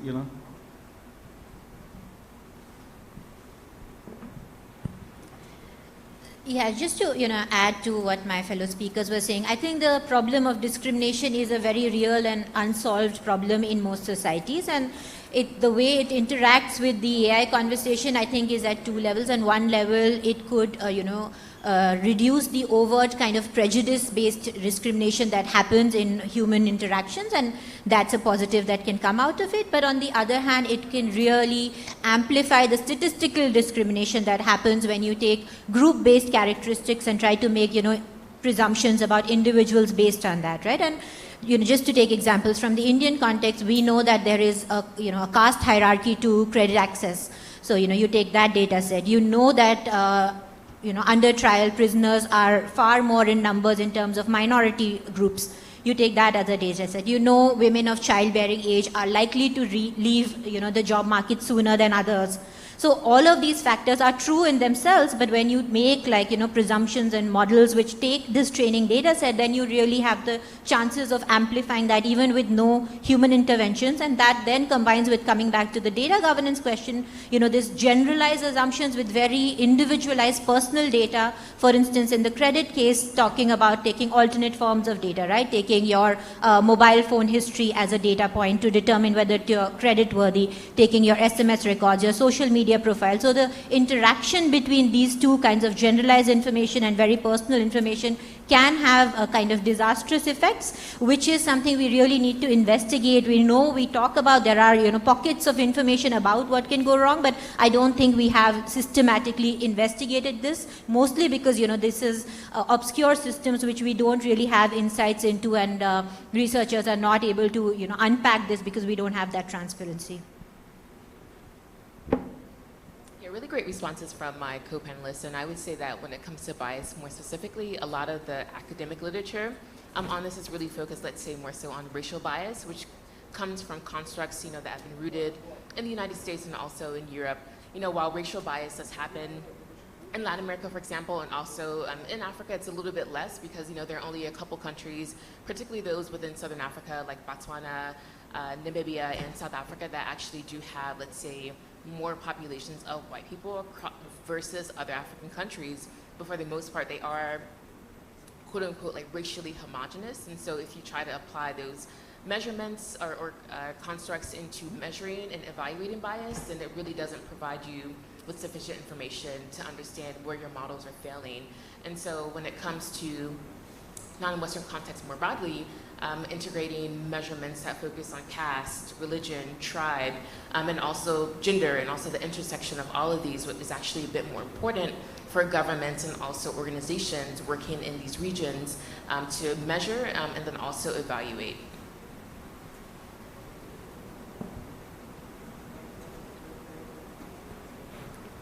And thanks for that. I think all very interesting responses. I want to slightly switch gears, and I'm also looking at this ominous-looking timer in front of me. So this is just to flag, just to mark out that I'll come to the audience for questions. So if you have something, just just keep your questions ready. Just maybe go one last round for the panel here. I guess another part of this conversation that comes up is in this context is maybe regional frameworks and how you share data across borders. This is a conversation that's come up in this context as well, and I think that brings up various questions of one in terms of what in some cases commitments that countries have made at various international forums in terms of sharing data across, but also given the current geopolitical reality, I think a lot of countries are also thinking or rethinking, these data sharing arrangements, or at least how open they want to be, right? And I think I know I think in the African context, South American context, there are some regional frameworks that that various countries have explored. So if you could hear from you on some of them. And how and what you've seen basically in those in that context, and maybe to go out and what you think might change. This is a tough one. I'm putting you on the spot. You can only choose to answer it if you want to. You don't have to answer it. But just in terms of shifting geopolitical realities, how you think some of these might actually change if they'll actually hold up. So we could maybe go to start. And so when you were talking about the question at first, two words came up, localization and also sovereignty, which is, I'm sure that's been a very popular word throughout the conference or summit. And so governments are understanding that basically in alignment with some of their existing data privacy laws, that localization of data is a requirement, and that they don't have the infrastructure in place to align with these laws respectively. And then also even just from a technical standpoint, it's much easier to access data if it's housed in servers in the country, or even closer to where you're actually working or implementing these respective solutions. And then sovereignty more broadly plays into this localization, providing a little bit less reliance on these big tech companies or foreign providers. A lot of them will still have to play a role in local ecosystems or tech ecosystems. I think that these two, localization and sovereignty, really go hand in hand. Just to add to that, yeah, I think, at the geopolitical level, this is a conversation going on for a few years. There have been many countries pushing very hard for what is called the free flow of data, right? And they are usually countries which are also where the biggest companies are located or originate from, and they are historically the ones who've gained advantage from the concept of free flow of data, and they're the ones who are pushing at it on the international stage. The G20 has been a forum where a lot of this discussion has happened. A few developing countries, including India, have maintained the position that, there are inequities in that concept of free flow of data, and we want to have opportunities for what is being called data for development, right? Which means the sovereignty question, right? How is data being utilized locally? Can we restrict it for certain use cases, etc.? And that's a tension which is still brewing. And in that, there is, of course, the added layer of data localization, right? Which is, we've seen that in our data protection law finally adopted a fairly liberal position compared to the other countries with data protection laws, saying we're going to allow free flow of data, but reserving space for sector-specific restrictions. And really that is where, I think the future will lie, because on the face of it, it looks like we have a very liberal regime on data flows, but it doesn't change the fact that on, payments data, on telecommunications data, many kinds of data, we already have localization restrictions. So I think that balance is still not clear. Yes, I guess that this is as we have been saying, an area that is very kind of open, and there is no, I guess, perfect solution yet. And we see two ways. I mean, it's pretty much what I have been saying. One thing is to get the data to the citizen in their wallets, and then they have the authority to do what they want. If, for example, a Brazilian has got the documents as VCs in its wallet, in his wallet, and a bank in Argentina, for example, is able to verify that, verifiable credentials, maybe because the government has made a kind of interoperability agreement and so on. I mean, it's up to the citizen. I mean, although there are some legal issues and so on. I mean, it's and coming back to that big problem, that is the big data sets, which are kind of a mixture of transactional, which are partially, private, partially kind of how the business runs. This is more complicated. We have been taking a look at, for example, the data roaming concept.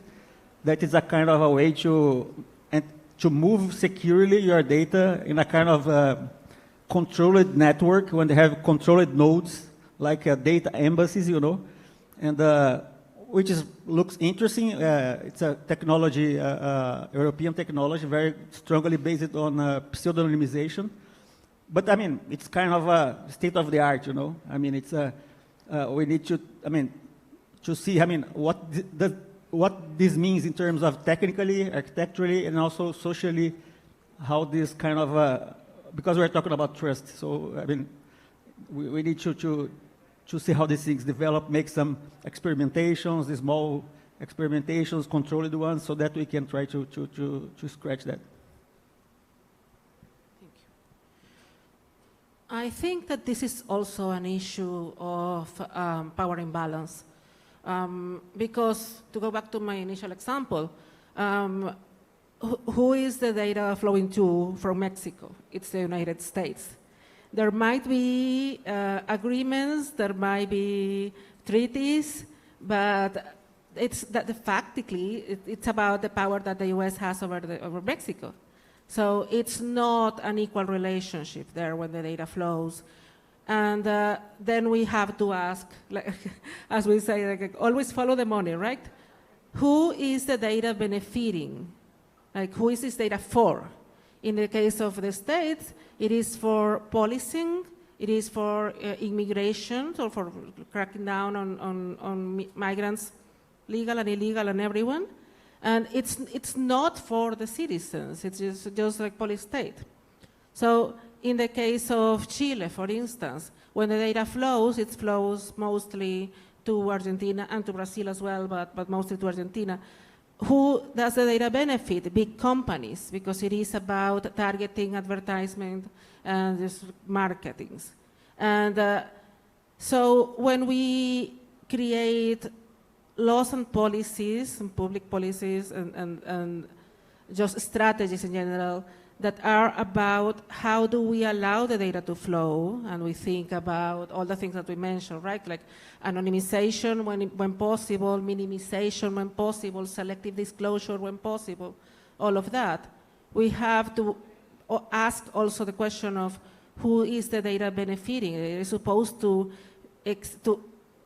operate in order to benefit the citizen, not in order to benefit faceless actors.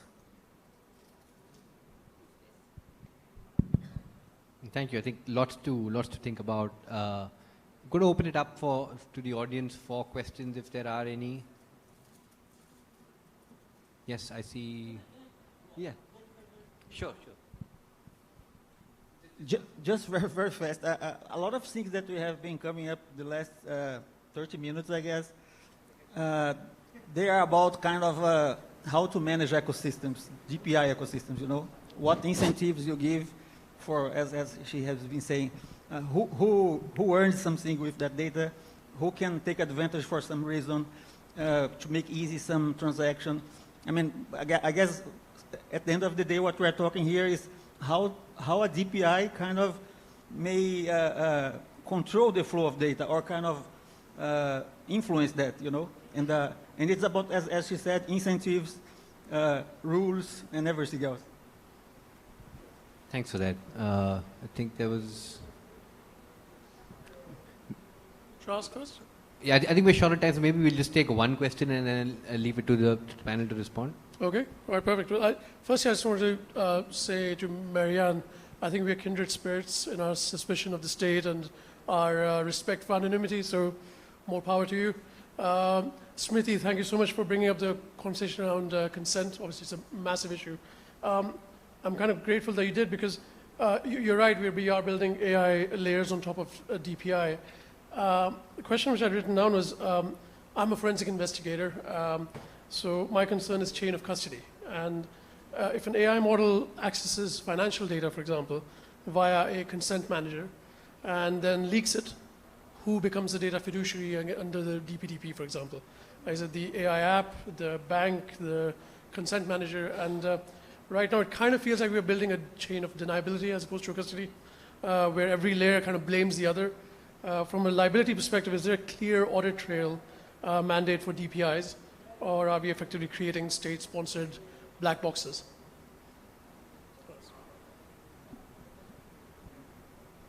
A very interesting question. I don't know who wants to take that. But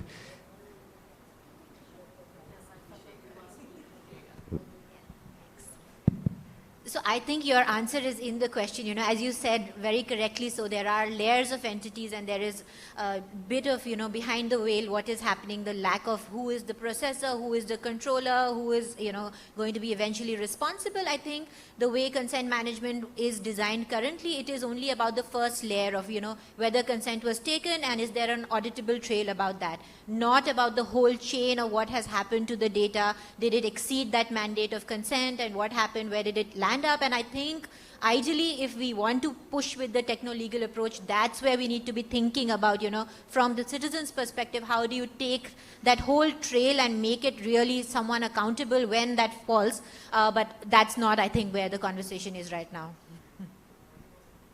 all right, okay. So thank you. I think with that, we'll wrap up this conversation. I hope, and thank you to all of you for sharing your insights, giving us a lot to think about.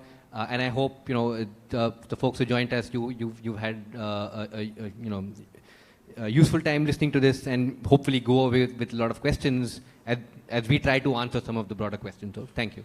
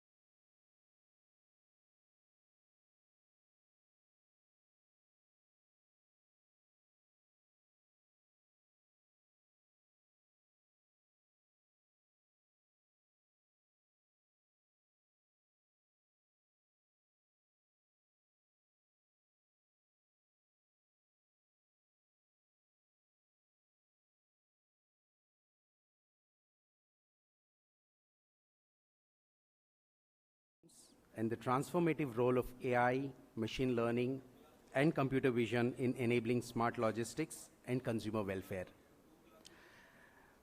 So this is going to cover the two critical areas, that's public distribution system and consumer welfare. Before getting in, I would like to invite esteemed panelists onto the stage and take their seats. I would like to invite Ms. Nupur Ajay Srivas, IAS, Director Civil Supplies, Government of Andhra Pradesh. Ma'am.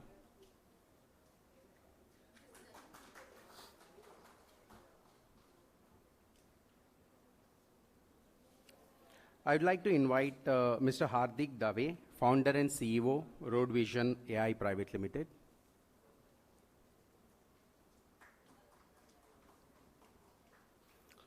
Mr. Aditya Vardhan, Founder, Vexo Labs. Mr. Partha Sai Suratu, CTO, RNIT AI Solutions.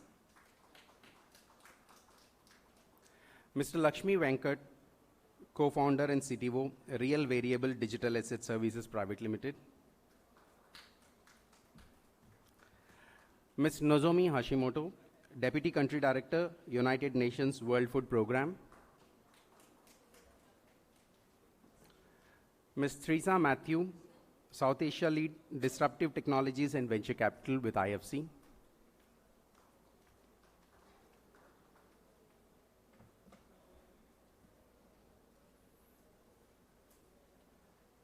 Thank you very much, esteemed panelists, for coming here and taking your respective positions. So I would like to set the context for today's discussion. Maybe I'll take 5 minutes before getting into the engaging discussion with the esteemed panelists, and we'll move forward from there. So when we talk about public distribution is not just another kind of a supply chain. It is one of the world's largest social protection architecture that is available and touching the lives of millions. I would rather say each and every individual or a citizen of a nation is touched by one of these two systems, either a consumer protection or a public distribution system. Over the years, India has evolved a lot, has initiated multiple digital transformation journeys across different states and central government, which include digitizing the fair price shops, integrating the biometric authentication, enabling portability, build large-scale digital infrastructure in many ways. So the foundation for the transformation is on the move. We already have reached a level where we are ready to take up a further transformation journey to AI, integrating it for efficiency, transparency, and scalability. And despite all these developments that have happened in the sector, we still have certain challenges staring at us. And it is not about these are the issues because of any problem. These are because of the scale that we operate and the complexity that we encounter in day-to-day operations is what making it more complex. Now, the issue is not about availability. The issue is about efficiency, transparency, and dignity of delivery. What are the structural challenges that still are staring at us in the PDS and consumer protection space? There are certain leakages here and there. It's not because of any other reason, it's because of the complexity of the operational issues that we have and the volume of operation that we are taking up. It's million tons of transactions and transfers happening day in, day out. And then the static allocation models instead of with the changing and dynamic economic realm that we are living in. The logistics network, it's too large for a human to comprehend and monitor very effectively. And beneficiary database, so their economic changes that are happening in a real time have to be updated and to be brought into the system so that effectively we are addressing the need of the citizens, not just a regular allocation that is going on or a static kind of a situation. And then we also have a rapid urbanization and migration, which is posing further challenges in the public distribution system. The governance systems often rely on information, not on predictive intelligence. Probably that is where the point of inflection that we currently are at, where we should look at moving into a proactive and predictive analytics, objective-based decision support. And I'm sure the topic that we're going to talk about, the solutions that are being implemented at multiple places, are going to throw light on the possible solutions that can counter all the challenges that we are talking about. Now, the artificial intelligence is what we are going to talk about. It allows us to move from, reactive governance to predictive governance. While many nations are using AI for predicting hunger and supply chain disruptions to counter the hunger, while we have an opportunity to move to a next level and have a AI system that ensures the food actually reaches the right citizens at the right time with scale and efficiency. With this, I'm going to invite, now, let me give a brief introduction or an overview of the panel. The panel members today we have are from three different spectrums.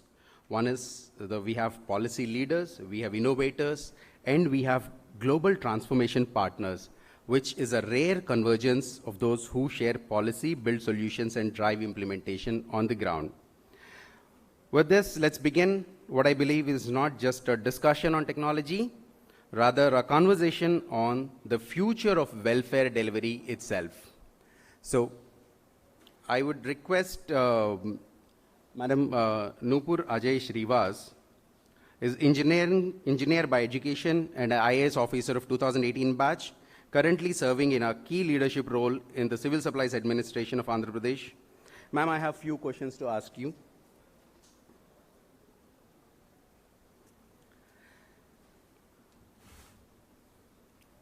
Ma'am, I would like you to throw some light on the initiatives that the state has already been taken related to AI and associated technologies in food and public distribution and consumer grievance redressal systems. If you can throw light on that. So traditionally, the public distribution system has faced challenges with respect to leakages, inefficiencies, manual monitoring, and very limited real-time oversight.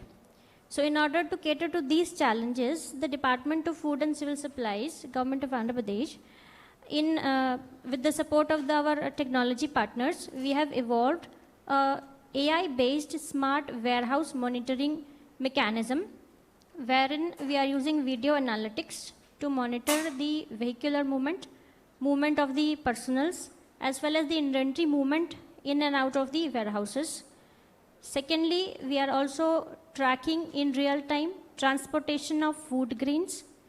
This is being done through GPS-based monitoring, wherein it is enabling us, the authorities, to ensure that only legally registered and legally permitted vehicles are only permitted to enter into the warehouses. And the system also has a feature of anomaly detection, wherein we can identify the trips which were closed, which were too short and which were taking too long, like more than 24 hours for the vehicle to go from the source till the destination. Thirdly, we are also doing a consumer awareness digital platform, wherein we are also integrating the price monitoring and forecasting activities, which will help us in decision making, as well as timely interventions can be carried out. In the coming few weeks, the department is also going to evolve a system of smart allotment of PDS, wherein we will have an end-to-end solution right from the allotment of food grains to the district till the distribution of food grains to the end beneficiary. So the department on behalf of Government of Andhra Pradesh, we are aiming to evolve a system of accountability, wherein the system generates and anticipates the problems which might occur, which predicts, and then enable us to have timely intervention, as well as real-time supervisory oversight, both at the field level and as well as at the state level.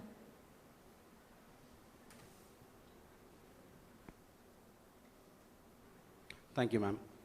Ma'am, a small request. Maybe all the panelists, if we can stand up, they would like to take a photograph of us, which we should have done at the starting.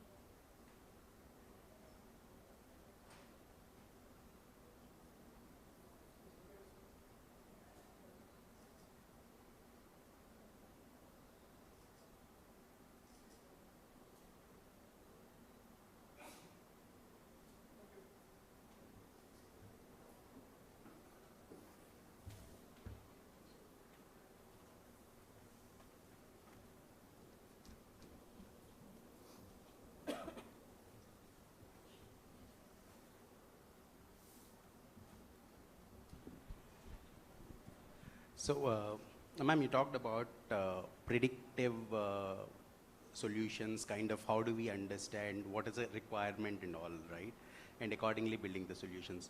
So, how do you see this transformation of governance from this existing system to evidence-based and objective and proactive governance system?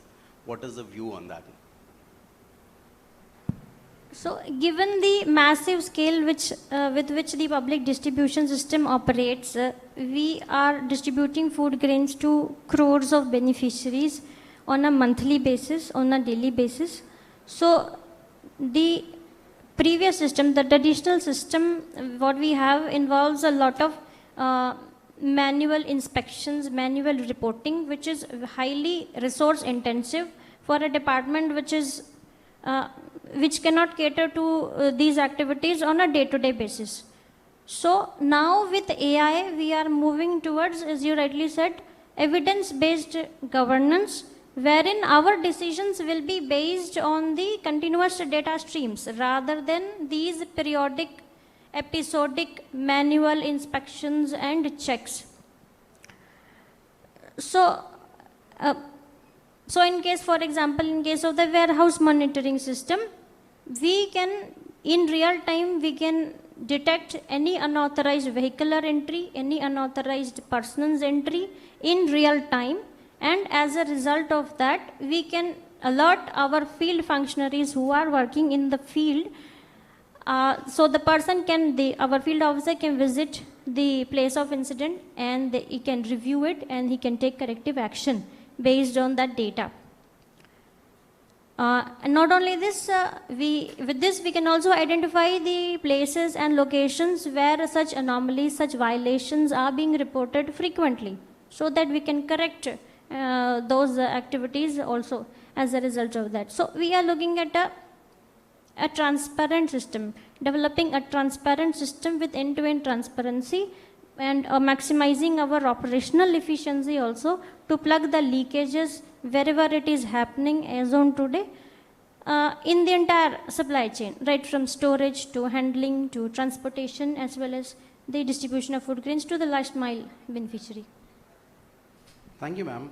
So the point that you have touched on is the vision-based monitoring of the warehouses. So I will take this question from you, next question to Mr. Hardik.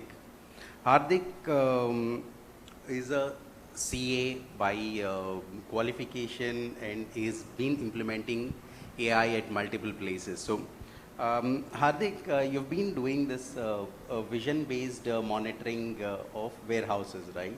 So what has been, how effective is that, and what are the challenges that you have faced while implementing it in Andhra? Sure. So firstly, good afternoon to all. And I must say that it's very unlikely for the government authorities like APSCL, right, to really be that bullish on new technologies, right? Because AI, even large enterprises are still at that stage of piloting with these technologies, but seeing the government authorities doing it and actually taking it to the real world use cases, it's very commendable. Now, talking about what exactly we have been doing and how does it really work and the challenges. So, when we talk about APSCSL, the Andhra Civil Supplies Department, primarily we are talking about almost 400 warehouses, MLS points, which is attended by almost 15,000 Hamalis who are engaged into loading, unloading of the goods which are coming in, coming out. And then there are almost 1,500 fleets of vehicles moving across the states on a daily basis, which you have to keep a track of which particular, say, a registered vehicle is entering of which premises, right? Now, to maintain that, there have been CCTV infrastructure in place for years now, right? Almost 5-6 years, there is CCTV infrastructure, more than 2,000 cameras across all of these warehouses. But then they were largely serving the purpose of recording, right? So you have the footage coming in and saving on the NVR or the storage devices, as we call it, with no intelligence coming from it. Our job is how do we add AI layer on top of it?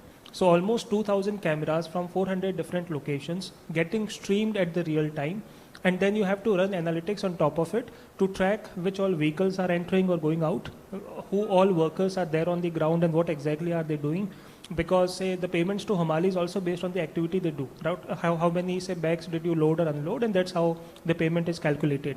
So is it all there is a problem, right? That there are no workers on the ground, but they are on the paper. Those things needs to be flagged, right? Or if there are vehicles which are not registered as a contracted vehicle, but it is entering a certain premise, that also needs to be flagged real time. That okay, this truck doesn't seem to be in our record, right? Why is it there, and why is it there for maybe a longer time? And then the stocks, right? Annually, the department is taking care of almost 1,200 crore rupees of stocks, right? So even say a 10% loss of that is a big value, right? And big loss to the exchequers. So what we do is we built AI which can understand which all vehicles, who all workers are they registered or not registered, and the different types of goods which are in the inventory, right? To be able to reconcile exactly that on a certain day at a given time, which all vehicles are entering, are they matching with the registered records or not, which all workers are there on the site and are they registered Hamalis or not, and what all things are there on the stocks.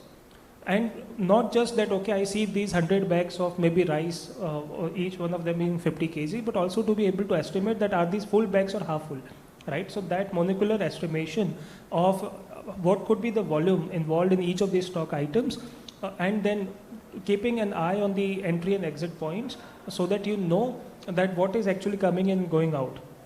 So that type of real-time intelligence is what we provide. Every time there is any abnormality or anything suspicious that we see, like that our AI sees across any of these locations, it will generate a real-time alert which goes to the field staff as well as to the central team that, okay, this is something that you might have to look into, right? And then they take the corrective action, and it's part of the log report that, okay, this is what all we attended or not attended in today's time. Now the challenge is these 2,000 cameras we are talking, they do not come from a single vendor, right? So there are 5 different types of vendors, different types of cameras with no uniformity in the specifications used, almost 4 to 5 different VMS systems being used, which you have to integrate to and then run AI on top of it. And then running AI on top of 2,000 cameras real time is itself a huge task to solve, right? So that technology challenge of how do we run analytics at real time, at intelligence, and being able to generate meaningful insights, not raise false alarms, because that is something which will definitely piss off the on-ground people that, okay, you say there is a vehicle, but I don't see a vehicle on the ground. So to avoid those false cases, that's have been something of a great challenge that we have solved over the period. And thankfully, the solution is working well now. There have been meaningful insights that we have been delivering to the team, and that's what we are solving for. Excellent, excellent. That's phenomenal, Hardik. So one, you're doing it with Civil Supplies Corporation. What are the other areas where this kind of a solution can scale, and what kind of other problems this can solve?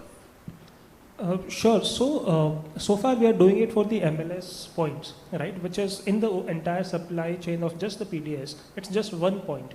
The logical step would be to maybe go one step behind or one step further. That can we also have this installed in like the same sort of analytic systems in the central warehouses where the larger, where say from where the goods are getting shipped to the MLS points, and then also to go one step further.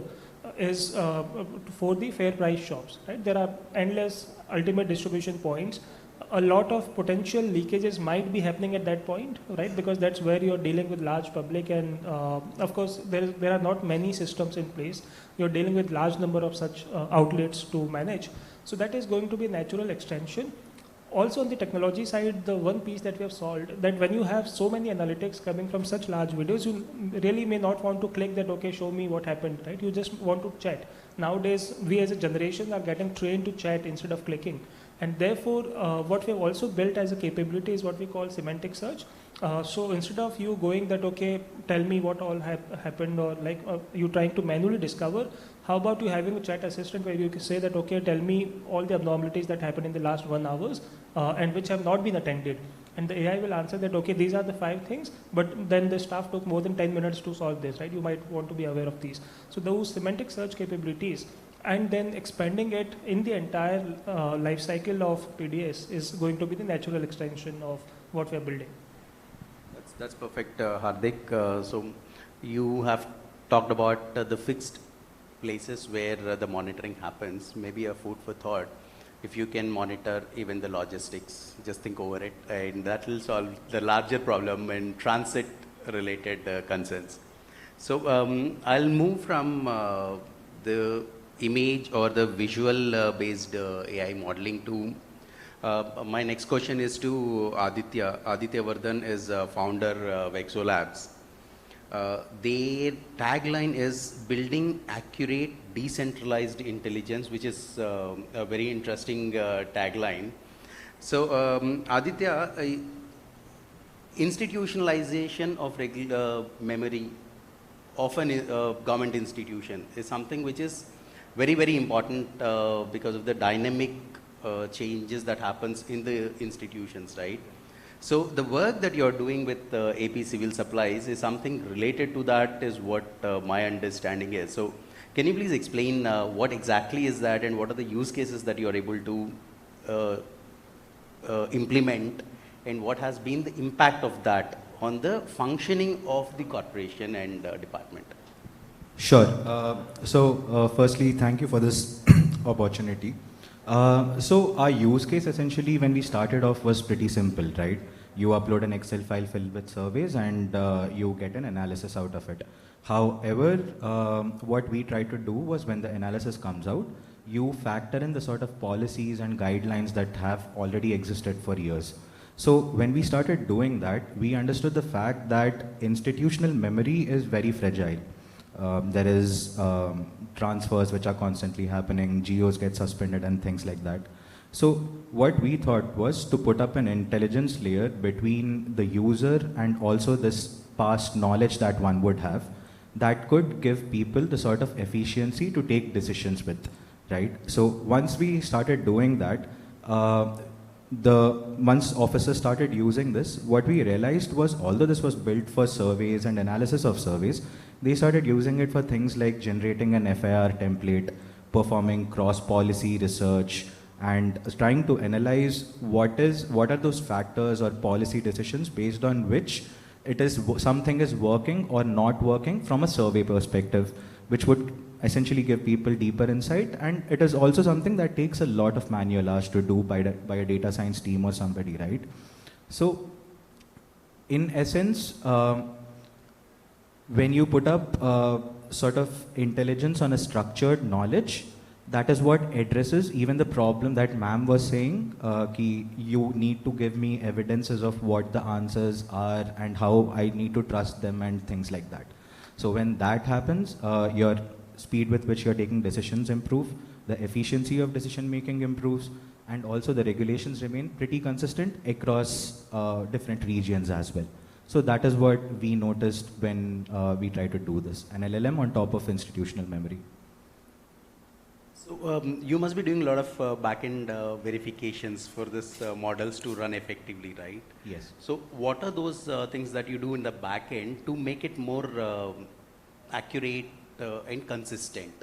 Right. So security in something like this is two-faced, right? One is definitely the data privacy, query privacies and all that sort of stuff.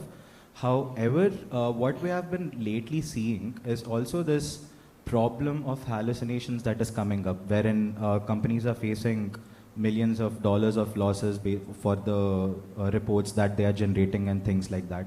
However, loss of money is okay at a certain degree, but for PDS, it essentially means, hallucination essentially means that a family is not going to eat for a week or 10 days or whatever. So that is not something that you would want to happen, right? So, and therefore what we believe is you have to build systems on which you can blindly trust, because a human layer of verification is always going to be there, but the system has to do its job accurately when something is coming out of it. Now, how does this trust get built, right? There are primarily three factors based on which trust is sort of built on. One is you need to be clearly able to see what the thought process, the chain of thought of the model is before it gives you an answer, on what basis it is giving, on what is it reading and things like that. Then secondly, you need to be able to deploy it as an on-premise solution. The data shouldn't be going anywhere. And thirdly, most importantly, you need to be able to customize and train the model at the local level. For example, an officer sitting in Guntur would have a lot more detail on the intricacies of how things function, even after you incorporate the unified intelligence as a framework, right? So these three capabilities is what builds in trust into a system. And that essentially is what we are trying to do at Vexo Labs, wherein we solve this at two different layers. One is to build models that can look at data and sort of give you the quality answers along with citations. And other is by focusing more on the existing research and science that has already happened for all these years, which is essentially machine learning and deep learning on vectors and all that sort of stuff, wherein you rely on the traditional approaches a lot more and you cut down the reliance on LLMs and SLMs and all that sort of stuff. Or the third thing that you can do is focus purely on the SLMs. Build SLMs that can reason by themselves, and since they'll be focused, you're more likely to get an sort of accurate cited outputs and things like that. So that is what we do, sir. Thanks a lot, Aditya. Now I'll move to Partha. Partha is from RNIT AI Solutions. He's Chief Technology Officer. So Partha, you're also implementing LLM with a different use case with Civil Supplies Corporation, right? So you have been doing computer vision also and LLM also at multiple departments and multiple states. So what are those use cases? Before getting into the specific that what we are doing in Andhra, if you can give a broad overview, a quick overview of what you're doing. Sure. So we have been working closely with e-governance across India with various state departments. And in peak COVID, we started with a FRS-based solution to identify the sanitation workers. And then we extended it to students and teachers in school education, which by itself had an impact of identifying more than a few lakhs of ghost students and eliminating 100 crores of leakages. So we then transitioned to pensioner identifications, and the beauty of it is that the entire solution is edge-based, so there is no internet or power dependencies. So with a small smartphone, the entire identification of the beneficiary is happening. So in the fair price distribution also, this can be implemented so that all the distributions can happen in a timely fashion without any disruptions. And in this growing age of AI, the user privacy is something which comes first. So our solution is also DPDP compliant because none of the biometrics of the user ever leaves the phone. It is all the AI processing happens at the edge. And in health department, we have also done a vision-based solutions. So basically, CCTVs are majorly used for reactive purposes rather than proactive measures.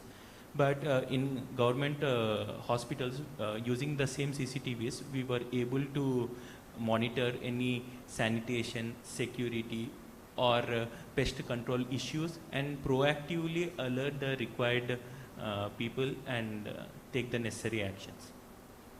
Okay, so in civil supplies AP, this is largely to do with PDS system authentication. So next level of biometric authentication, can I say, is what you are implementing? That is something in the plans. And also one other solution which we have currently implemented in AP civil services is the natural language based querying. So basically all the stakeholders always want the information at their fingertips. Though there are a lot of MIS dashboards present, but all the information is never available on it. Let's take an example. If a stakeholder wants to increase the ratio of female dealers in the fair price shops, so they would like to know how many what is the current distribution of male to female in the fair price shops, and that also district wise division is required. So all of this normally they have to rely on an MIS person who runs the complex queries to extract the information. But now with just natural language, they can type in, give these inputs and get the information, and also they can get district-wise distribution and in which districts they would actually have to improve those things. So any information which is already in the database, without much effort, they would be able to get it. And we have also made the solution self-healing, so that in case the query is misplaced, then automatically it learns, it understands what are the tables, and it reruns it and gets the right output always. And interesting. The potential next point for this is conversational AI. So we are taking it to the next point so that instead of typing, they can directly converse with the data. And I think the future of citizen-centric services will be highly reliant on conversational AI. In this aspect, I would like to give another example which we have implemented recently in skill department in AP. There is no lack of good skill set in Andhra Pradesh. But the point is the employability has to be increased. That is, creating a good resume or facing the interviews without fear. So for that, we gave solutions like converse with the bot and have your ATS ready resume created. Converse with an AI avatar and prepare for your mock interviews and get your interviews done. So this kind of conversational AI is something which we are working on, and we think it will have huge implementations in citizen-centric services in PDS also. At RNIT, we feel that AI is supposed to enable the humans, not replace them, and our solutions speak for that. Thank you. Super, super. Nice to know that. Now, from PDS, let's move to the consumer angle of it. When we talk about consumers, the first thing is about price stabilization and how much the consumers are actually spending on their essential food items. So my next question is to Lakshmi Venkat, co-founder and CTO, Real Variable Digital Asset Services Private Limited. Venkat, you are working on market intelligence as one of the tools, which is very dynamic and multivariate kind of modeling that requires to understand how the prices are moving, and it is a challenging task for most of the government entities. It has double impact. One, the consumer spend is increasing, and the second one, it hits the inflation at an economy level. So, how the predictive modeling you are able to implement in essential commodity price analytics, and what has been the impact of that in making a decision by the department in stabilizing the prices? Great, Kalyan, thank you so much. Good afternoon, everyone. The biggest outcome or the benefit of moving from a price monitoring to looking at predictive intelligence is the fiscal efficiency at a state level or fiscal efficiency at a national level. How do we get to the fiscal efficiency? It requires preemptive intervention. For the preemptive intervention to happen, you would require a lot of data. The data that has so many variables that you have to consider definitely in terms of modeling, in terms of looking at weights to the parameters. And this is all different data sets. So there is time series data, there is historic data, and then there is live data. And this data ingestion that happens daily from the Raitu bazaars or the mandis or the general markets, that comes in every day. Apart from that, there is a terrific job done by the department in terms of giving us almost 7 to 10 years of historical data, not just in terms of prices, but in terms of buffer stock release as well and buffer stock management as well. So that helped a lot in terms of looking at how do we create these models. And then believe me, it's not one single model, that gives the output. It's a combination of 3 or 4 different models that work in unison to be able to do that. But end of the day, what is important is the governance to get that preemptive intervention triggered. Onion prices are rising over the period of 5 days about 10%. The model predicts it can go 20% up. So the alert goes, you may have to look at buffer stock release, right? Now, there is another commodity where the prices are falling below, and then it is going to breach MSP, which is on the other side of the spectrum. And which means that, government has to procure so that the farmers and, the supply chain is not affected because of that. So you have to look at both ends of the spectrum, when you're looking at solutioning like this. So that has been our experience. And then, believe me, there are 3 variants that we need to look at. There are temporal shocks. There are steady inflation-related issues that comes in. And also, you would probably know that there is also coordinated manipulation as well. So you will have to understand these patterns to be able to alert, which is which, with a reasonable confidence. So now, you have been implementing this for maybe certain commodities, right? Knowing the complexity of each commodity, each food product, and the factors influencing the prices, it's going to be very complex. Now, my only worry is about how do we scale it to multiple commodities so that as a basket, I'm able to take a view and be able to manage the inflation well and also the protect farmers' interest. Absolutely. Today we are managing 75 variants across all the districts in Andhra Pradesh. So these are vegetables which have shelf life. There are pulses, there are edible oils. And then within these, there are multiple variants that we have. And each of these have their own seasonality. Each of these have their own crop cycles, their own yield patterns, and their own for the issues related to the farmers, in terms of the yield that gets affected because of this. So these are some of the inputs that, we definitely have to consider when we look at the output. But apart from that, what we are also discussing is scenario modeling, right? And stress testing. How do we do the scenario modeling and stress testing? So that we are able to, so currently the output or the efficiency is about 85%. How do we bring it over 90? So that we can reduce 5% of false positives. Because at the end of the day, every false positive requires a governance decision, right? So how do we reduce that? That is also a very important aspect. So, and we definitely are looking at ways and means in terms of looking at the models that look at, just give me a minute, I'm looking at my notes.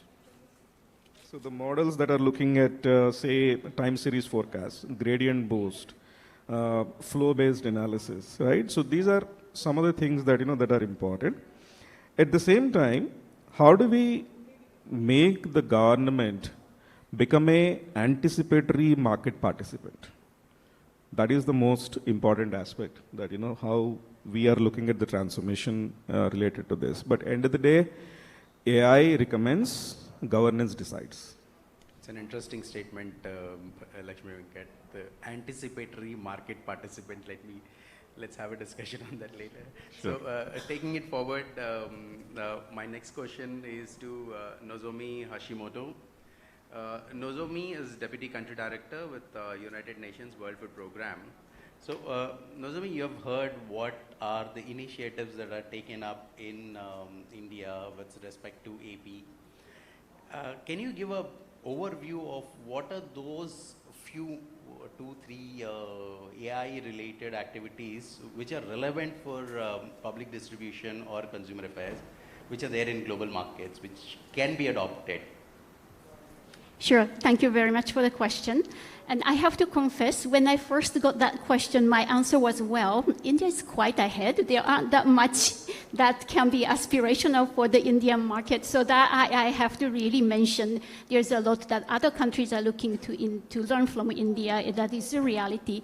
Now, the World Food Programme, we do a lot of food distribution in emergency context. It may not be necessarily fit perfectly in the PDS context, but at that level, what we do, because we have operations over 100 countries, one, what's important is we predict where the next big food shortage might come. So there is a real data coming in for the climate and agriculture production mechanisms. 24/7, we monitor about 90 countries' food security situation, and as far as like 60 days in advance, there's a red flag coming up. Then the entire machinery starts to move to start procuring commodities for that particular localities, start transporting and prepositioning. So that's prediction is definitely one thing. The other is when something happens, how quick we can assess the situation. And for that, we use the satellite imagery that is being analyzed by AI. So maybe that's something potentially interesting when there is a big disaster hit, like a big massive scale flooding or the earthquake.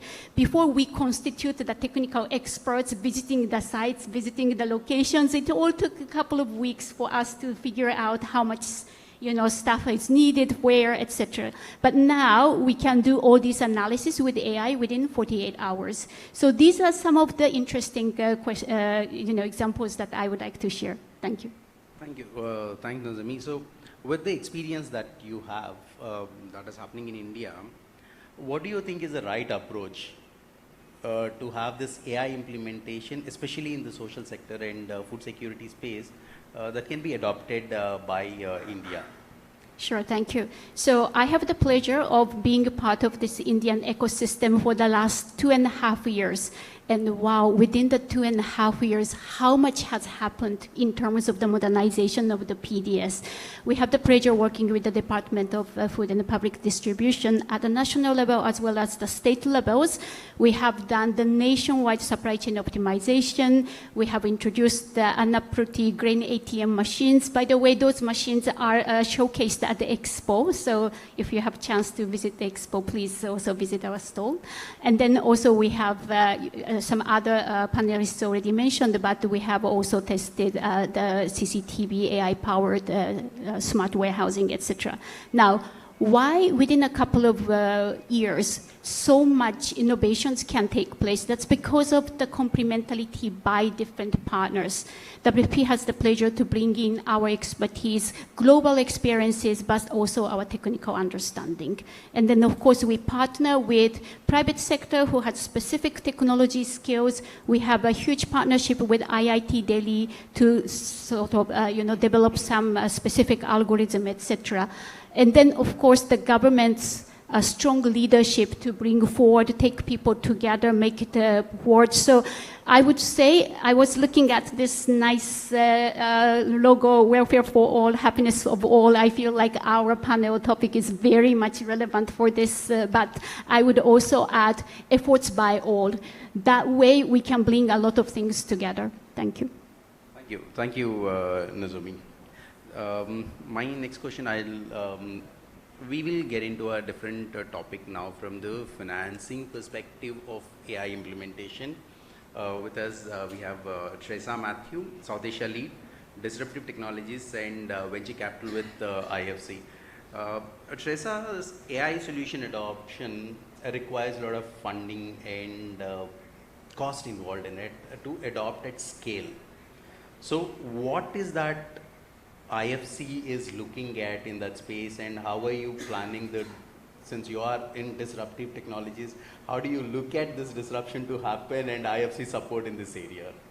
Sure, thanks Kalyan. So first of all, I think AI adoption in government systems is not merely a technology challenge or a financing challenge, it's actually an ecosystem challenge, and this is where DFIs have a distinct and catalytic role to play. Firstly, DFIs can help mobilize capital at scale for the AI ecosystem. So to give you an example, IFC has invested over $500 million and supported over 200 plus Indian tech startups over the past decade or so, directly and indirectly through its venture capital investment program. But more broadly, I think DFIs can use patient capital, also blended finance and risk sharing instruments to de-risk early adoption, be it in AI startups or even in infrastructure like data centers and connectivity that governments can rely on. Secondly, DFIs can invest beyond AI solutions into capacity building as well as standard setting. And as we all know, successful AI deployment in government systems will require data governance, procurement, reform, cybersecurity, and skills within the ministries and implementing agencies. So DFIs can finance technical assistance, training, change management to ensure that AI systems are actually used and maintained and trusted over time. And third, by bringing together governments, global tech firms, as well as local startups and implementing agencies, DFIs can help move from pilots to platforms to ensure that these systems are interoperable, privacy preserving, and aligned with public interest outcomes, particularly in systems like food and as well as social protection. So, follow on, Teresa, is you have, it's good to know that you invested like $500 billion in nurturing the startup ecosystem in technology that was specific to AI. Is there any kind of a plug-and-play models or the use cases development, the way like hackathons are happening now on digital adoption? Do you have any such thought on having those few use cases demonstrated and ready for adoption kind of thing?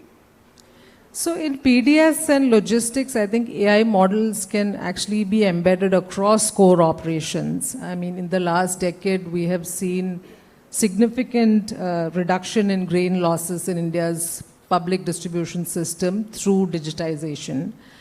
And the numbers are quite staggering, right? And similarly, even in logistics, I think the costs have come down quite substantially over the last decade, thanks to digitization. And I think the next level of efficiency gains will come from AI adoption. And we've seen enough examples in the private sector.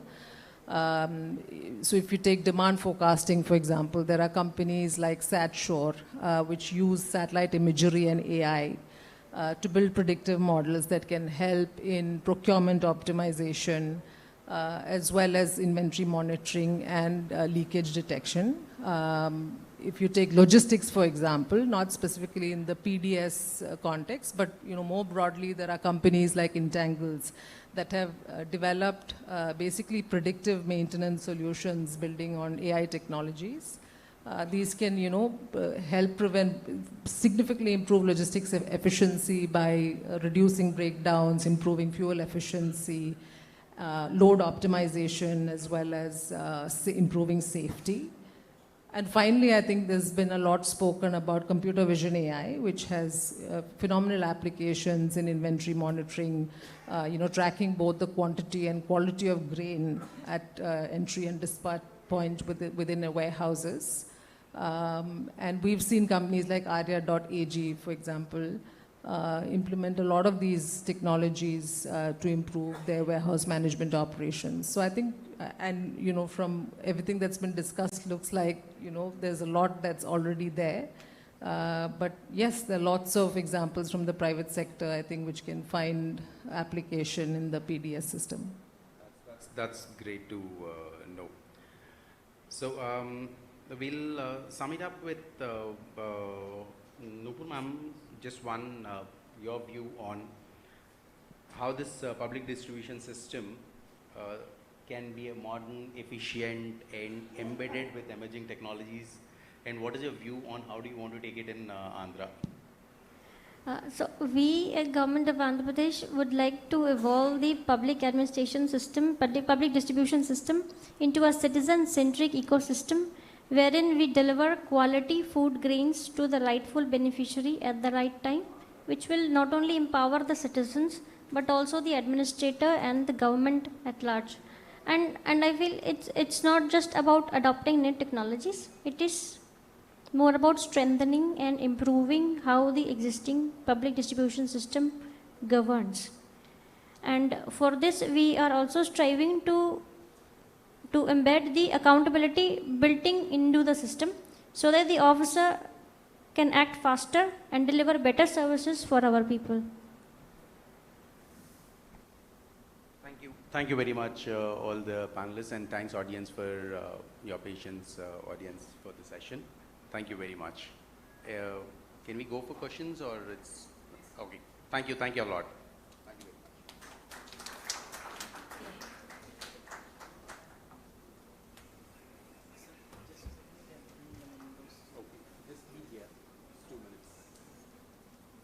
And I think by the time we get the mementos, we can take one or two questions, right? Thankfully, we have a couple of minutes, so we can take few questions.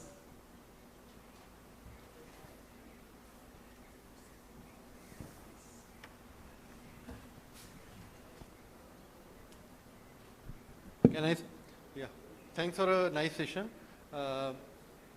We are supply chain management consultants, so we work in the area of digital transformation, SCM, and sustainability.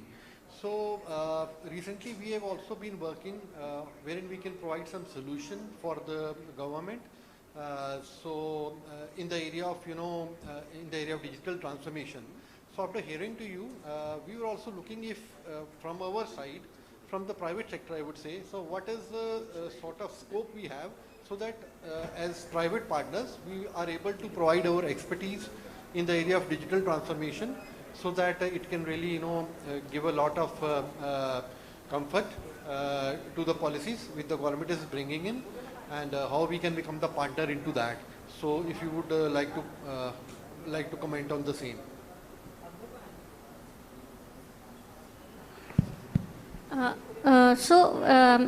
At the government, we are also procuring the paddy from the farmers. We procure paddy. So till now, we have discussed the warehousing, logistics, and transportation. So with respect to procurement also, we would like to automate a few processes.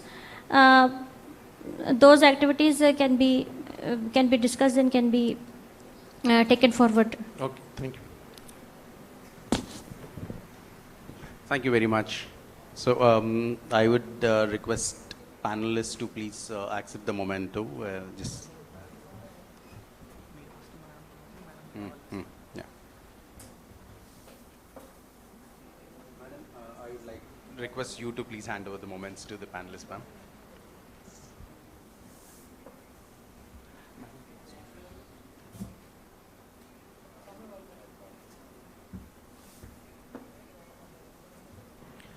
Mr. Lakshmi Venk, we'll start from this side.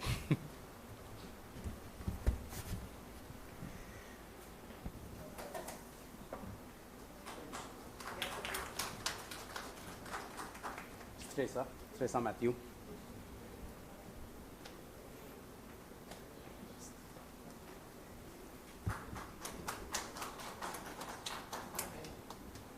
Nozomi.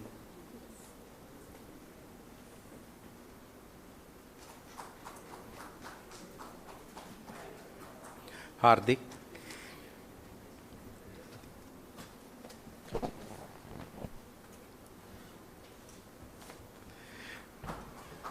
Aditya.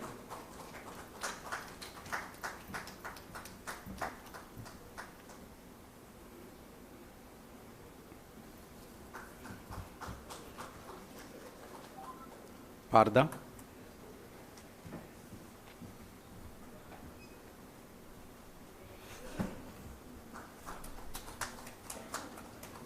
Now I will take the honor of presenting the memento to ma'am.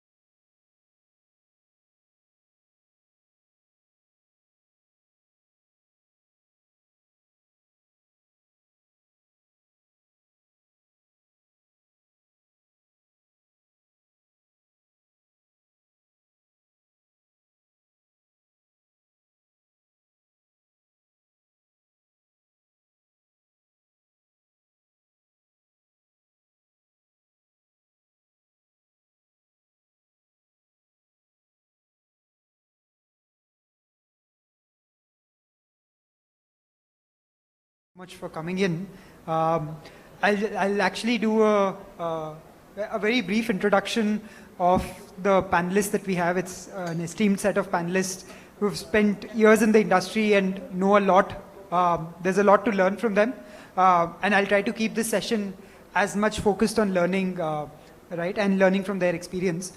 Before we start, I'll maybe start the introduction. I'll start with Hitesh.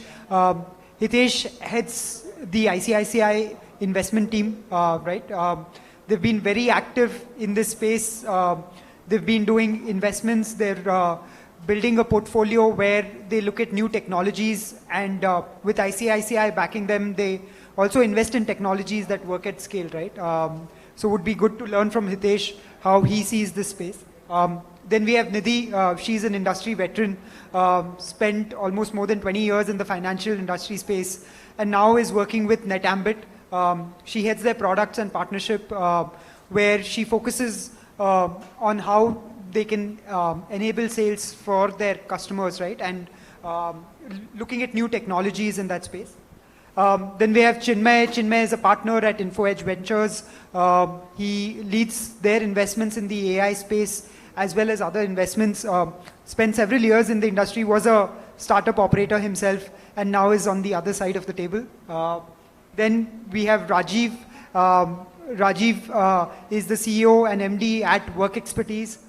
They're a solution provider for staffing solutions and technical solution providers to several of the leading brands in India, and they've been expanding really quickly in this space. Right? I've been at the luxury of having worked with them directly as well, so I'll try to bring that flavor in the conversations as well. Right? Maybe Rajiv, I'll start with you, right? I think the topic for this session is voice as the default interface, right? How is it that India is going to operate, and how is the next billion population in India going to come into this ecosystem, right? And what role will voice play? I think you've been advising a lot of senior folks at some of the biggest brands, right? Like Hero.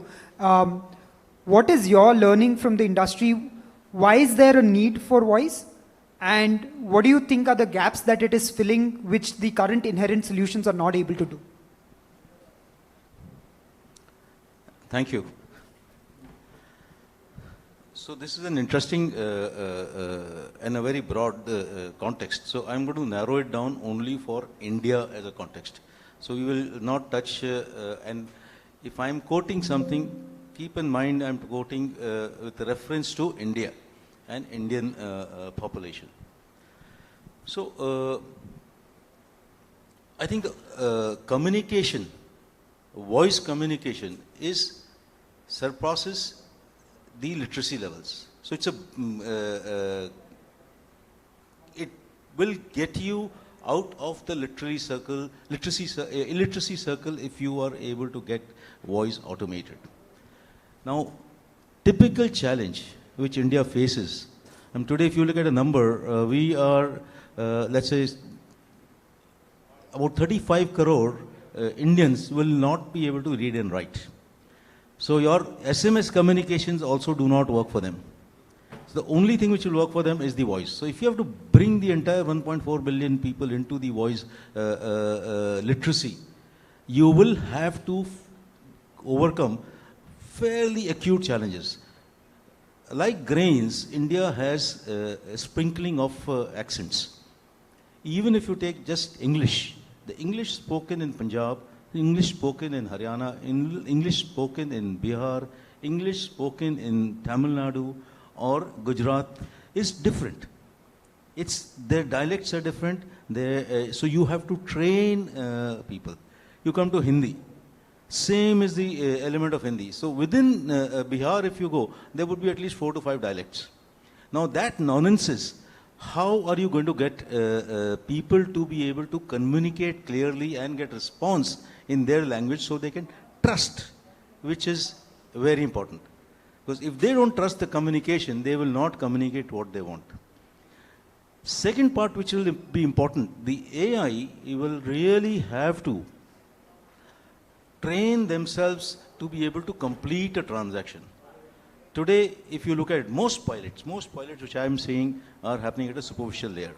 There is still a confidence which is to be built up.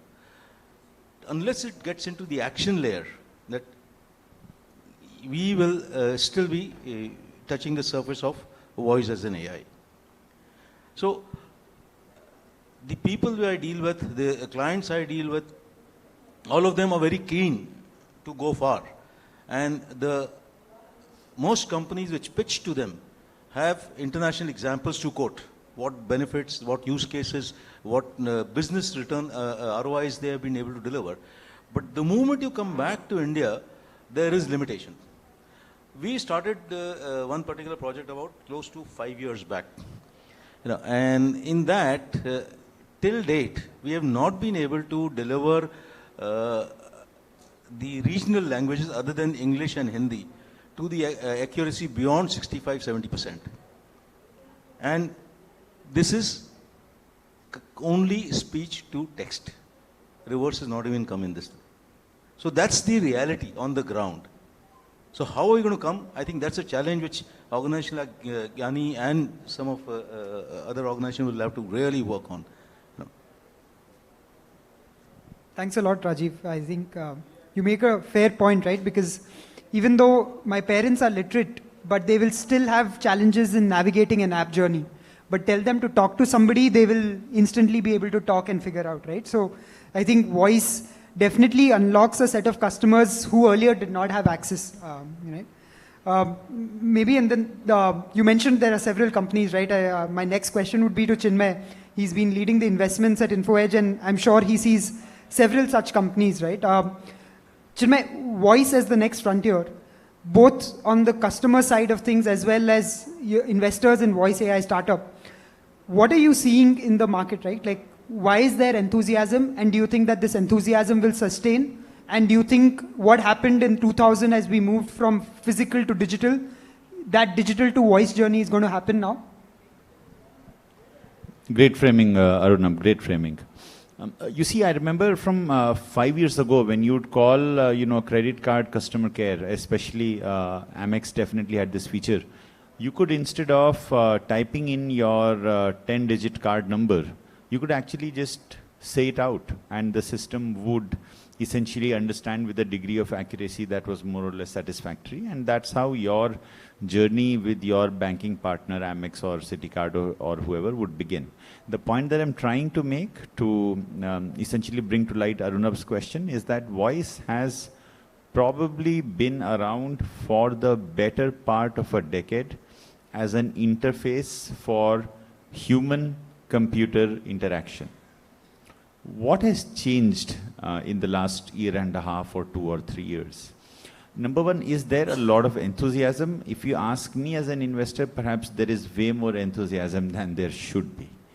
Just the number of companies that are getting funded in voice, the number of companies that, the number of founders that are starting out companies that are focused on voice AI. I wish, everybody succeeds, but that's simply not how, the world works. That's not how the cookie crumbles. So perhaps there is a little bit too much enthusiasm, if you ask me.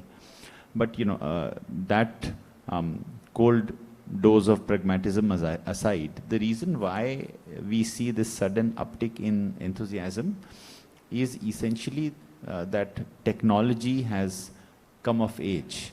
You know how they say about technology that, there's, decades go by and nothing happens. And then there is a week or a month or a year when it looks like decades worth of progress just manifests all of a sudden. I guess all of us, every single one of us in this room has been living that accelerated dream in terms of everything that AI has shown us is possible over the course of last 2.5 years. So in terms of the key technology pieces, and perhaps, we'll get a chance later to discuss this over the course of this 1 hour or so.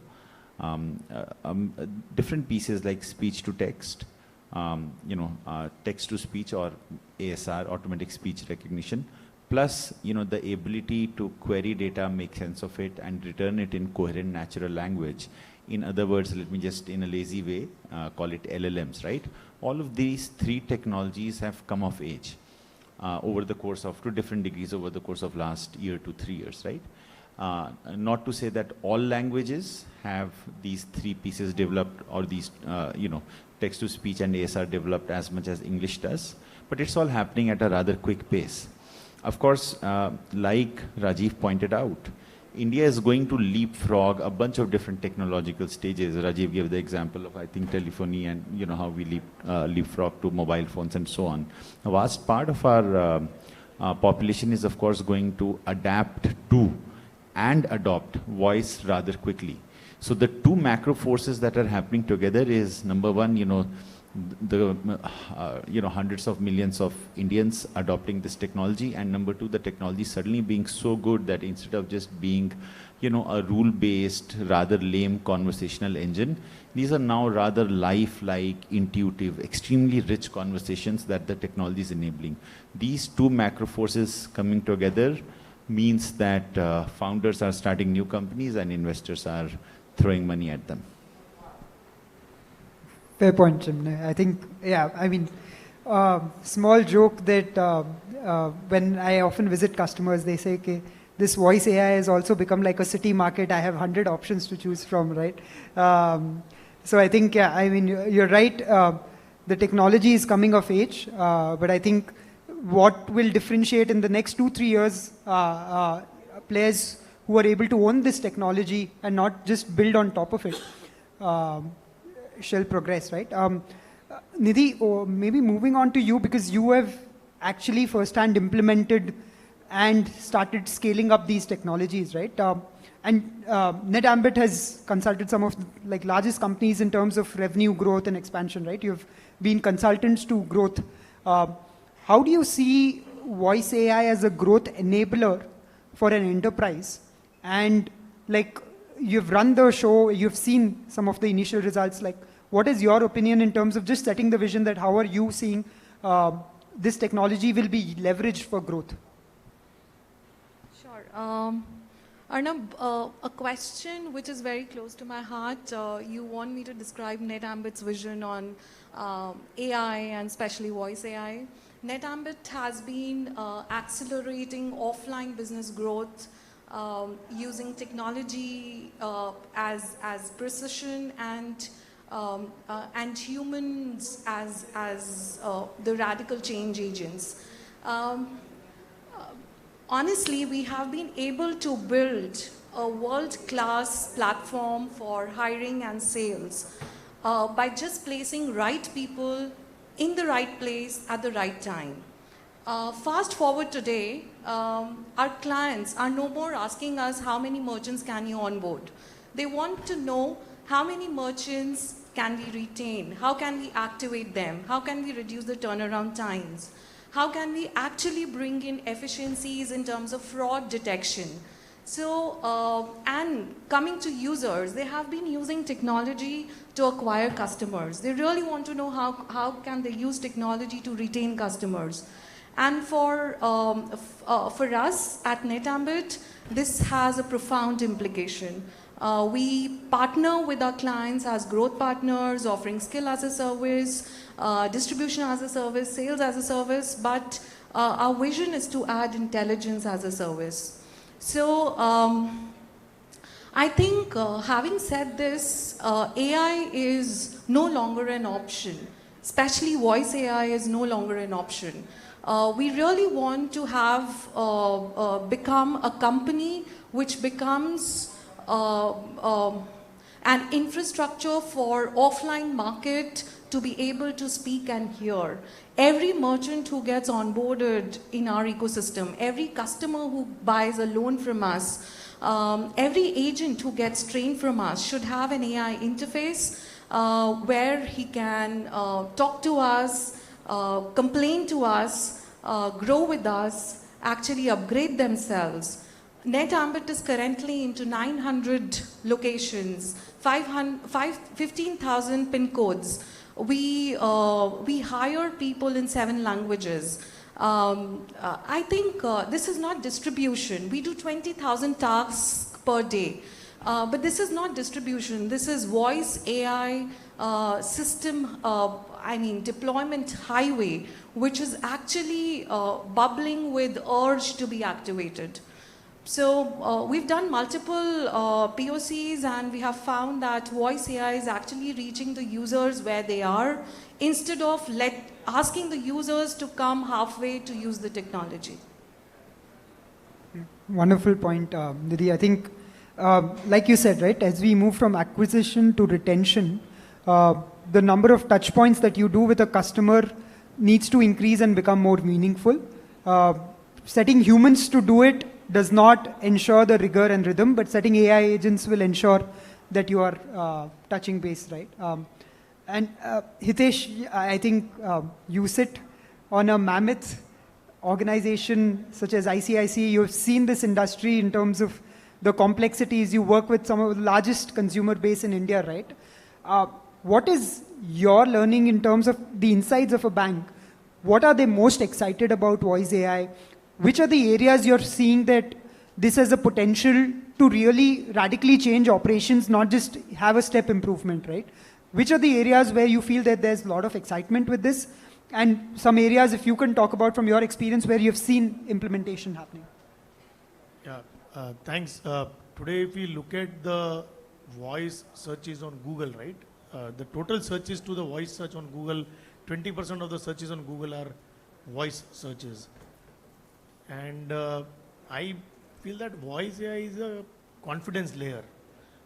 It is a unified, it can become your primary unified engagement layer or a communication layer for your end users. Many times the customers are not said about literacy. Many times there is a lack of confidence in terms of putting a text messages or interacting with the mobile app, or even writing an email.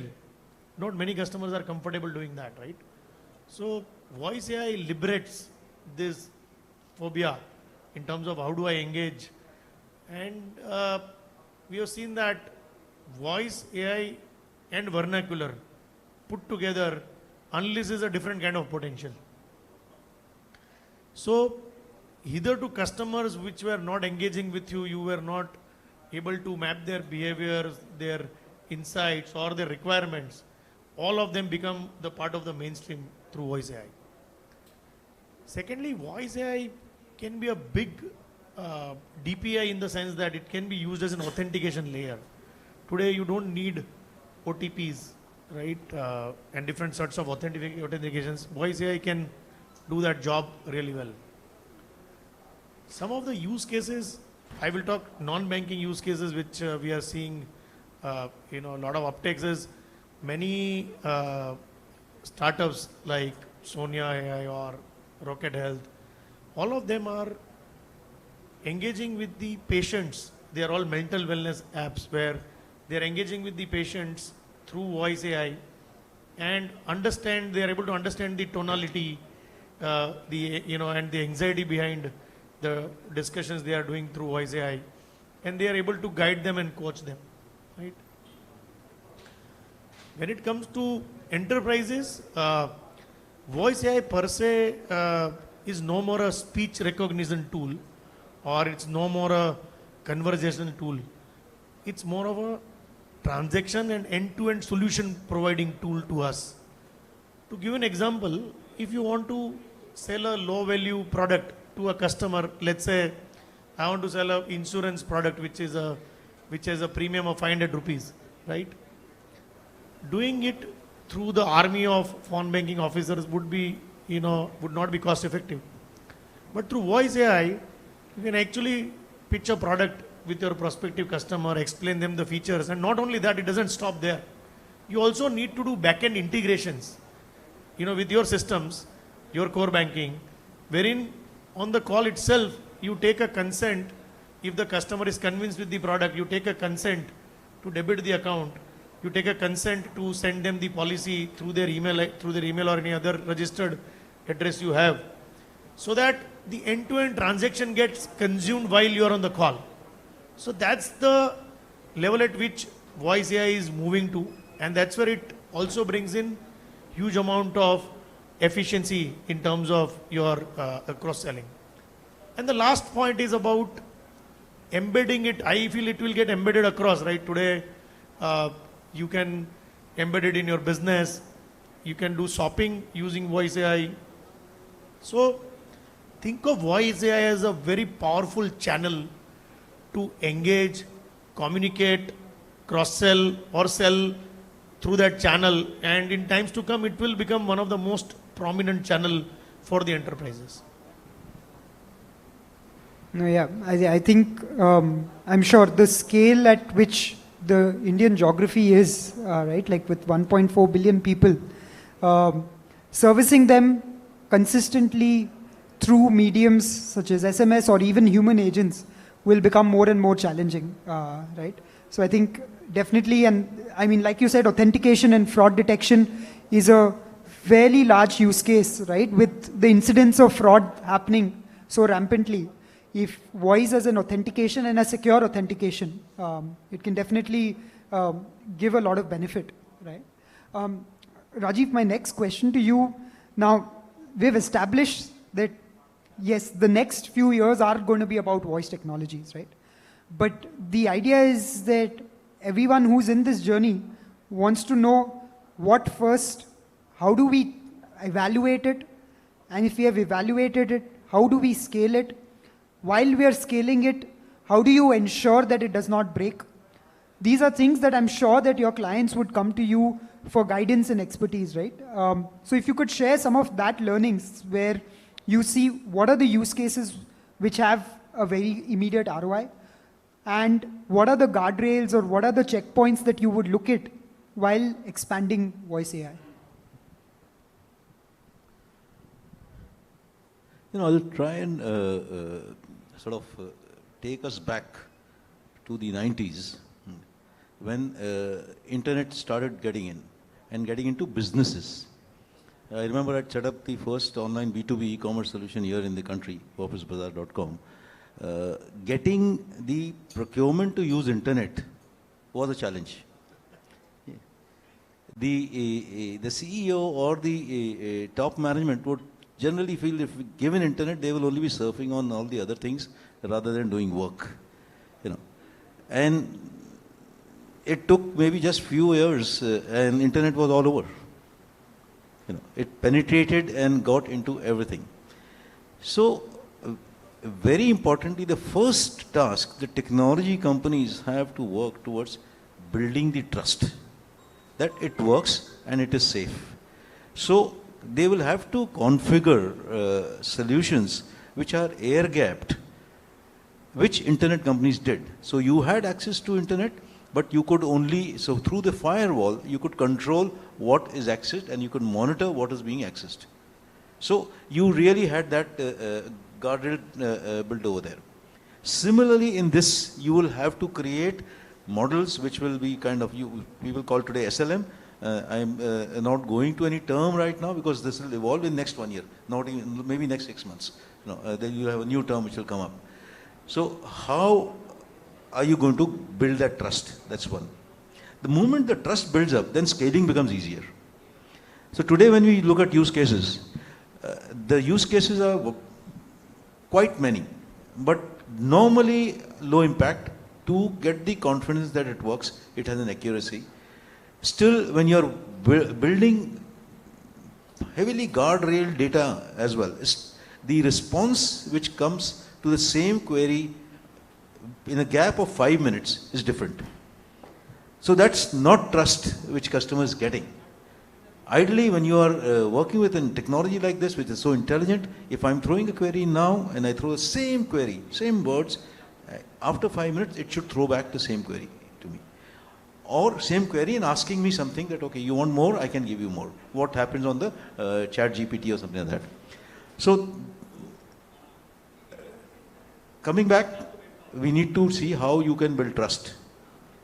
And that's what we do. So a lot of POCs happen, pilots happen, so we have multiple pilots running, we have POCs happening, and then they will see whether they want to take it forward to a full-blown. Because the moment you get into full-blown, what Hitesh just said, there's a lot of integration required.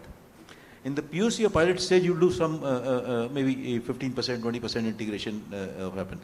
But full-blown means now I'm committed and I'm going to go live with it for life.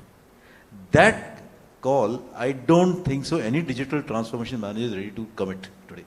That's what I would say. So if you want to rebuild scale, focus on how do you give them the guarantee that this is trustworthy, response is controllable to the way the organization wants.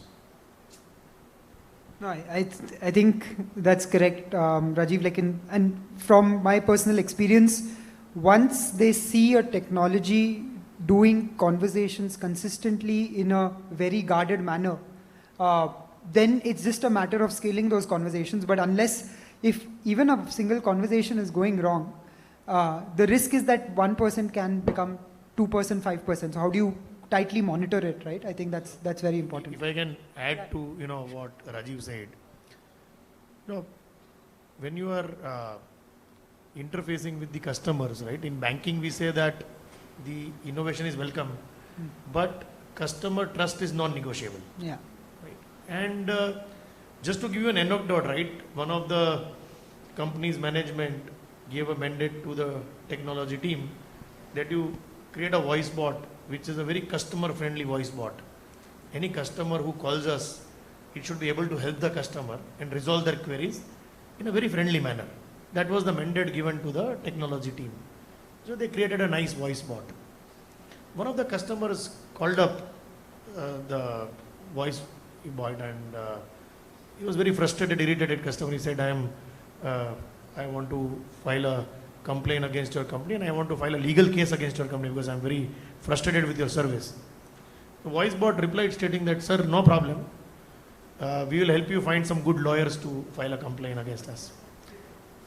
So, because the mandate was that it should be a customer-friendly voice bot, right? So, talking about guardrails, when you make an application which is enterprise grade, privacy, security, accuracy becomes of paramount importance. You actually need to know on which data the underlying models are trained. Do they have any biases? And if there are biases, what are the frameworks you are creating to ensure that those biases don't creep in while the customer conversations are happening or customer engagements are happening? And when you, as a organization, you're putting your brand at stake, right? When you open up these channels and conversation starts free flowing, this actually impacts your brand. So you have to be very cautious when you are exposing some of these tools and technologies and innovations to the customers. We had that case in Australia where the Australian government had a report from one of the big fives, and the report was faulty. It was all used, and they had to pay a huge fine and redo the whole report again. So, very important point, the enterprise data has to really come out accurately.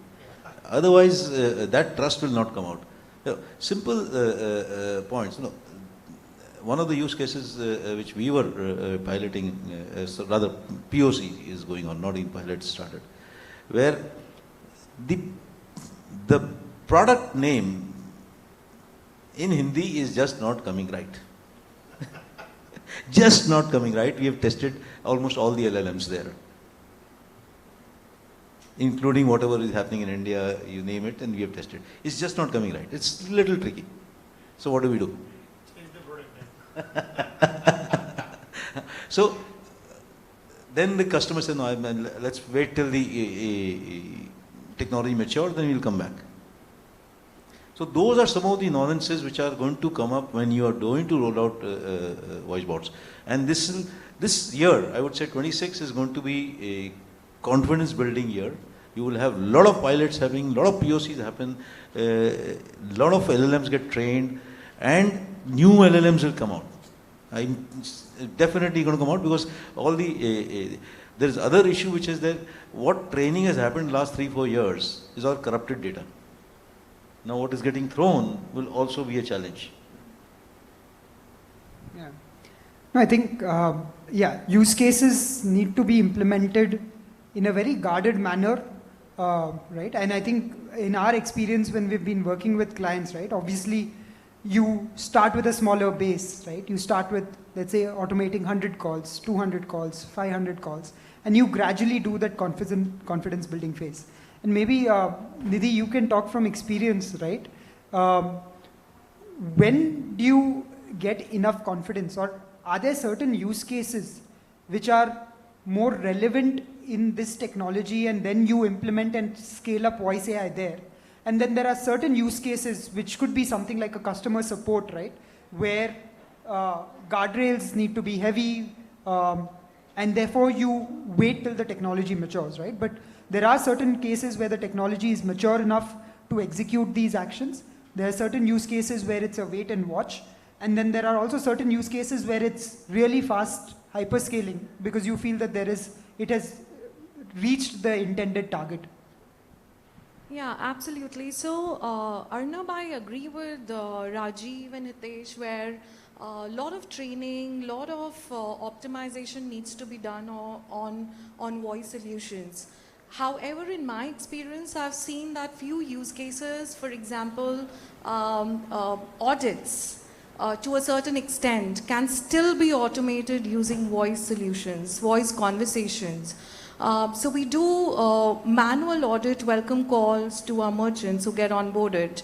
We've got absolutely amazing results using voice solutions through Gyani. We also face the problem of pronunciation of names, but I think we could tweak it to a level which gave us at least less than 10% false positives. We could actually bring in I would say non-negotiable parameters on board, which were these solutions were not just working in demo environment, they were working on the field. So we have, as I mentioned earlier, we operate in 900 plus cities. So and in India, we don't switch languages. We actually weave it into our mother tongue. Hindi spoken in a Gujarati manner, Hindi spoken in a Maithili style. So we worked a lot on that. I think the way forward is still, we are still to see the high accuracy there, but the tool is learning fantastically. So, welcome calling, hiring, another very important, pertinent use case where we strongly feel that voice AI, voice solutions, if trained well, if technology is used optimally well, I think they can do wonders. So what happens in a communication? It's not one call. It's multiple conversations happening at one time, at various levels. If you talk to a few people, they talk to you in a very emotional way. Others talk to you in a practical way.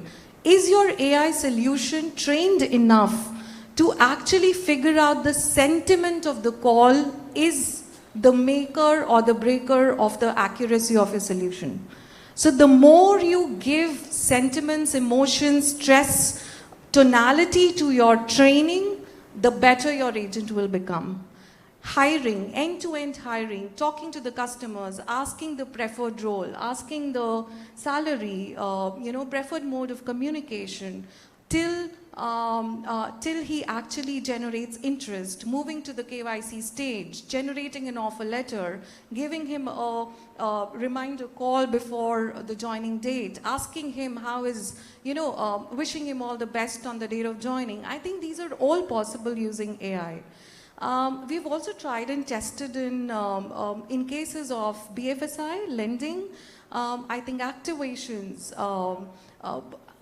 that's the space where you need to be a little more compliant. You need to understand the OTPs cannot be asked on phone calls. So very clear guardrails, and in use cases, very clear indicators where an automated call will help versus a human in loop is the decision which every digital transformation head or the manager has to take.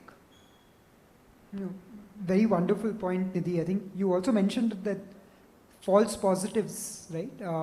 I think the moment the cost of false positive is something that you can handle, then that's an area where voice AI can scale up. If your cost of a false positive, like you said in the case of a lending journey, you miscommunicate an information, there is a higher cost associated with it. In the case of a hiring journey, cost of a miscommunication is not that high, right? So I think wherever you see that you can work with a minimum threshold of false positives, those are areas where you can rapidly change volumes from a human agent to an AI agent. Areas where you feel that we need to bring down the cost of those or bring down the false positive rate. There you learn, teach the system and sort of scale it up. Yeah, absolutely. And it's not about actually automating everything. It's augmenting. Your callers are supposed to do the intelligent work. They're not supposed to ask monotonous question on every call and get actually very exhausted. So in a use case where we are selling upskilling courses, it's working beautifully. It never feels exhausted. It talks to the prospective learner in the same passion. So I mean, there are umpteen use cases where voice solutions work beautifully well, and others are like on the way to be compliant and to be trained. Perfect, perfect. Chinmay, over to you. Like I think you've seen with InfoEdge, you've seen they've been the pioneers of technology when Naukri came out, then with 99 acres, and then with Zomato as an investment, right? You've seen, I would say, in short of a better word, legendary companies, right, who have changed how the industry operates. What do you think will take to create a legendary voice AI company, right? And what are the key areas that as customers also who are evaluating these voice AI companies, they need to look out for when they're choosing a partner for such? Arunabh, in our experience, there is very little that you can do forward looking to build a legendary company. I mean, you try and do basic things, you try and sell a little bit, you try and solve 3 customer problems, you try and stay ahead of the technology curve a little bit here and there. And hopefully along the way you meet a little bit of luck and some degree of current guidance, and that's how eventually you look back, 17 years from, that point in time, and you say, oh my God, legendary company ban gayi hai. It's very difficult to connect the dots looking ahead. So I don't really know what it will take to build a legendary company in voice AI. I do not know what will be sufficient to build a legendary company. I do have some idea around what will be absolutely necessary. So for example, there's a lot of conversation that I see from potential buyers of AI, voice AI, other AI products around ROI, around whether the expenditure or the investment in AI is justified by the savings that that initiative will drive. I'm not a big fan of that conversation. I don't necessarily like having conversation around how AI will drive savings. I don't think AI should be conflated for a cost-cutting exercise. It should be thought of as an investment that compounds over time. The question is not how much money AI will save for you this year. The question is not what will be the ROI on it. The question is, can you really afford to not do it, even if it's a rather questionable ROI right now? That's really the question. The greatest voice AI companies will be able to elucidate that point to the customers so that they don't fall into the race of undercutting pricing and giving freebies and giving extensive free demos and whatnot, given that it's a crowded space. So being able to impress that point upon customers, that's going to be an important one. The second important one, again necessary but likely not sufficient, is the core technology. I do believe that the ideal voice AI company will own every single piece of the technology. I'm not just talking about the 3 key building blocks of speech to text, TTS and the LLM, but I also mean the more basic aspects around telephony and dialing and orchestration and QA and analytics and the dashboard associated with it. Every single piece needs to be owned by the company. The problem, maybe not the problem, maybe the good thing with AI is that you as a customer, you bring on an AI product today, and it is absolutely state of the art, it is cutting edge, and you go to sleep for 3 months, and you realize, oh my God, I'm really stuck with a product that is from back in the 90s. Because AI really is moving at a pace that is blinding fast. And therefore, for a voice AI company to say that I'm actually using an API of one of these hyperscalers, I'm dependent on a Whisper API of OpenAI or an Amazon and so on and so forth, you know, that's simply not going to cut it.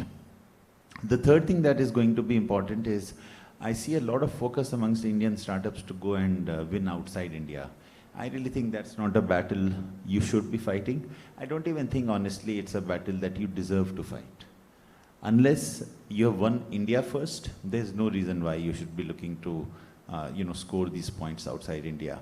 Now, India, especially for voice AI, it is an incredibly difficult market because some of the points, that my fellow panelists made earlier, just the number of languages, dialects, people, accents, whatnot, it's extremely difficult. And therefore, being able to find depth in a specific language as opposed to breadth across 5 different languages, that is going to be important. So I don't want to hear a voice AI company tell me that, I have 80% accuracy of ASR across 12 different languages. Have you cracked English in the Indian accent first to a degree of 96% accuracy? That's a conversation I'd much rather have. And then let's go solve for Hindi, and then let's go solve for Tamil, and then let's go solve for Bangla, and so on, right? And even if that journey takes a little bit longer, even if this journey sounds like a 1.5 years, 2-3 years journey just to solve the core technology of these different languages, jaldi kya hai?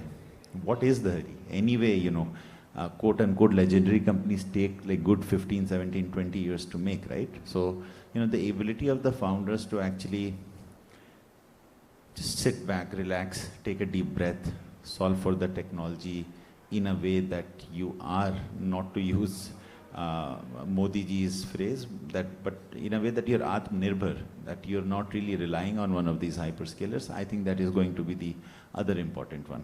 The fourth and last point I'll add, again it has been mentioned by my fellow co-panelists, is just aspects of observability, safety, security, data unification, building the right pipelines, building the right linkages, making sure that the voice AI product is connected to every single piece in the technology stack so that it is able to access customer data and so on, right? I think that's going to be super important too. I have seen a lot of companies that have beautiful demos, such demos that you will be blown away. Oh my God, that sounds so human-like, so much so that you cannot just hear the voice AI talk. You can even hear the voice AI breathe. The demo is that good. But your best laid plans, as soon as they get tested in real production world, that is when those best laid plans fall off. So having an eye towards what production does at a scale to your beautiful nifty piece of technology, I think that's going to be an important one too. I think brilliant answer, Chinmay. You touched about scale, having the proprietary tech, right? Because I think what we're also seeing in the market with this data residency and a lot of the acts coming in terms of information security, you relying on API wrapper means that your information is going out. And unless, just today in the summit discussions, people are saying, I don't want a single piece of data to go out of my ecosystem, let alone a cloud. I want this all within my infra, right? So there's no way building a tech is not an option. It's the only thing that makes voice AI scale up, right? I think that's very well put. Maybe just as we are closing down, few closing thoughts, I think, from the panelists in terms of what would your advice to the CXOs and the leaders be in terms of how do you approach voice AI, and what should you do in the next 1 year time frame, and maybe the next 5 years in terms of how do you go forward with voice AI? See, I think there is no escape. You have to try, test, and move forward. So you have to go through the journey of learning. The ERP days of, again I will remind people, 87% failure rate in the first time rollout. You know. So today also, if you go to SMB market, they are still stuck on Tally. Some level of automation. So there is a journey you will have to go through. One, when you look at a partner, very rightly mentioned, you should look at a partner who's there to stay, who's focused on your market, who's not, your market is not an option for him. कि चलो ये भी cover करना है, but so I have met companies who are focused on international market because the profits are higher and all, and they've been there for quite some time, but they have not focused on Indian market. So if you really want the best buck, or rather best out of your buck, is focus on companies which are there to stay, who are building to keep the company and not to sell the company. You know. Second, they are sensitive to the requirement of trust which the Indian business mindset has. If you talk to a global enterprise and you talk to an Indian global enterprise, you will have complete different requirements coming out around data security. So keep that in mind. So, and then finally, I think start small and then take it large. So as this year is going to be a year of change, so use this year as a learning, spend some money. You will have to invest. When you set up a factory or when you set up a business, you invest in something. Now you're setting up a new capability which you're definitely going to give you returns in future. So, but you have to invest today. If you're looking at return on investment now, I think then you should not look at it. It's probably not my place to give advice to CXOs, but if I may share a small piece of advice, it's honestly got nothing to do with the companies, the enterprises they are running. My only advice will be use as much of AI as you can in your own personal life. I mean, if we are all still using ChatGPT as a question and answer sort of platform, and if we are thinking instead of, you doing our searches on Google, we now do our searches on ChatGPT. So we have now become AI savvy. The fact is we are not necessarily even scratching the surface of AI in our personal life. So, figure out what Claude does, figure out how you can add a skill to Claude, figure out, what used to be called prompt engineering and why is it not relevant any longer. See what OpenClaw is, how can you work to create a few autonomous agents that solve your personal life and so on. See if you can use WhisperFlow to use voice in your own personal life, to write your, lovey-dovey messages to your spouse and, so on, right? The point that I'm trying to make is that if you open your personal life to AI, and if you allow yourself to be surprised, to be blown away by the power of AI, most likely, at least it's my bet, most likely you will do the same in the companies that you're running. I think, not advice, but I think I would like to express few things. As decision makers, stop thinking about treating voice solutions or AI as product features. Start thinking about it as an infrastructure which compound with time. Ask few technical questions to yourself. Can this solution be integrated with edge devices? Can we do code mixing? Can we train our ASR models which are accent, prosody intelligent? I think start looking at matrix in a different way. Don't look at deflection points alone. Look at those addressable markets which we were not able to cater before the advent of voice solutions. And start believing the conversation between the organization and the customer is not a cost center. I think the topic was voice becoming a default interface for the next billion. In my view, the next billion is not waiting for better keyboards, better RAM, English lessons. In my view, the next billion is actually waiting for a simple technology solutions which touch the basic human capability, which is voice and speech. So as a practitioner, some of the things we follow or as a user, I think of voice AI as a very long-term channel, and build everything around it, so that you will be able to take take it to a next level of efficiency in your whatever use cases you are able to implement it.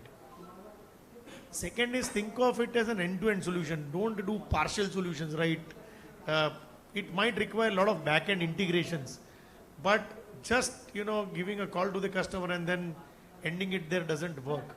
You have to think end-to-end. Like, for example, if I am buying goods on Amazon, let's say 5,000 worth of goods, through voice AI, am I able to do a shopping stating that, hey, I want to buy this goods for 5,000 rupees, convert this 5,000 rupees as a loan and into 3 EMIs of so and so amount. Now, they are very complex tasks, right? One end you have a buying transaction, second end you have a credit underwriting transaction, whether I will be eligible for 5,000 rupee loan or not. Third is, I have a desire to pay it in 3 installments, right? So, but think of it, can you do it end to end? So once you build up your journeys like that, the efficiency or the convenience which it will bring in, which be far more superlative, and that's where a lot of potential or a lot of harnessing in terms of the new customer acquisitions or the experience part on the customer side you will be able to take it to next level. Thank you, everyone. I think just to sort of summarize the discussion, right? Just calling out key things, right? So definitely, voice is an interface that you can't escape. Be selective in terms of the use cases that you pick up, but build it out fully. Let it be a complete workflow. Embed these workflows not just in your professional but personal life, and see the impact of AI. Once you start seeing the impact, the ROI will follow. Don't chase ROI from the beginning. I think ROI will happen as a byproduct if you just stay invested in this journey. Thank you. Thank you.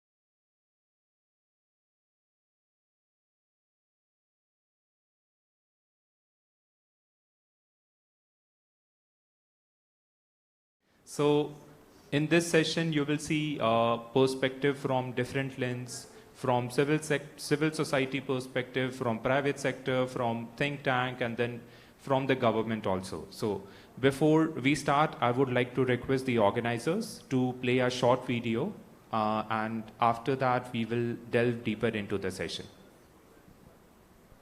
Ladies and gentlemen, my name is James Ong, founder and managing director of Artificial Intelligence International Institute, AIII.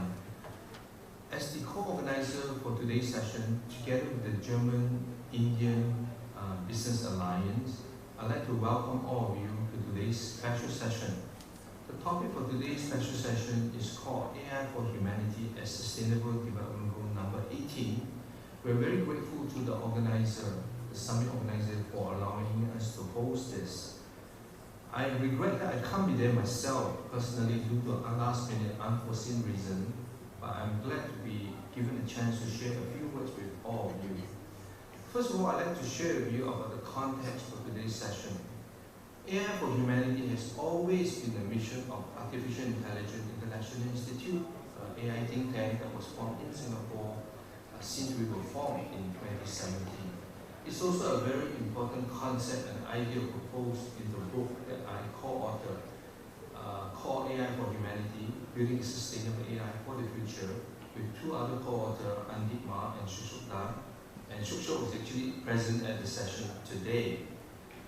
Also, to give the context, the idea of SDG 18, or AI for Humanity, was proposed and shared at the United Nations Department of Economic and Social Affairs in 2024. Then it was proposed officially at the United Nations University AI Conference in Macau in October 2025. It's also actively promoted and advocated at Davos 2025 and 2026. Today we are very grateful to be able to continue that dialogue and conversation with all of you at the AI Impact Summit in India. Second of all, I'd like to share why we are doing it. Unifying 8 billion people under one voice towards an SDG goal number 18 is probably one of the simplest things we could do to get collective wisdom to push towards AI for humanity. It is also to echo United Nations Secretary General Antonio Guterres' speech on September 2025, where he called for a future of AI with AI, by humanity, with humanity, and for humanity. It's also very aligned with the United Nations report published in September 2025 on governing AI for humanity. It's also very aligned with the voices of the top scientists, including Professor Geoffrey Hinton, Turing Award and Nobel Prize winner, who has called for global collaboration to ensure safe AI, as well as Professor Yoshua Bengio, who has always been calling for safe AI for humanity. I hope today's session will allow us to continue the conversation and bring global awareness, at the same time garner enough collective wisdom to have call for action towards that as well. At the same time, it's very aligned with our AIII's approach with the theory of change towards AI for humanity that we term Make AI for Humanity More Profitable Than AI. Last, in closing, I'd like to thank the organizer, the summit organizer, AI Impact Summit, for allowing us to host a session.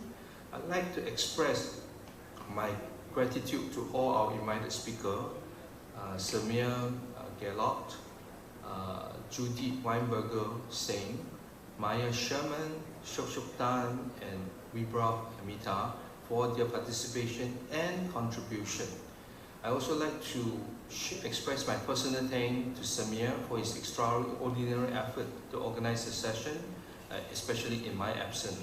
I hope all of you a successful and enjoyable session today. At the same time, work together to exercise collective wisdom with the audience towards impactful outcome. Thank you very much. So before we proceed further, the organizers have requested us to take a group photo. So I think we should sit and then take a picture. Would that work? Yeah.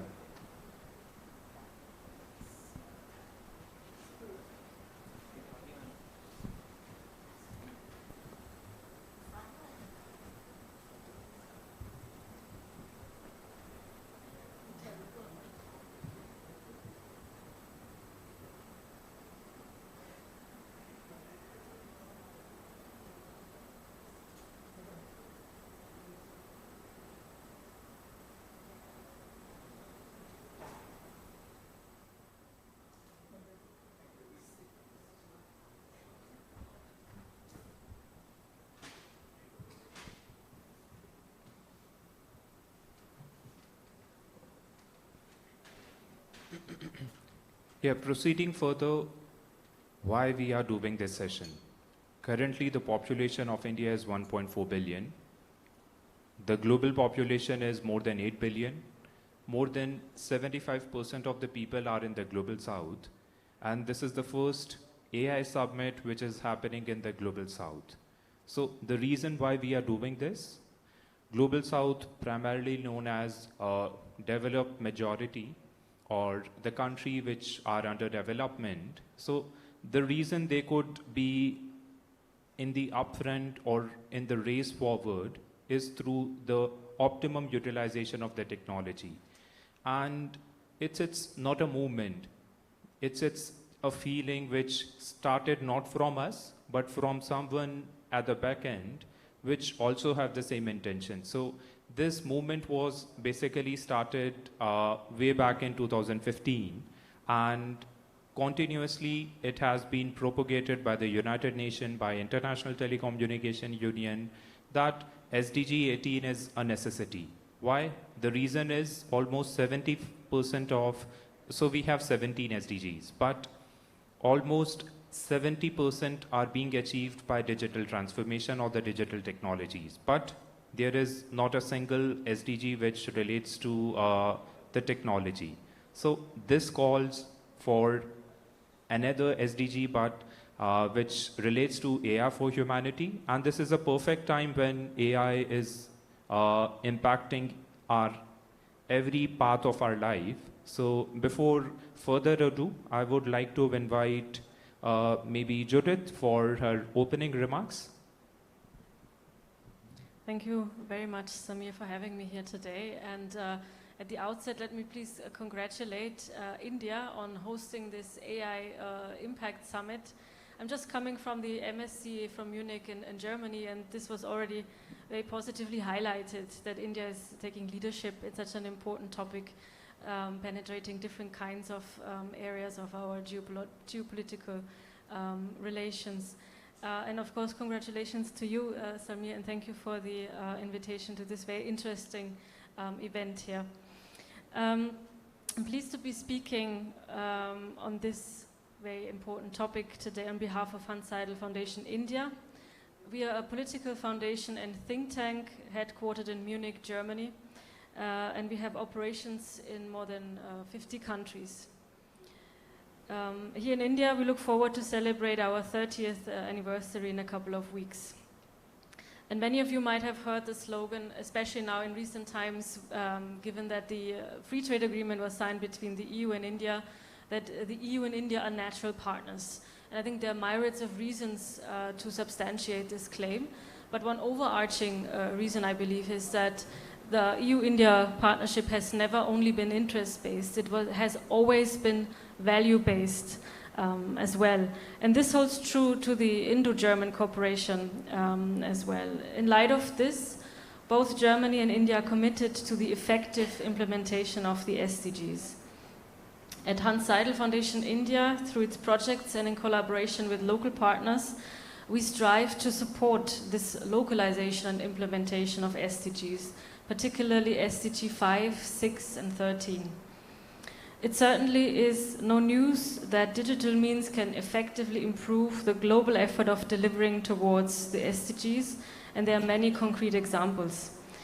In this era of AI, however, a set of new questions arise that go beyond technicalities, such as digitized project management cycles or technology deployment for more effective resource efficiency. We are increasingly looking at questions that revolve around a deeper understanding of how AI can foster human development, not at any cost, but truly sustainably. So this is, in fact, what also drives us at Hans Seidel Foundation right now, and I think this Impact Summit is a wonderful opportunity to really dive deeper and reflect. And let me be frank, while we at HSS India increasingly rely on digital tools to enhance our work, for instance, through digital monitoring dashboards for the implementation of state climate action plans, we are still far from truly deploying what is often termed as AI for humanity. And while there might be a lot of examples, and probably many of you are aware of them, that international organizations like the International Rescue Committee already successfully use AI for humanity, I do believe that the mass or the broader spectrum of NGOs or those multipliers who advance development, sustainable development at a global scale, they have not tapped into the potential of this. But perhaps this is not entirely a weakness. At this critical juncture of AI deployment, caution may in fact be prudent.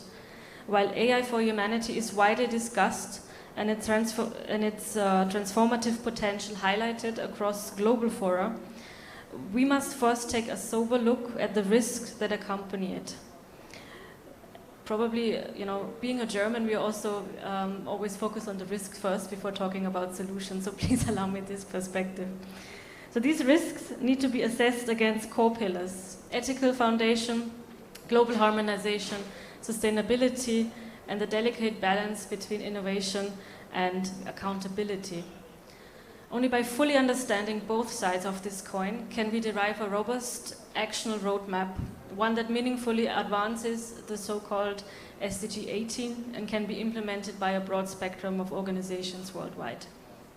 When preparing for the session, I also looked at the World Economic Forum's Global Risk Report 2026, and this report highlighted that adverse AI outcomes rank highest among those most significant long-term global threats.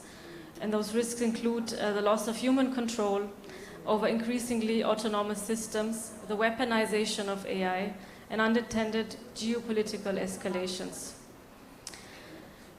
In other words, if we are serious about AI serving humanity, we must be equally serious about addressing its governance gaps. Only then can AI become not a source of fragmentation and risk, but a genuine driver of inclusive and sustainable development. Therefore, humanity-focused AI deployment is key to truly achieve social good. In this regard, I believe a robust regulatory framework is essential, and I already got a chance to have a little chat with my co-panelist here on the regulatory side of things. And the point I'd like to refer to, without going into too much of detail, is the EU AI Act, which establishes the world's first comprehensive risk-based AI regulatory framework. And it explicitly is designed to safeguard human rights, democratic values, and sustainability in ways that align with SDGs. The particularity about this act is that it actually categorizes AI systems from unacceptable risks. So we have, categorizes different degrees of risks, and one is unacceptable risks, for example, the social scoring bans. Then we have high risks like mandatory bias audits in hiring or lending tools. And it directly mitigates harms like the discriminatory outcomes under SDG 10 and promotes energy-efficient AI practices to curb data center emissions, supporting thereby SDG 13 and SDG 7. By 2026, full applicability is aimed to, but it sets a precedent for AI as a force for collective good, countering dystopian risks like surveillance, overreach, while enabling SDG-aligned applications in health and poverty alleviation. While this act is also being criticized, and particularly by industry, for its hampering characteristics in terms of overburdening bureaucratic implications, and also NGOs have mentioned there might be certain legal loopholes that diminish accountability. There are also a lot of proponents who emphasized its voluntary nature as a strength, enabling early compliance, harmonized standards across Europe, and global leadership in trustworthy AI. In the digital era, frameworks like this, India's AI Impact Summit and efforts related to that, as well as global initiatives such as the ITU's AI for Good, exemplify pathways forward, mitigating risks like bias and disinformation, while harnessing AI for equitable outcomes, as evidenced in some concrete examples, including the IRC's crisis tools. I was asked to also think of a quote that kind of fits to the topic of this, and I've chosen one from this year's International AI Safety Report.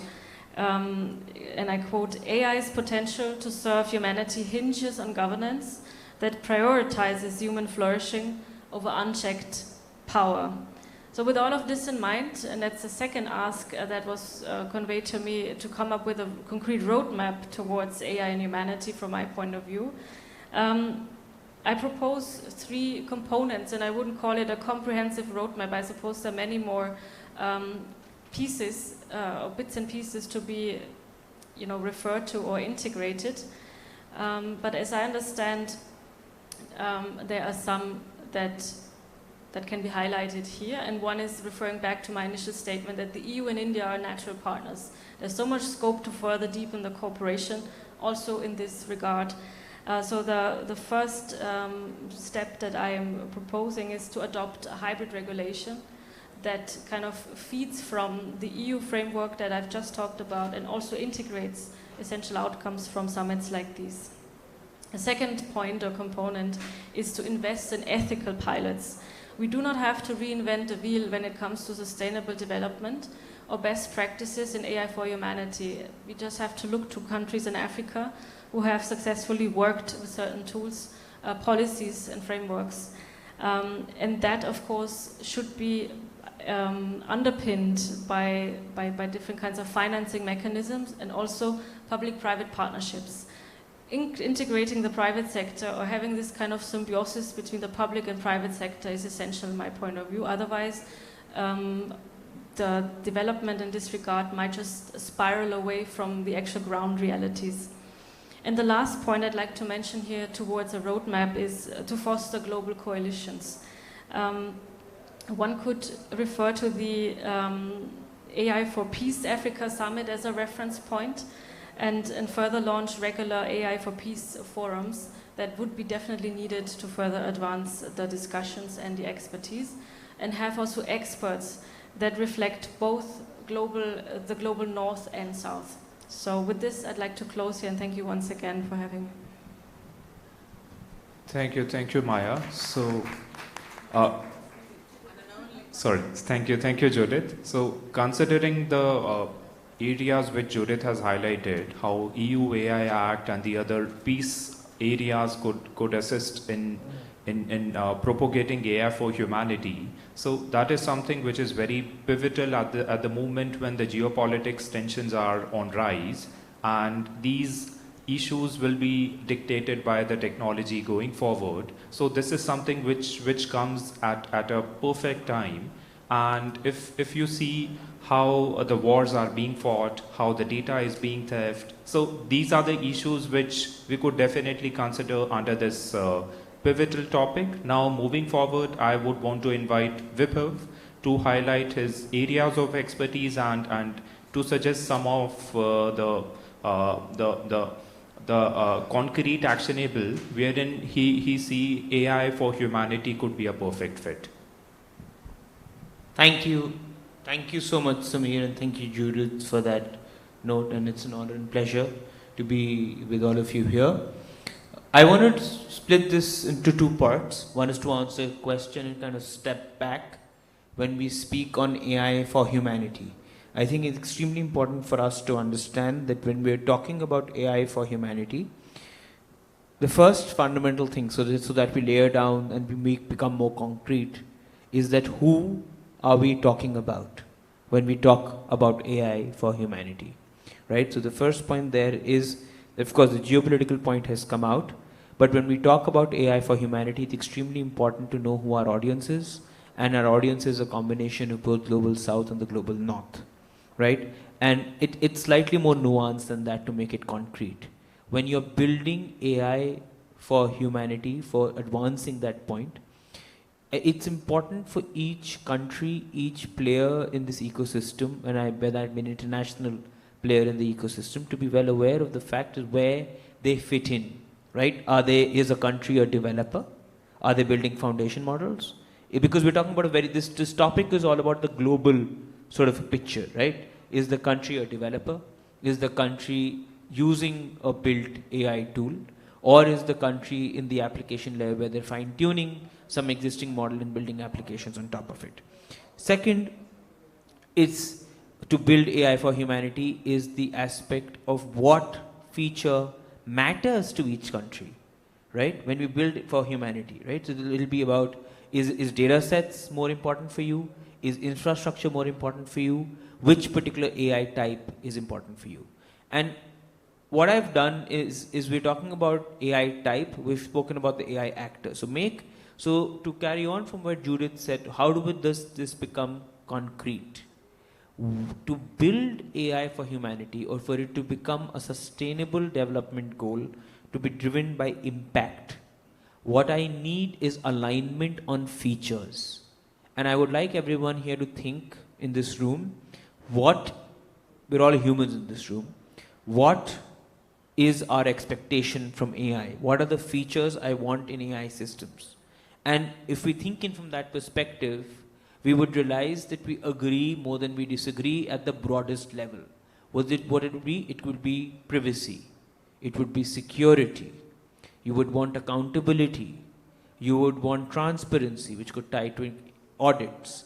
You would want protection, and you would probably want to safety, right? So the way to implement this, so when we have to shift our focus on these features, and then to concretely implement this, we have to implement these features, we have to think of what is known as from my perspective, when we were having this conversation with Judith earlier, is the law plus approach, right? Law plus approach has also sort of come out in the paper published by the Office of the Principal Scientific Advisor of the Government of India as well, a paper that they published on techno-legal governance in January. What is law plus approach? How do I build? Because as from a global lens, I identify features which you would find these features almost everyone at the highest level agrees upon. Then we identify which laws help us enable that feature. Privacy can come in from data protection law, but privacy can also come in from the security lens, from laws and from standards, or from cybersecurity. Safety could come in from what advanced models are trying to build, but safety could also just be trying to eliminate bias and bring the very broadest implementation. So you have standards, you have laws, you can have industry frameworks, and so it's an alignment on what we're expecting for humanity. And once we have that alignment, it's about using multiple skills in the room. And the heart of what I'm saying, which came out in Judith's conversation, is governance. Because at the final point, AI for humanity lies on 3 pillars. Where the technology is going, how are we commercializing that technology, and where does governance, which is risk mitigation of AI systems, intersect with the first 2 pillars. Thank you. Thank you, Vibhav. Commenting on that part, currently in our parliamentary system, we have 3 main pillars. One is the parliament, the other one is executive, and the last one is legislature. And the 4th pillar, which is very important pillar, is media. So considering that in the AI for humanity space, these are the 3 pillars remains the same, but the 4th pillar, which is media, will be replaced by AI. Because everything currently is being governed by AI. And as Vibhav rightly mentioned, we need to think about which area require the humanization of the AI. Currently, we are talking about the democratization of technology, but at the same time, we should also think about humanizing of technologies. Reason being, when maybe after 5 years down the line, when we will have the democratization of the technologies, at that time, we will think about the humanization of the technologies. So at that time, it would be very late, and most of the damages would be done by the technologies rather than helping the humans to move forward. So building on that, I would now like to invite Maya for her interference or the comments on this issue. So first of all, hello everyone, and again, thank you for this opportunity. It's been a long time coordinating and brainstorming this session, so thank you, Samir, for all the work. And again, wonderful to be here with the co-panelists. I think it's great to have different angles across the country. You know, we have here Singapore, Germany, India, and Israel. And I think that actually all of these countries are bringing a slight different angle to how we're seeing humanity going forward and the role of each country in the AI ecosystem. And again, brilliant interventions by both of you. So I'll say briefly that I'm definitely in alignment on the role of governance in this discussion. Clearly, I mean, we are speaking about AI for sustainable development, but we should definitely speak about the way that we are governing AI in the public space. I'm personally thinking that we should speak a bit more about co-governance, how we're enabling more communities, different ecosystems to be part of this discussion. Because in many ways, if we saw in the beginning high-level standards, broader AI guidelines supposed to be for everyone, we're seeing the gaps and voids today. We're seeing perhaps the loopholes of what in the beginning we thought could be broader AI guidelines for the ethicist, for the ecosystem, speaking very highly of biases, transparency, and accountability. But now when it comes to practice, when we are trying to implement AI in those spaces, when all of a sudden we need to think of how AI can be a better enablement of the ecosystem, of how we can use AI in climate spaces, in agri-tech, in healthcare, we need to be slightly more nuanced. So I think that first of all, I feel that the AI community is shifting a bit in its narrative. So if we spoke in the beginning on this high-level terminology of bias mitigation, transparency, accountability, we understand today that we cannot mitigate them fully. I'm almost thinking of it that in the climate space, we went through something similar.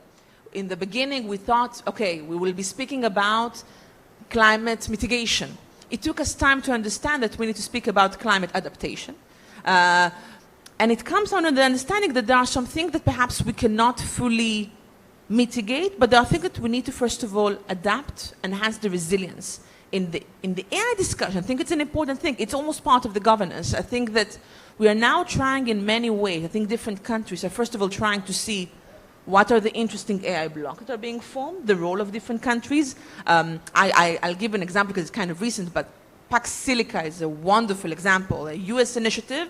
We have different countries joining it, a counter to China, DeepSeek coming, giving an interesting US alternative to open source AI models, and more to come.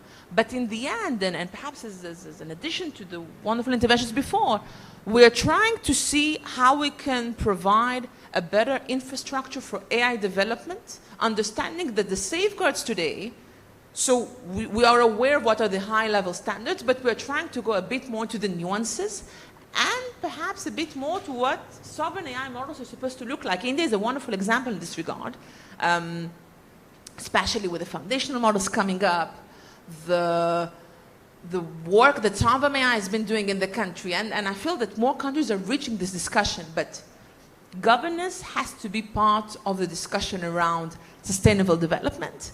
And I think that more interestingly, it's about, again, co-governance and countries trying to design some of these elements together. So that's from my beginning, but again, we're still continuing. Thank you, Maya, for your comments. Now, I would like to invite Judith once again. Judith, any area wherein you think AI for humanity could be a benchmark, or the practices wherein Hans Sedel Foundation is currently working? Any case study wherein you are currently utilizing this concept, but it's not there on the papers? Yeah, thank you for that question.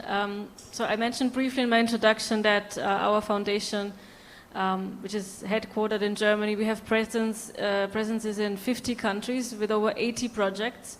And I'm, of course, only in charge of India, so I'm not fully aware of all the projects that we do in relevant countries that could already kind of work with such approaches or in that kind of a framework. But I'm sure that I'm not mistaken by stating that we are just at the beginning of fully embracing the possibilities of AI in the kind of work we do globally. And when I say we, I don't even refer to only us as Hans Sedel Foundation, but probably many more actors who have who are active in international cooperation and particularly in development cooperation. But like always, I think the private sector is leading the way, and then the public sector and publicly funded bodies and institutions are kind of following. I believe that that's going to be the same dynamic here, and that's already evident, as I mentioned, that of course certain kinds of tools and advanced methods that contribute to more effective crisis management by, for example, having early warning systems that can be integrated in international organizations. That's already on the rise, like the International Rescue Committee, for example, they're successfully using that. Also WHO in terms of the one malnutrition prediction tool. I think they use that in Kenya. And there are probably many more examples, but as I stated, I think we still have to first look into those kind of implications. What are the options right now? Where do we want to go, and where can we really further improve our own projects? And for speaking of India, our cooperation here with many local partners in the NGO sector, I think the opportunity here is to make processes simply more efficient, more scalable, and to a degree also more transparent. And I think that's a kind of exercise that has just started and we are keen to explore. Thank you, Judith. Now coming back on Maya. Maya, considering the innovation side or the areas wherein you are currently working, what do you think, how far we have reached, and the picture or the milestone which we have set for us, where are we currently on this agenda on AI for humanity? It's such an interesting question, because on the one hand, I want to say that, again, perhaps on a more optimistic note, the fact, and you're seeing it in the Impact Summit, this is, again, the biggest AI convention across all the ones who are preceding, and I do also want to mention the most diverse one. And again, as someone who, as an AI researcher who moved to India, especially for this reason, because I know that, again, social technologies are part of this country, and diversity by design is key in this country. And I think that it's a big honor for India to see the level of diversity that this summit is bringing. It was lacking in previous editions. Also within the global north, it was missing. But I think the tremendous role of India in connecting the global north and south is something that takes the AI community forward. So I'm saying this on the better side. I feel that what we're still missing is, first of all, us as AI scholars, practitioners all across, I think that we are still missing the understanding of how we would like to see hybrid humanity going forward. I'm saying this because there are some threats that we are not addressing properly. One of them comes to, I think, the intellectual parts. AI does make us, I would say, perhaps slightly lazier, or in many ways we are becoming more dependent on the automation and the machine, and the human mind is becoming slightly rotten, and that's something that we do not want to get into. I'm saying this because we don't want to reach into a possibility that AI will potentially replace us as humans, and that's something that we're not addressing properly.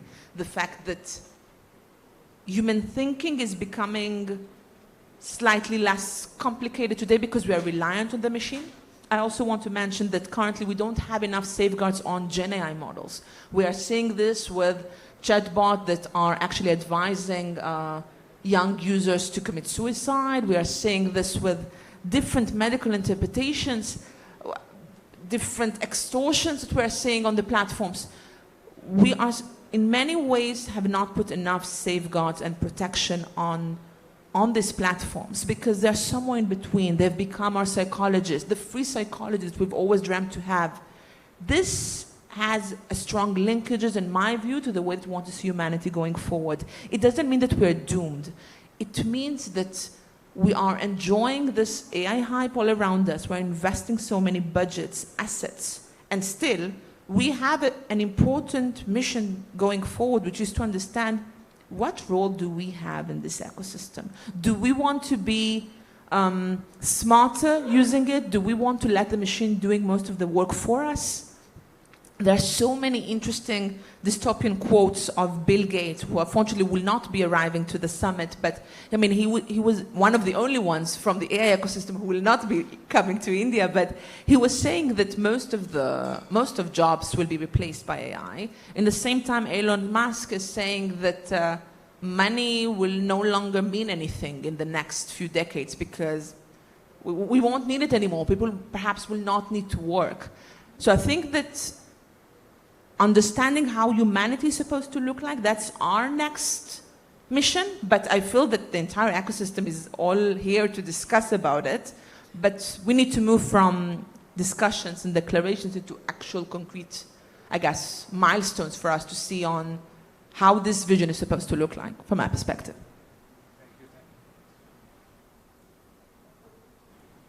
Thank you, Maya, for sharing that interesting perspective. And I'm looking forward when I don't have to work and then I can sit and enjoy my life. Now, coming on Vibhav, considering the governance perspective, the multiple committees that you are part of, how do you think this initiative aligns with your areas of interest, and what are the core sectors which could definitely be merged into this area? Thank you, Samir. First of all, I think very interesting interventions both from Maya and Judith, and I want to kind of, before I respond to that question, I want to throw out a fundamental question for the audience here when we're thinking of AI for humanity, rather when we're thinking about AI.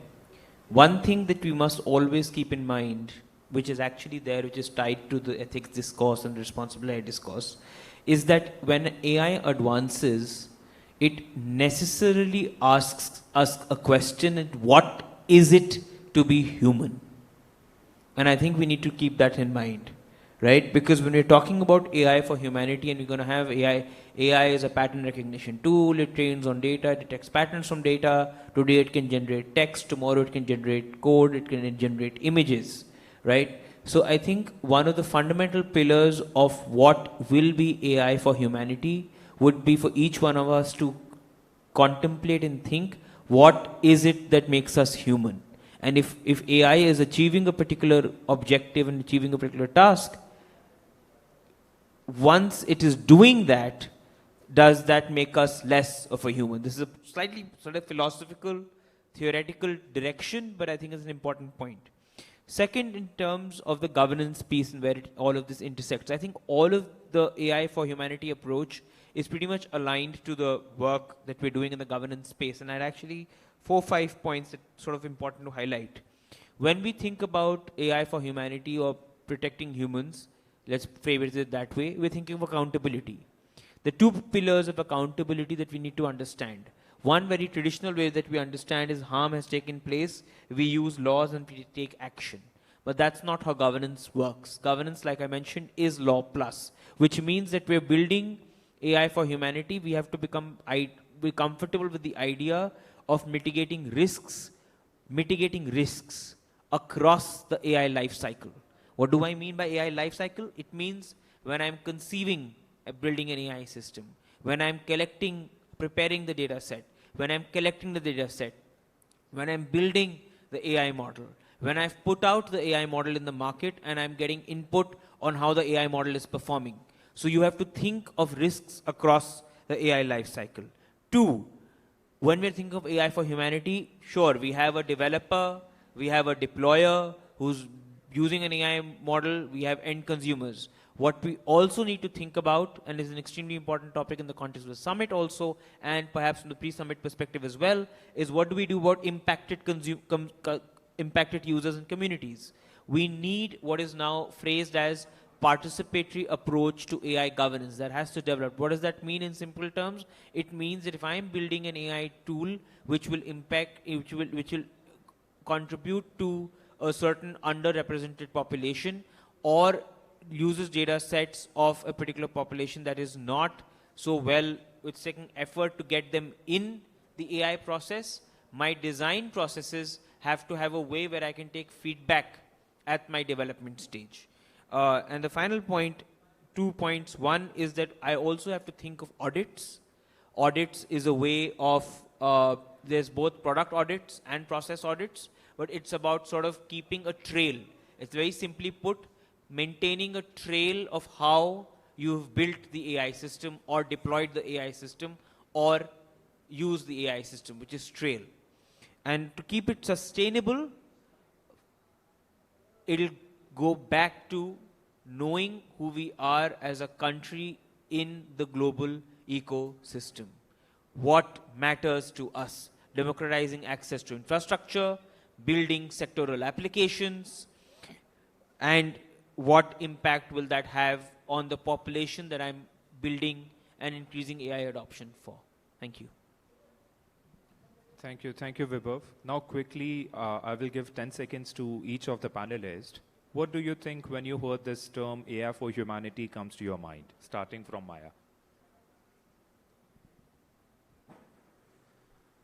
I would say AI for inclusion. I think that up until now, the AI community was very gated.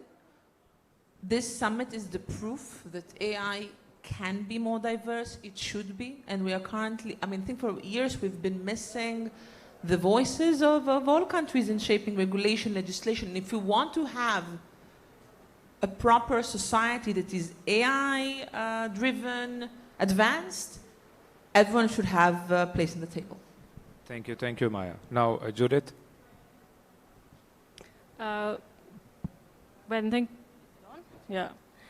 When thinking of AI for humanity, I think one word comes to mind, especially also after hearing the contributions from my co-panelists, resilience. I think if we successfully leverage the opportunities and possibilities of AI for that very cause, for social good globally, then we can build a quality of resilience that would actually sustain or kind of help us navigate through lots of crises or prevent them even. So that's my question. Thank you, Maya. Vibhav? I think on the same part on the, as what Judith said, different part of the coin. When I think of AI for humanity, of course I'm thinking of AI being an enabler, but most definitely in my mind it is risk mitigation. It's about being aware of the fact on how do you mitigate the risks while you keep moving forward. I mean that definitely, it's that constantly striking that balance, which is in tandem with how AI is evolving. Now, before we analyze the key takeaways, if anyone in the audience have any questions, I would like to invite them. Yeah.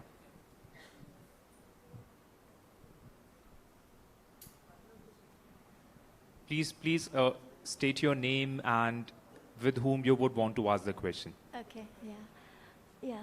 Hello, my name is Patrulekha Chatterjee, and I'm a social policy professional and a columnist. Been in the profession for about more than 35 years.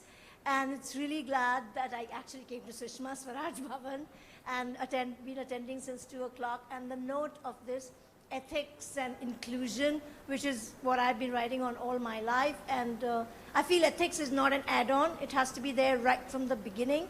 And I'm somebody who's been actually using AI. And one of the things I would have liked a little bit more discussion on, you know, when you talk about ground reality and global south and inclusion, is hallucinations.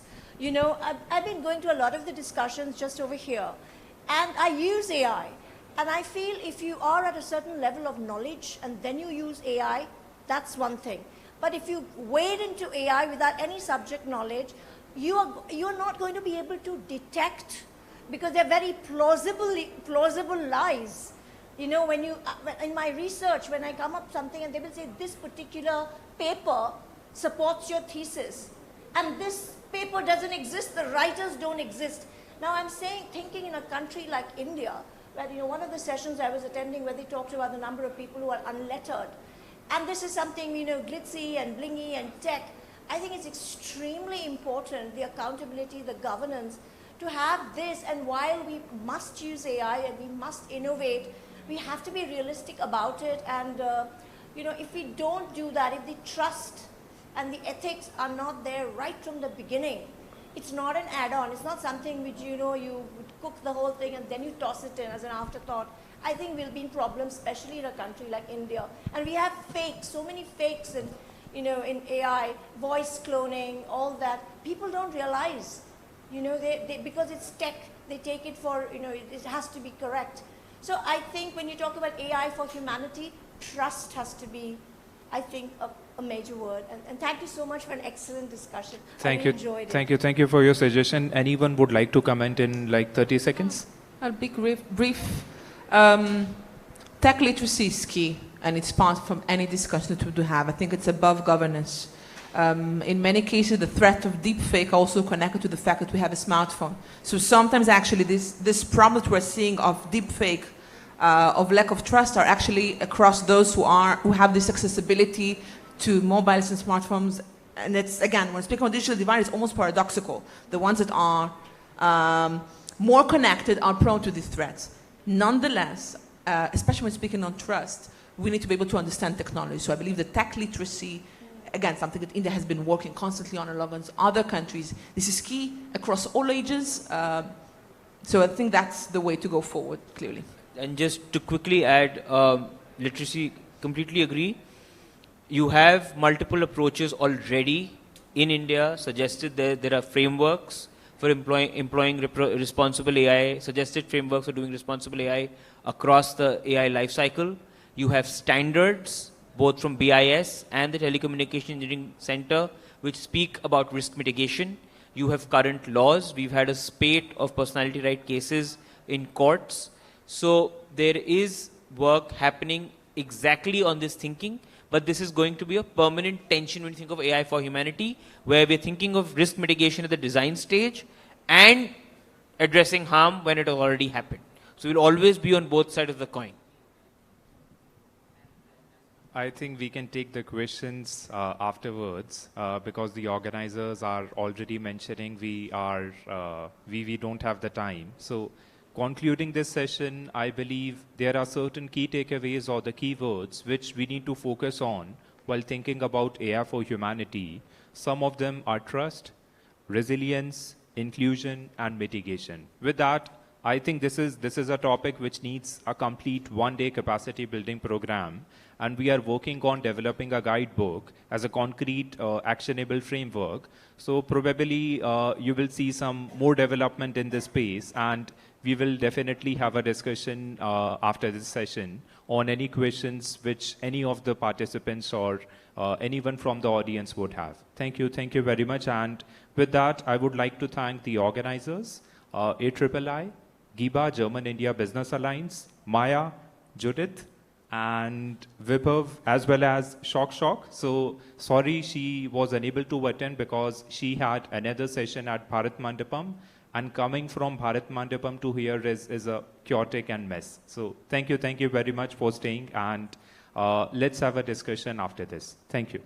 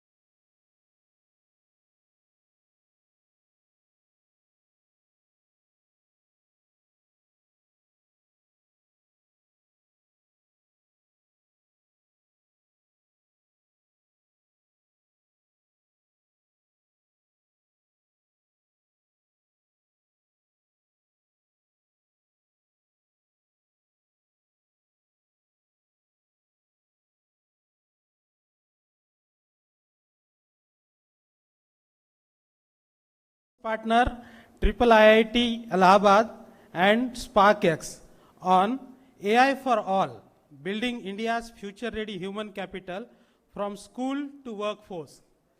I request Mr. Prakash, Scientist E from CDAC, to escort our distinguished guest on the stage. Today we have Professor Anil Sahasrabuddhe. He will be available online. Professor Mukul Sutavne, Director, IIT, Triple IIT. Mr. Vivek, Professor Om Prakash, Ms. Neha, and the entire panel will be moderated by Dr. Mandar. I request for one group photo.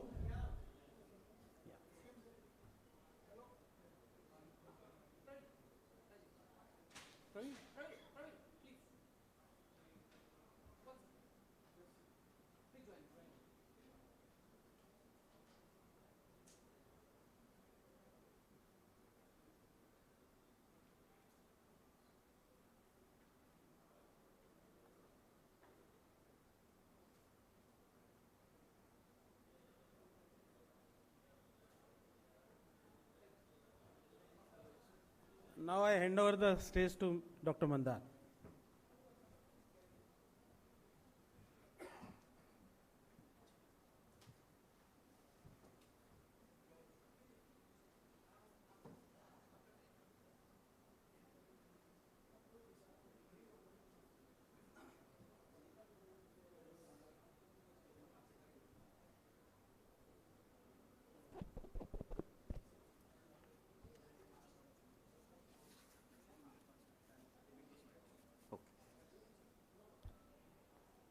Hello.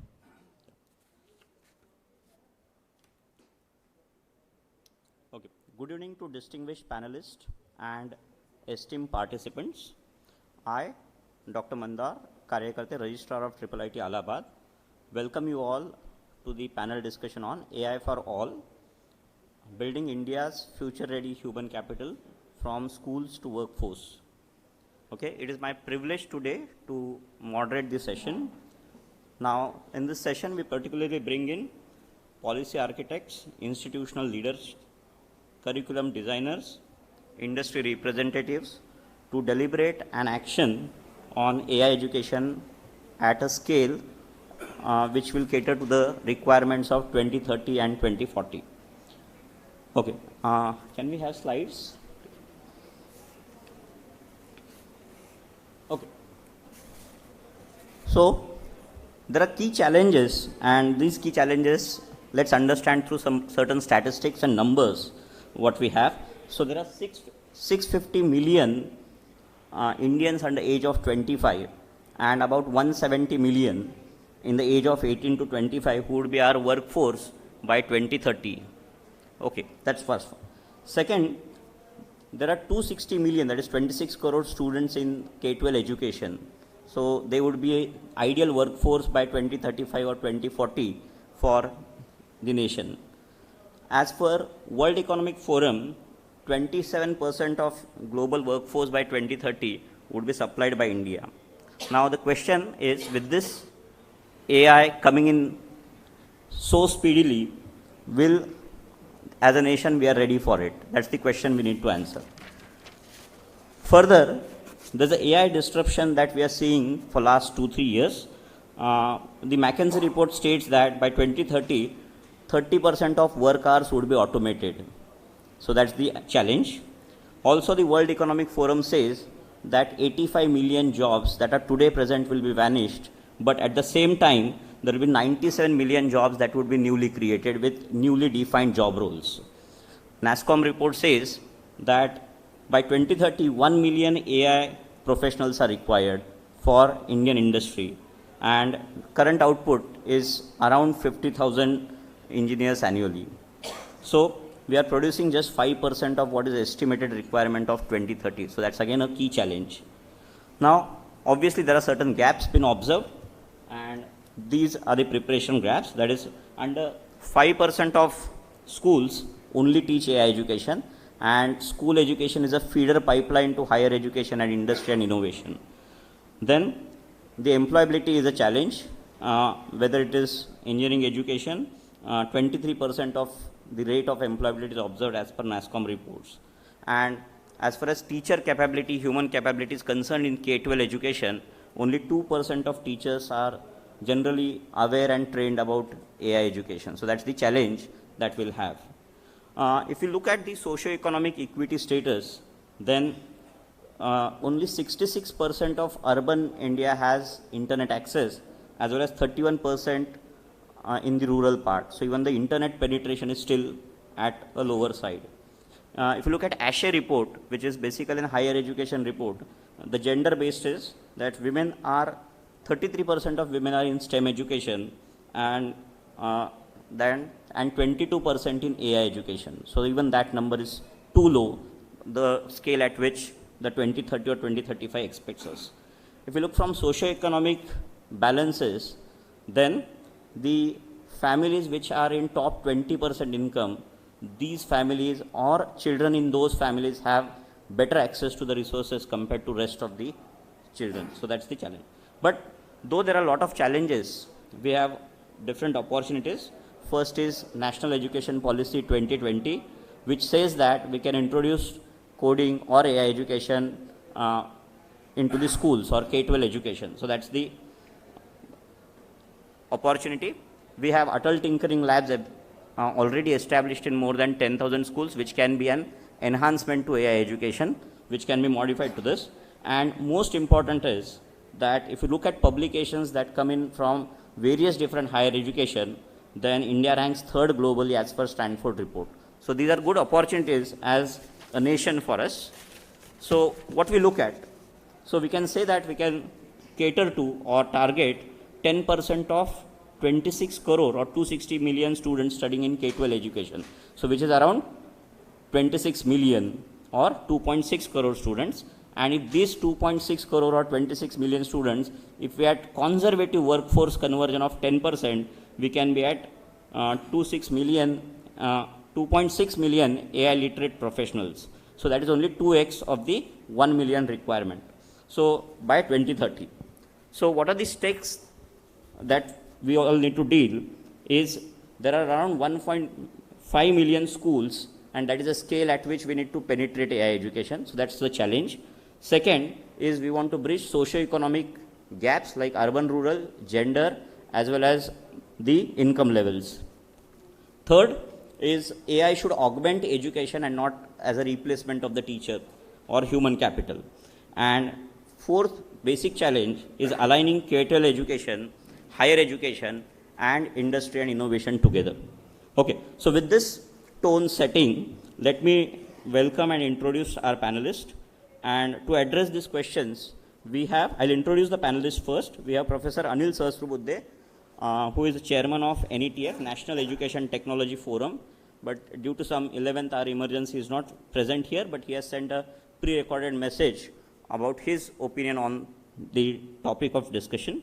So he will address basically policy architecture needed to mainstream AI education. We have Professor Mukulesh Sutavne, Director of IIIT Allahabad. He brings the perspective of premier technical educations as development hubs and demonstration labs for K-12 AI education. We have Professor Om Prakash Vyas, Director IIIT Naya Raipur. Professor Vyas will share insights on regional equity and how emerging institutions, especially in developing states, can anchor AI education in the regional areas. Then we have Ms. Neha Sharma, who is Partner People Advisory Services at EVA India. So she brings industry lens, that is how workforce requirements, employability expectations, and public-private collaboration models can be established for better penetration of AI education. And we have Mr. Vivek Varshni, founder of Speed Labs India and architect of SparkX competition or event that we had held earlier. Okay, so before we engage in the panel discussion, I request Mr. Vivek Varshni to introduce the SparkX initiative. The floor is open for you.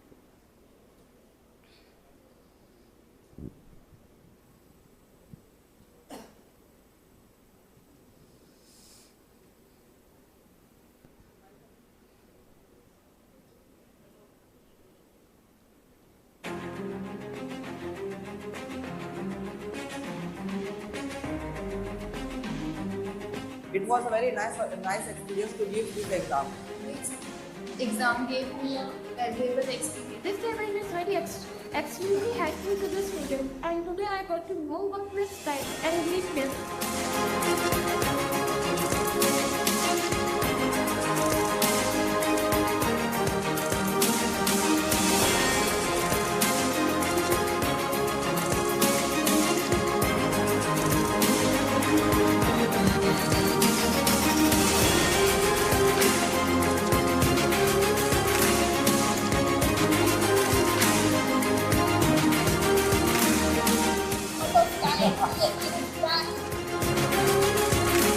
And hear it from the user that is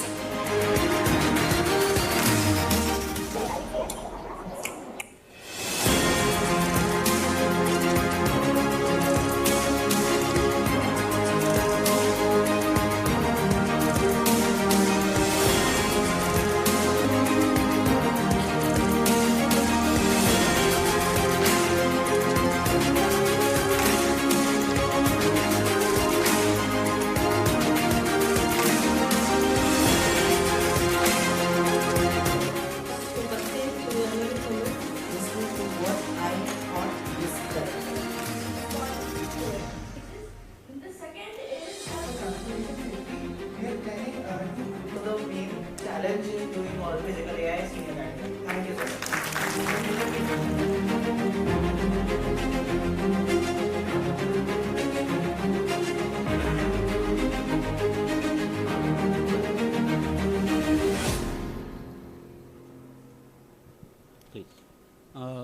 Good evening, everyone. SparkX was the event which we conceptualized to bring the ideas at a school level in tier 2, tier 3 towns, specifically where there is a lot of demand, lot of urge to learn new things. And we designed this entire competition in two parts. One was an Olympiad, which was a written competition about the learning and the knowledge about AI. And the second was giving the opportunity to students to come up with solutions using AI and solving some of the innovative problem statements that they could have thought in their local ecosystem. And we were surprised that the students coming from small towns coming to final event at IIT Bombay, they come up with ideas ranging industries between education, healthcare, defense, logistics, everywhere. The young students between grade 8, 9th, 10th were coming up with ideas which could have been executed at a professional level. So, this was our endeavor to take this event across India. And with the successful execution last year, we are looking forward to reach 1 million+ students in the coming edition in 2026. And I think we are very thankful to IIT Allahabad for helping us in this entire conceptualization, and looking forward to have a much bigger scale next year. Thank you, Vivek, for your introductory remarks. I will now open the panel discussion, and we have first question to Professor Anil Sahasrabudhe, who is not here, but he has sent a pre-recorded message. May I request to play the pre-recorded message? Question, Namaskar. Good evening, everyone. Dr. Sutavane, I am very delighted that I am here in an online mode to talk about various issues related with AI. And the question which was asked to me as a panelist about when should AI education start, from the class 3 or much later. This is a question which is debated all over the world, but in my candid opinion, earlier the better. So children at the age of about 8, 9, when they are in the class 3, this is the right occasion to create awareness, to make them ease with the use of AI tools, understand the minor nuances, and therefore it is apt and appropriate to start AI education in the class 3 onwards itself. Of course, the next part of the question is, should AI be different at different appropriate age levels? Yes, certainly yes. What children at 9, 10 years can understand is different from what they understand at the age of 16. And therefore, what we teach after class 3 and what we teach at 8th standard and 10th standard must be age appropriate based on their development in terms of all other courses and subjects that they are undertaking. The next part of the question which you also asked was, is AI education to be specifically as AI education, or it should be across the board in all subjects?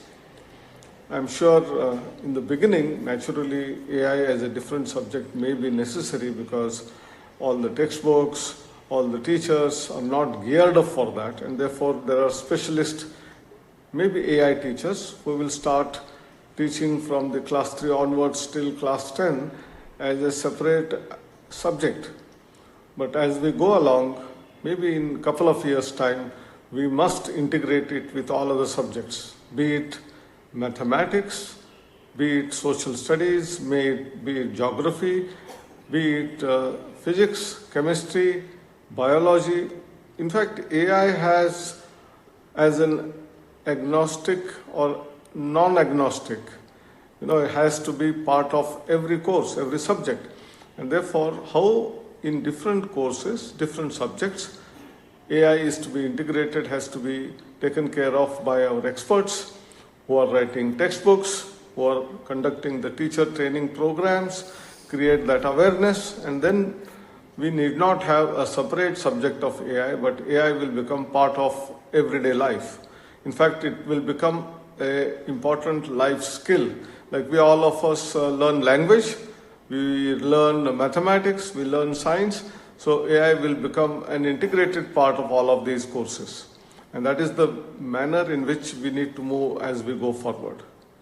As far as the frameworks are concerned, naturally there are different levels of guardrails that are required because there are being reported items of unethical use of AI. Therefore, ethical use of AI is one of those very important subject matters world over debated, and therefore we must have our own framework where we detail out where to use, when to use, how much to use. I think that is the framework which, whether it is the Education Ministry, whether it is the Ministry of IT, the National Education Technology Forum, we should come all together and decide on these frameworks. There are countries who are banning the use of mobile phones or use of AI tools. There are others who are prominently using it left side, right center. And therefore, there is somewhere in between what we call middle path where not permitting is not right, but use the tools of AI for effective methodology of learning. So therefore, several pedagogical aspects in terms of how learning takes place. Different students learn in different ways, different styles. How AI can enable them, thereby true access, equity, and quality are delivered at an affordable cost to all of us. And that is the spirit in which the AI has to be utilized. And that's why frameworks which are robust, frameworks which create access and equity need to be created, and also the availability of these technologies, tools to all the citizens of the country, including in the remotest areas, is the part which the government has to play a very important role. As far as the other aspects of use of AI and misuse of AI are concerned, some legal boundaries have to be set up. All people have to be made aware of non-misuse of AI, and if someone uses it in a wrong manner, how penal actions are there is also to be told to all the citizens so that misuse is avoided. I'm sure in terms of research is concerned, there have been many reported things where articles get withdrawn, and therefore ethical use of AI in even research is important. Teacher training is important. Parents training is also equally important. How much to allow students to use AI and other technologies at home, and how prepare students for what we call Viksit Bharat is also equally important. I'm sure all of you will go by this methodology which is adopted by the government in terms of ethical use of AI. Thank you very much. Okay. So with this note, I thank Professor Anil Sahasrabudhe for his elaborate answer on the first question. Now, the education ecosystem is spread as higher education and K-12 education, that is school education. Today we have among our panelists, Director of IIIT Allahabad, who will basically comment on role of premier institutions. My question to you, sir, what specific role should institutes of national importance like IITs, NITs and IIITs will play in this K-12 AI education ecosystem? Floor is open to you. Yes. At the outset, please accept my warm greetings of the evening. In my capacity as a co-host of this particular panel discussion, along with our partners, Vivek is here. I also must thank the panelists who accepted our invitation to be part of this panel discussion.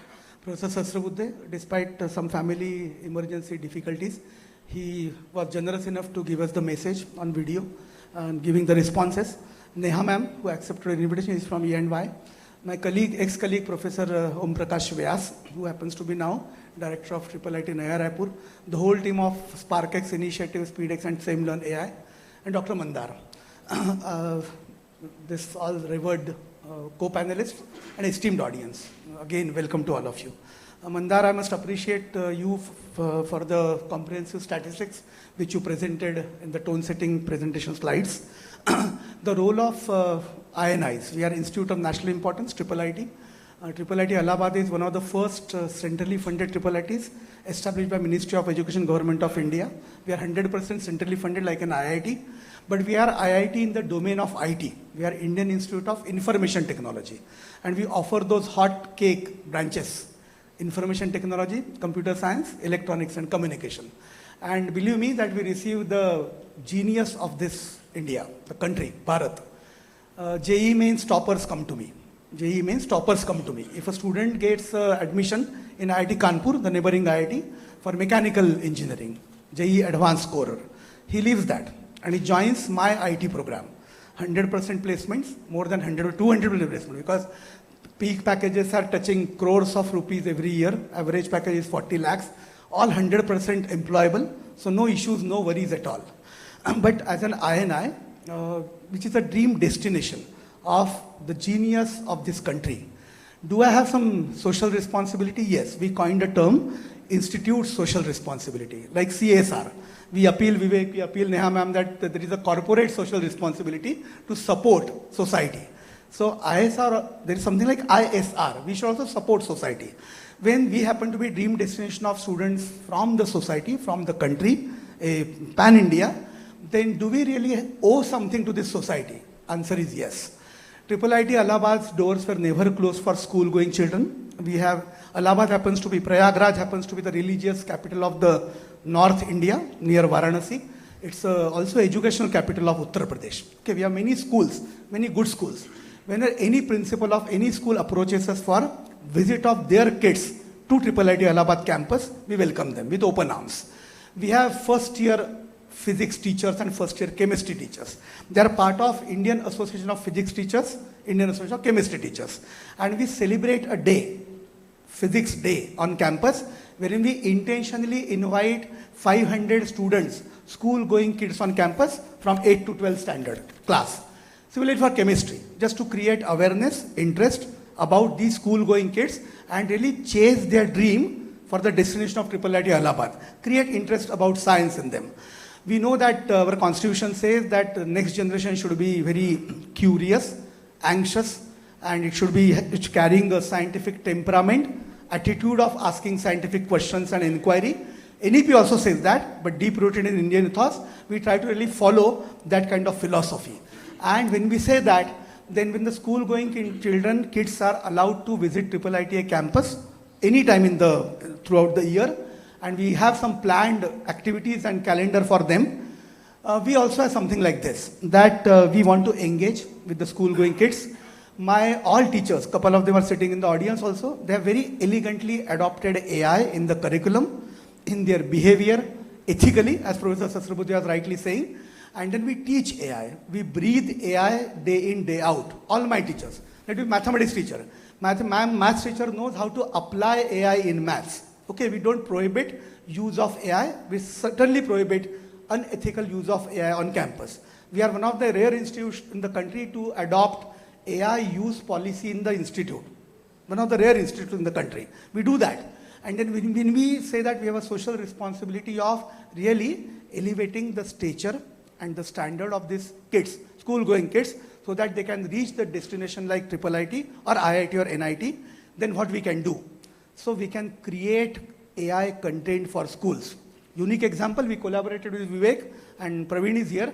And what we could do, Dr. Surya Prakash is here, my young faculty colleague is here, Professor Sonali is here. With them, they created the content for Olympiad, which we did for the country.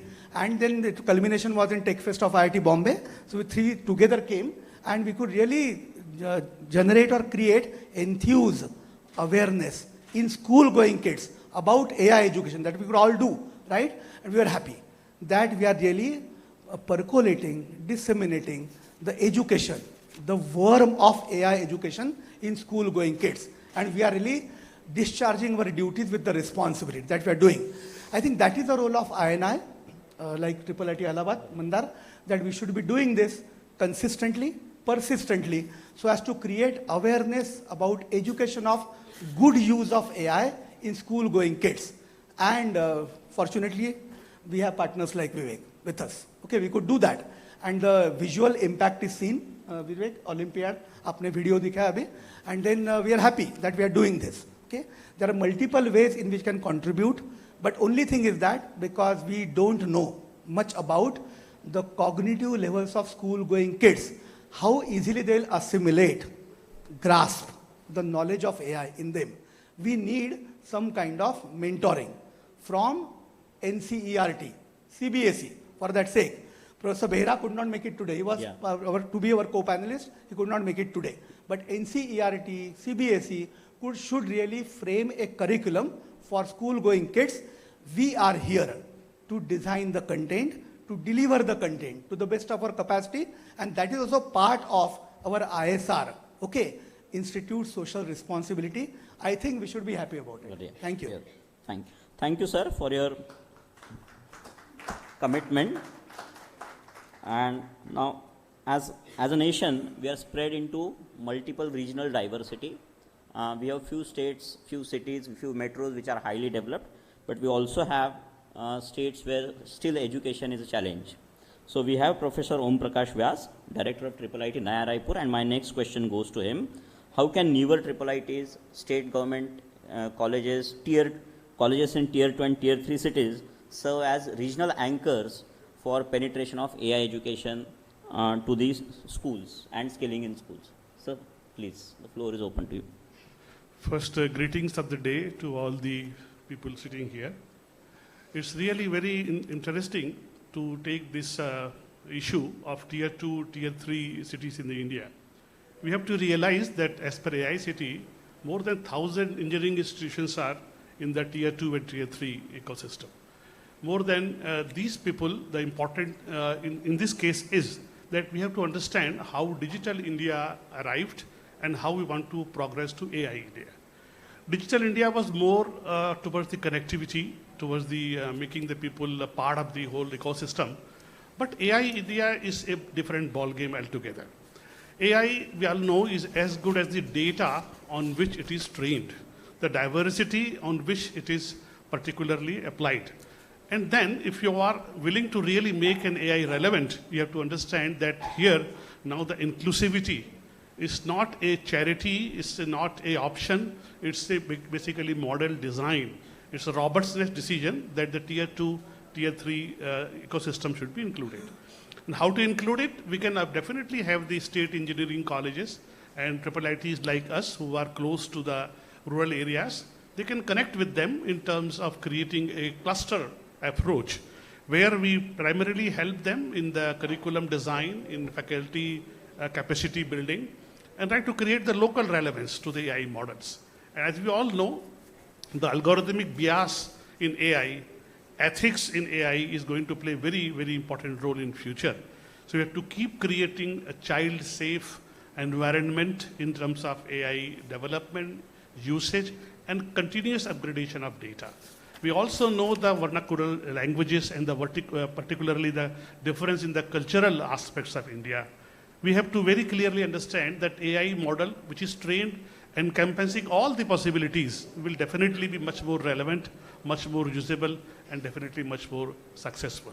So a very strategical approach has to be adopted to include a tier 2 and tier 3 institution in a very structured approach to have AI inclusivity. Thank you. Thank you, sir. Okay, any education is not complete if we exclude industry. So we have two industry partners here, and there's an industry perspective because we talk about workforce readiness, and industry also has expectations from the upcoming or incoming workforce. So my next question goes to Ms. Neha Sharma. She represents industry here. My question is, what specific AI related competencies beyond coding are you finding critical for employability of young aspirants or young workforce? Yeah, thank you so much for having me here. It's really good to share the stage with such an eminent group of panel members. So thanks once again for having me here. I think, as from an industry standpoint, when I look at employability at an entry level, there's a massive shift that's happening, and some bit of this reality is probably we are all aware about it. So there are three broad shifts that I see in the industry at this point in time from an entry level employability standpoint. One, of course, is that India, is at a very, very prime stage where we are expecting about 2.3 million new AI jobs to be created by 2027. And I think that is itself is a phenomenal opportunity if you're a student in this country. Having said that, it's also a fact that, when we look at the last 12 odd months, there has been a very sharp decline in terms of the entry level or traditional entry level openings as compared to corporates in India. And this trend is probably going to increase, over the next few months, given the fact that AI is going to take over some of the routine tasks, routine jobs that entry-level, graduates or postgraduates really started their careers with.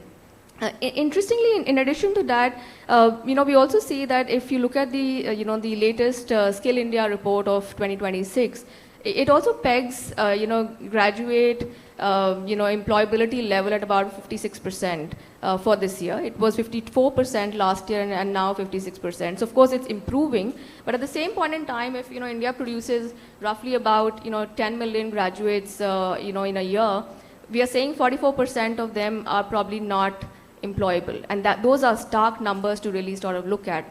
But I still go back to the first point that I made, which was it's a very interesting time for us, and it's a great opportunity if you're a student in India, because there are some 2.3 million net new AI jobs that are going to be there. The country needs it, a lot of industry needs it, and there is great optimism around it. And these are not just STEM and tech jobs that I'm talking about. So if you're a non-coder, it's an equal opportunity, or probably it's a better opportunity for you to today be a student and be applying for some of these roles. So if you have to ask me, clearly there are two most important critical skills that I'll tell every student to really, really pursue at this point in time. Number one is, and I think I heard some of my panel members also speak about it, we are not competing with AI, and students should definitely not compete with AI. We are in a world where we have to embrace AI. It has to be a part of everything we do. We have to leverage AI in terms of making productivity, the next North Star. So my one advice to all students is that as much as possible, it's in your curriculum or it's outside your curriculum, you must start dabbling with AI. Make your mistakes, figure things out, learn prompt engineering, learn the language of AI, which is prompt. Even figure out a lot more around the AI integrated tools. So if you have to make a good presentation and that presentation requires data analysis and data integration and visualization, there could be 3 different tools available today in the market which can uplift your outcome to a next level. So use some of those and really, really be friendly with AI, use AI in a lot of your everyday orientation. So that's one. And the second skill that is clearly needed by students as they enter corporate is domain expertise.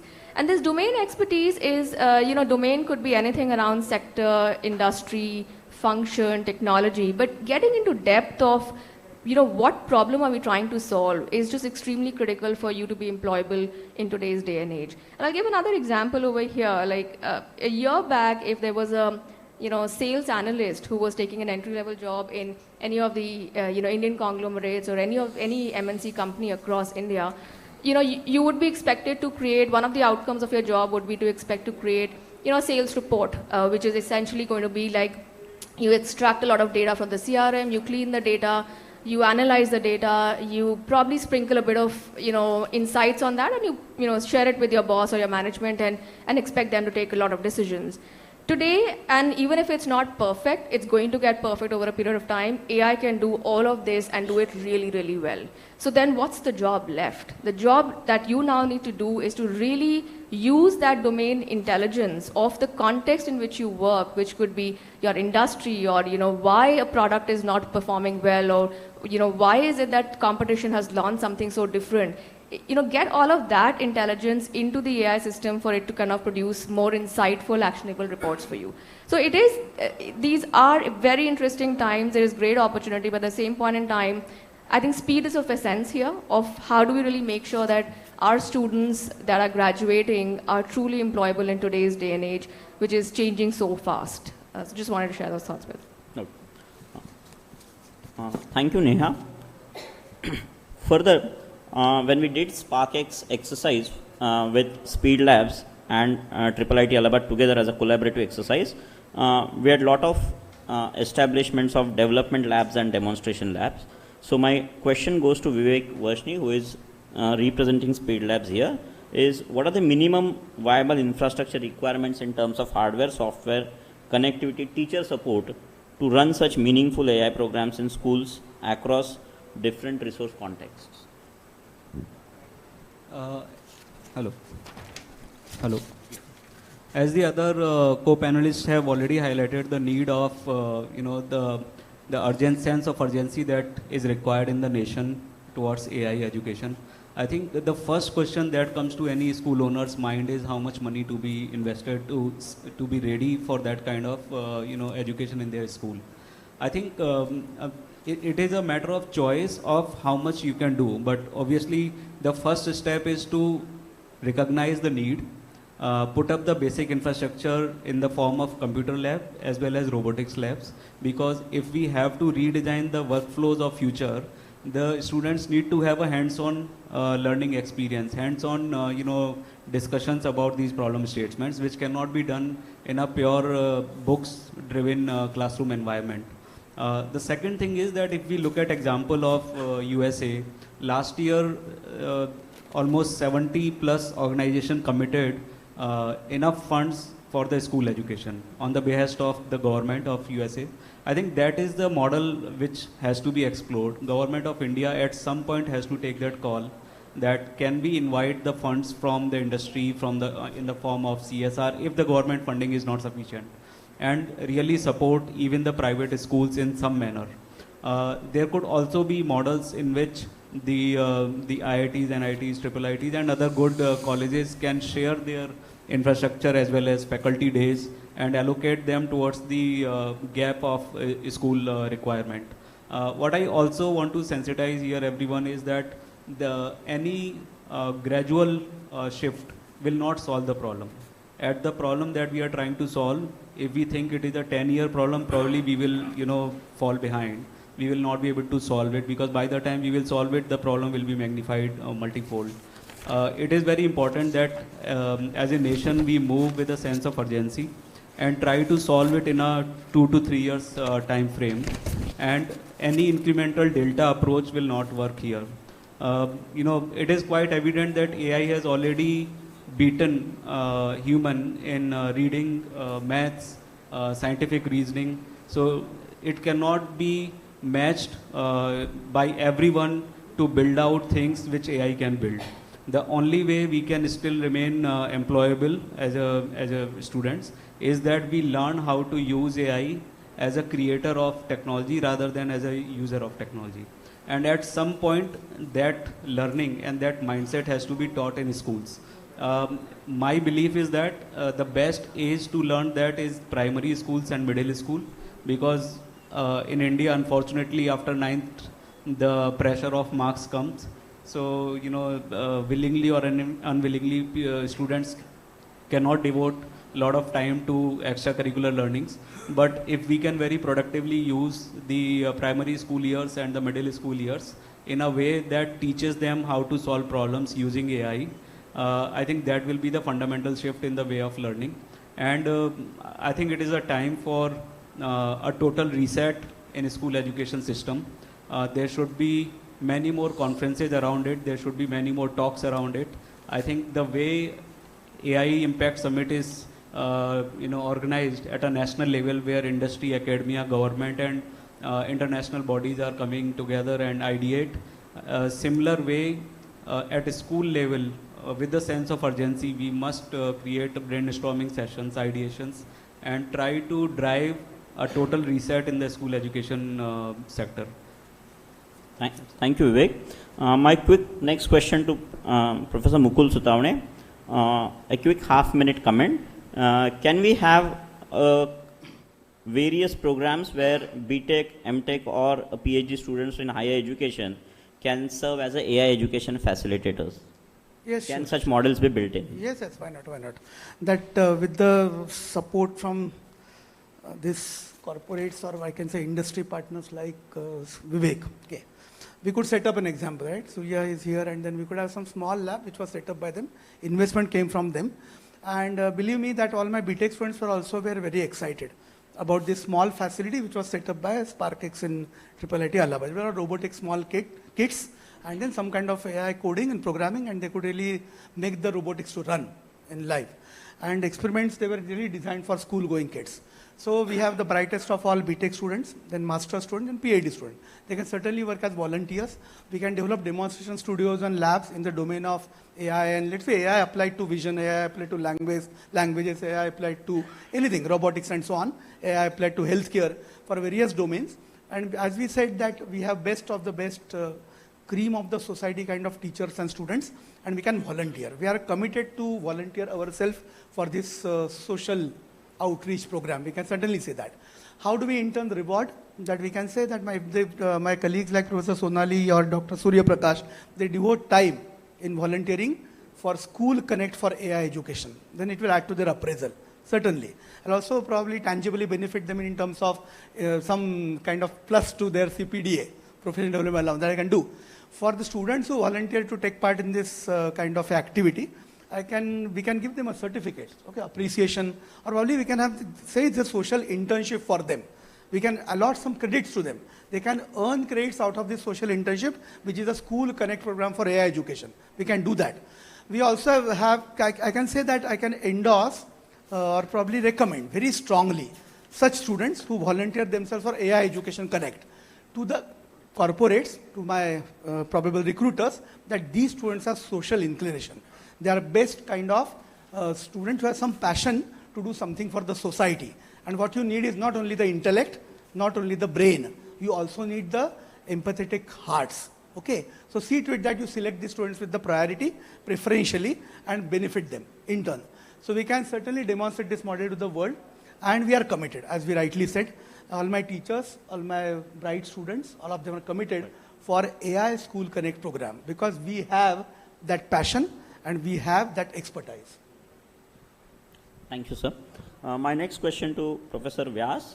How can the regional institutes can act as a bidirectional knowledge flow between higher education research and school level pedagogy? So quick comment, please, as we are in short of time. As you know, this is a very important role that this tier 2, tier 3 places we can do, that IIIT is especially located in these areas, can work in a hub and spoke model, and to help the adjoining and engineering colleges, school institutions, in terms of curriculum design, in terms of faculty capacity building, and try to also incorporate the local knowledge, local systems into the AI, because as we know, it's not only just enabling them to learn AI, but also they can contribute to the AI systems. And the hub and spoke model can definitely be created, but it requires the multi-departmental coordination, multi-government facilitation to make this happen. And of course, this will be very, very useful for the AI in terms of all inclusivity. Thank you, sir. In view of the time, a quick question to Ms. Neha. What specific gaps are encountered by industry during hiring, even from premier institutions like Institute of National Importance like IITs, NITs, etc.?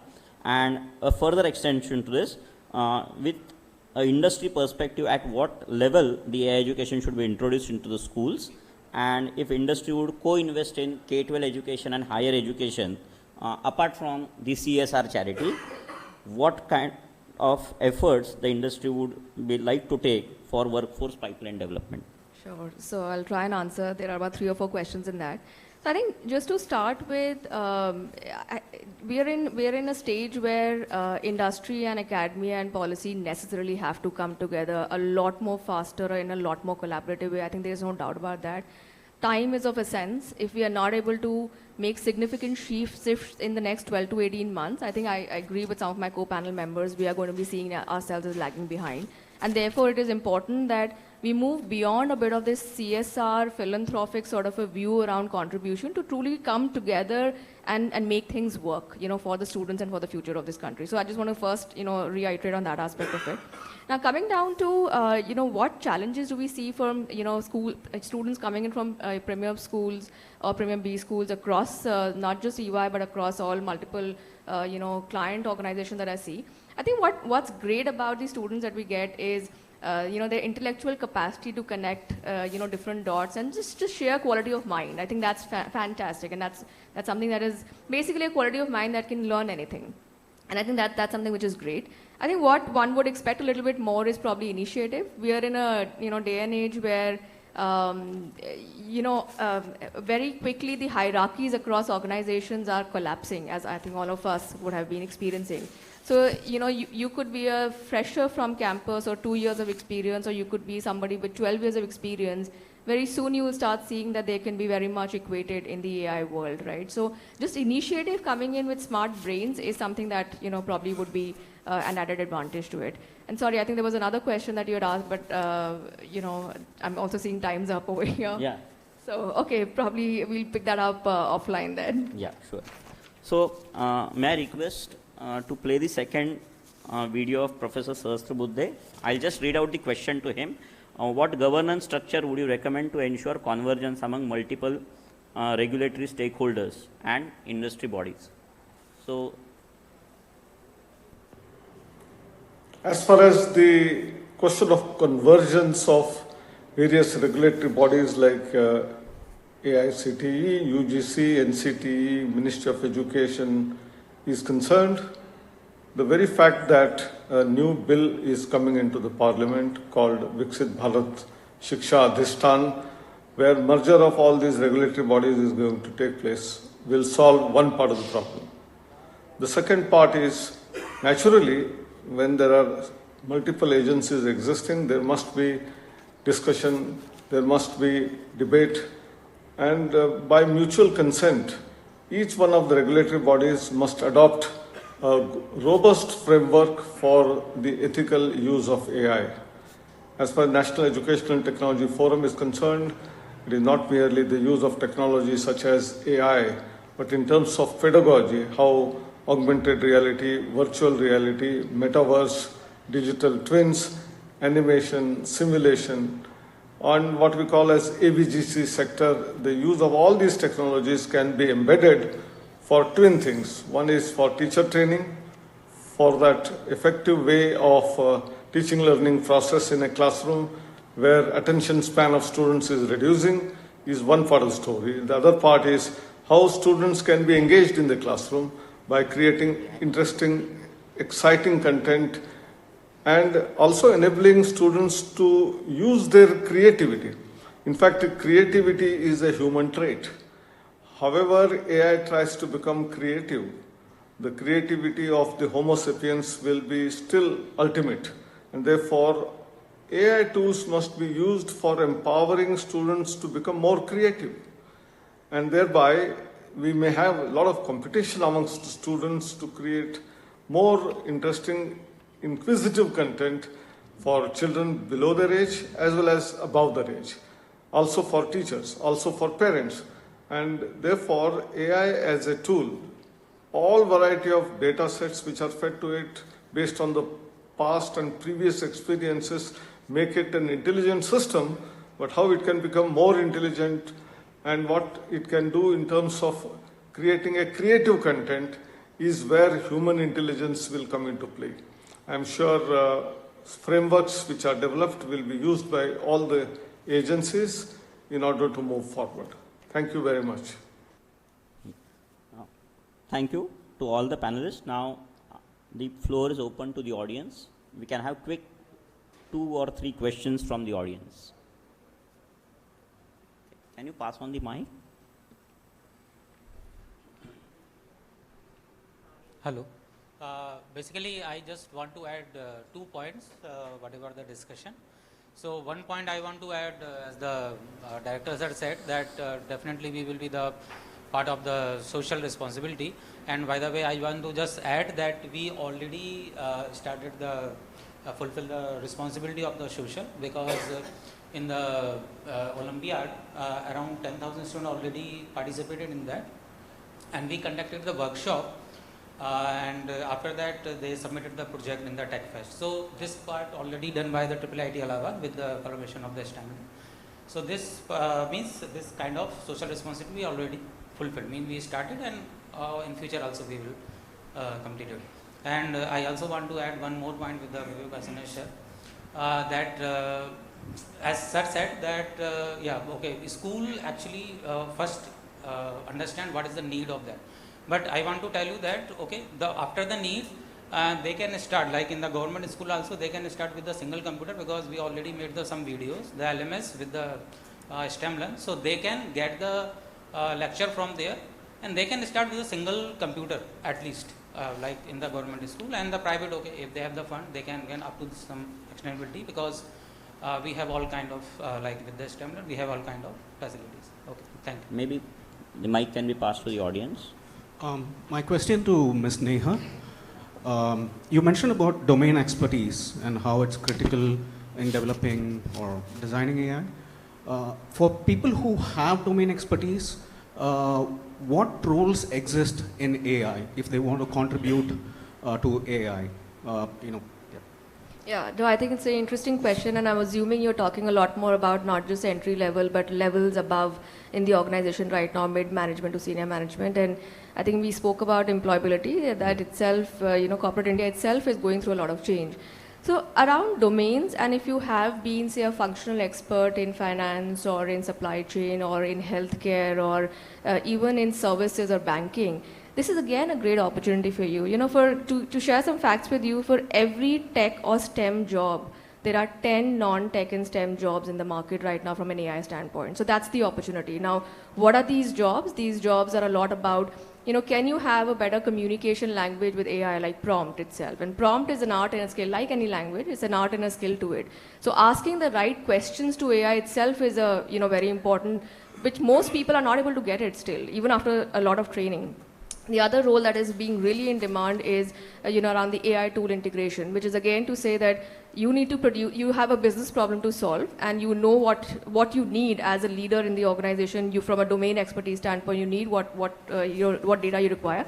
But that data is not going to come from one AI tool. You need to look at 5 different AI tools, assimilate the data, think about it in a different way, and then produce it back. So just the knowledge of a host of AI tools that are available and which one is important for you to solve the problem itself is a skill in its own way. And those are, again, growing jobs in the industry right now. Another one is AI content optimizer. There's so much content and right content and bright content that AI is generating right now, which could be even synthetic content. But if you have to make a marketing campaign, can you really look at the right things that AI is producing and then be able to apply yourself? So human judgment is at the top and the most important needed right now. But using AI and then elevating the outcome is the skill that all professionals need at this point in time. Thank you. We can have only one more question in the interest of the time.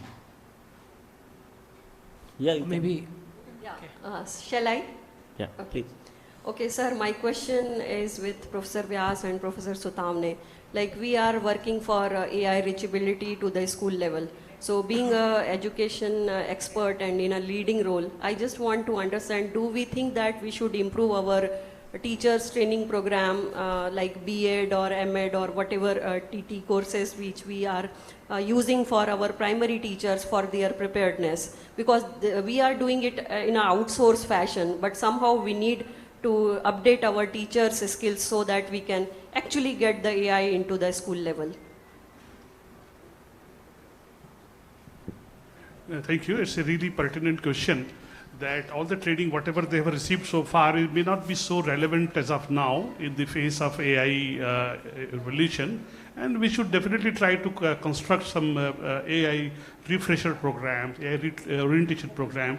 Especially the area of AI ethics will be very, very crucial, because you're dealing with a child of very tender age. So we have to definitely construct these programs and try to definitely correct between the schools and the institution like ours. I completely agree with you. Yeah, thank you, sir. So, in the interest of the time, as we come to the end of the session, first of all, I thank you all the panelists for the rich and elaborate discussion. I thank Professor Sahasrabudhe. In spite of the emergency, he could find time and he could send a valuable message based on the questions shared to him. I also thank all the audiences here for their patience listening and active engagement and and interest in the panel discussion. Just to summarize, I'll summarize the essence of this panel discussion in a minute. So on the policy framework, the AI education could be introduced as early as from class 3. The government is working on convergence of different regulatory bodies, right from school education, higher education, innovation, research, through a new bill of Viksit Bharat Shiksha Abhiyan. As far as the curriculum and pedagogy are concerned, Professor Sahasrabudhe mentioned that we can start with AI as a vertical in education, but gradually we can move to AI to be part of all the courses and subjects.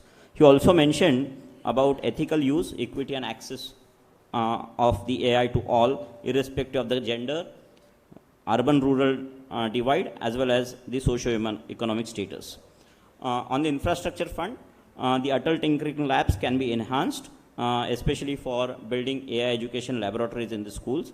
Professor Sutavne mentioned about how higher education institutes can become a hub of development and demonstration labs, create contents, give it to the schools. And Professor Vyas mentioned about hub and spoke model, how regional institutions can act as hub and spoke model for delivering education to the schools or facilitating education to AI education to the schools in the regional areas.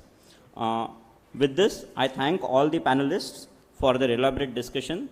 And as we started with an initial quote of targeting or handling 650 million young age population of India. So the basic essence of the discussion is that we are having less time. So time is the essence to catch the bus, and probably all the stakeholders, right from industry, regulatory bodies and higher education, can come together to meet the workforce requirements for 2030 as well as 2040. I once again thank you all, the panelists and the audience here. Thank you once again.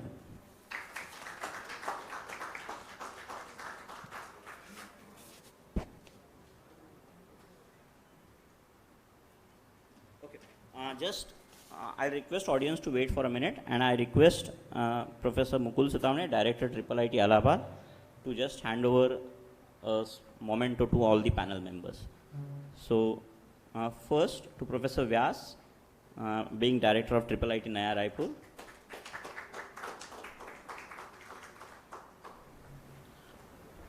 Ms. Neha Sharma from ENY, representing industry to this panel discussion.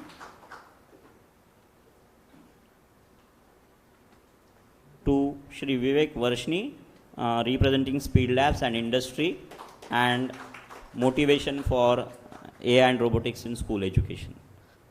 Thank you all. Now the floor is given to the organizer. Yeah, thanks to all the panelists. Such a nicely curated session and very impactful discussion. On behalf of India, I request Prakash to just hand over the mementos from India AI side also.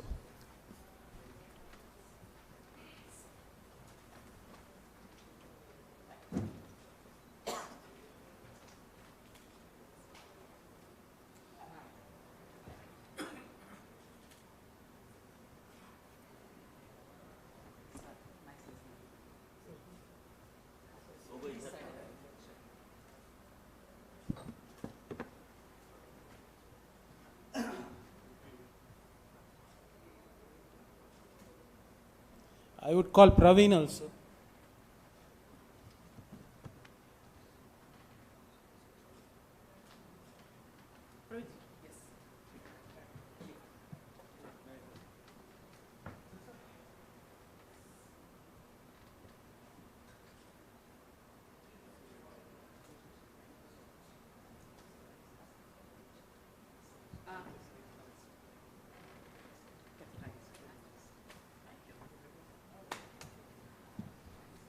Yeah, thank you so much. With this, we conclude the session.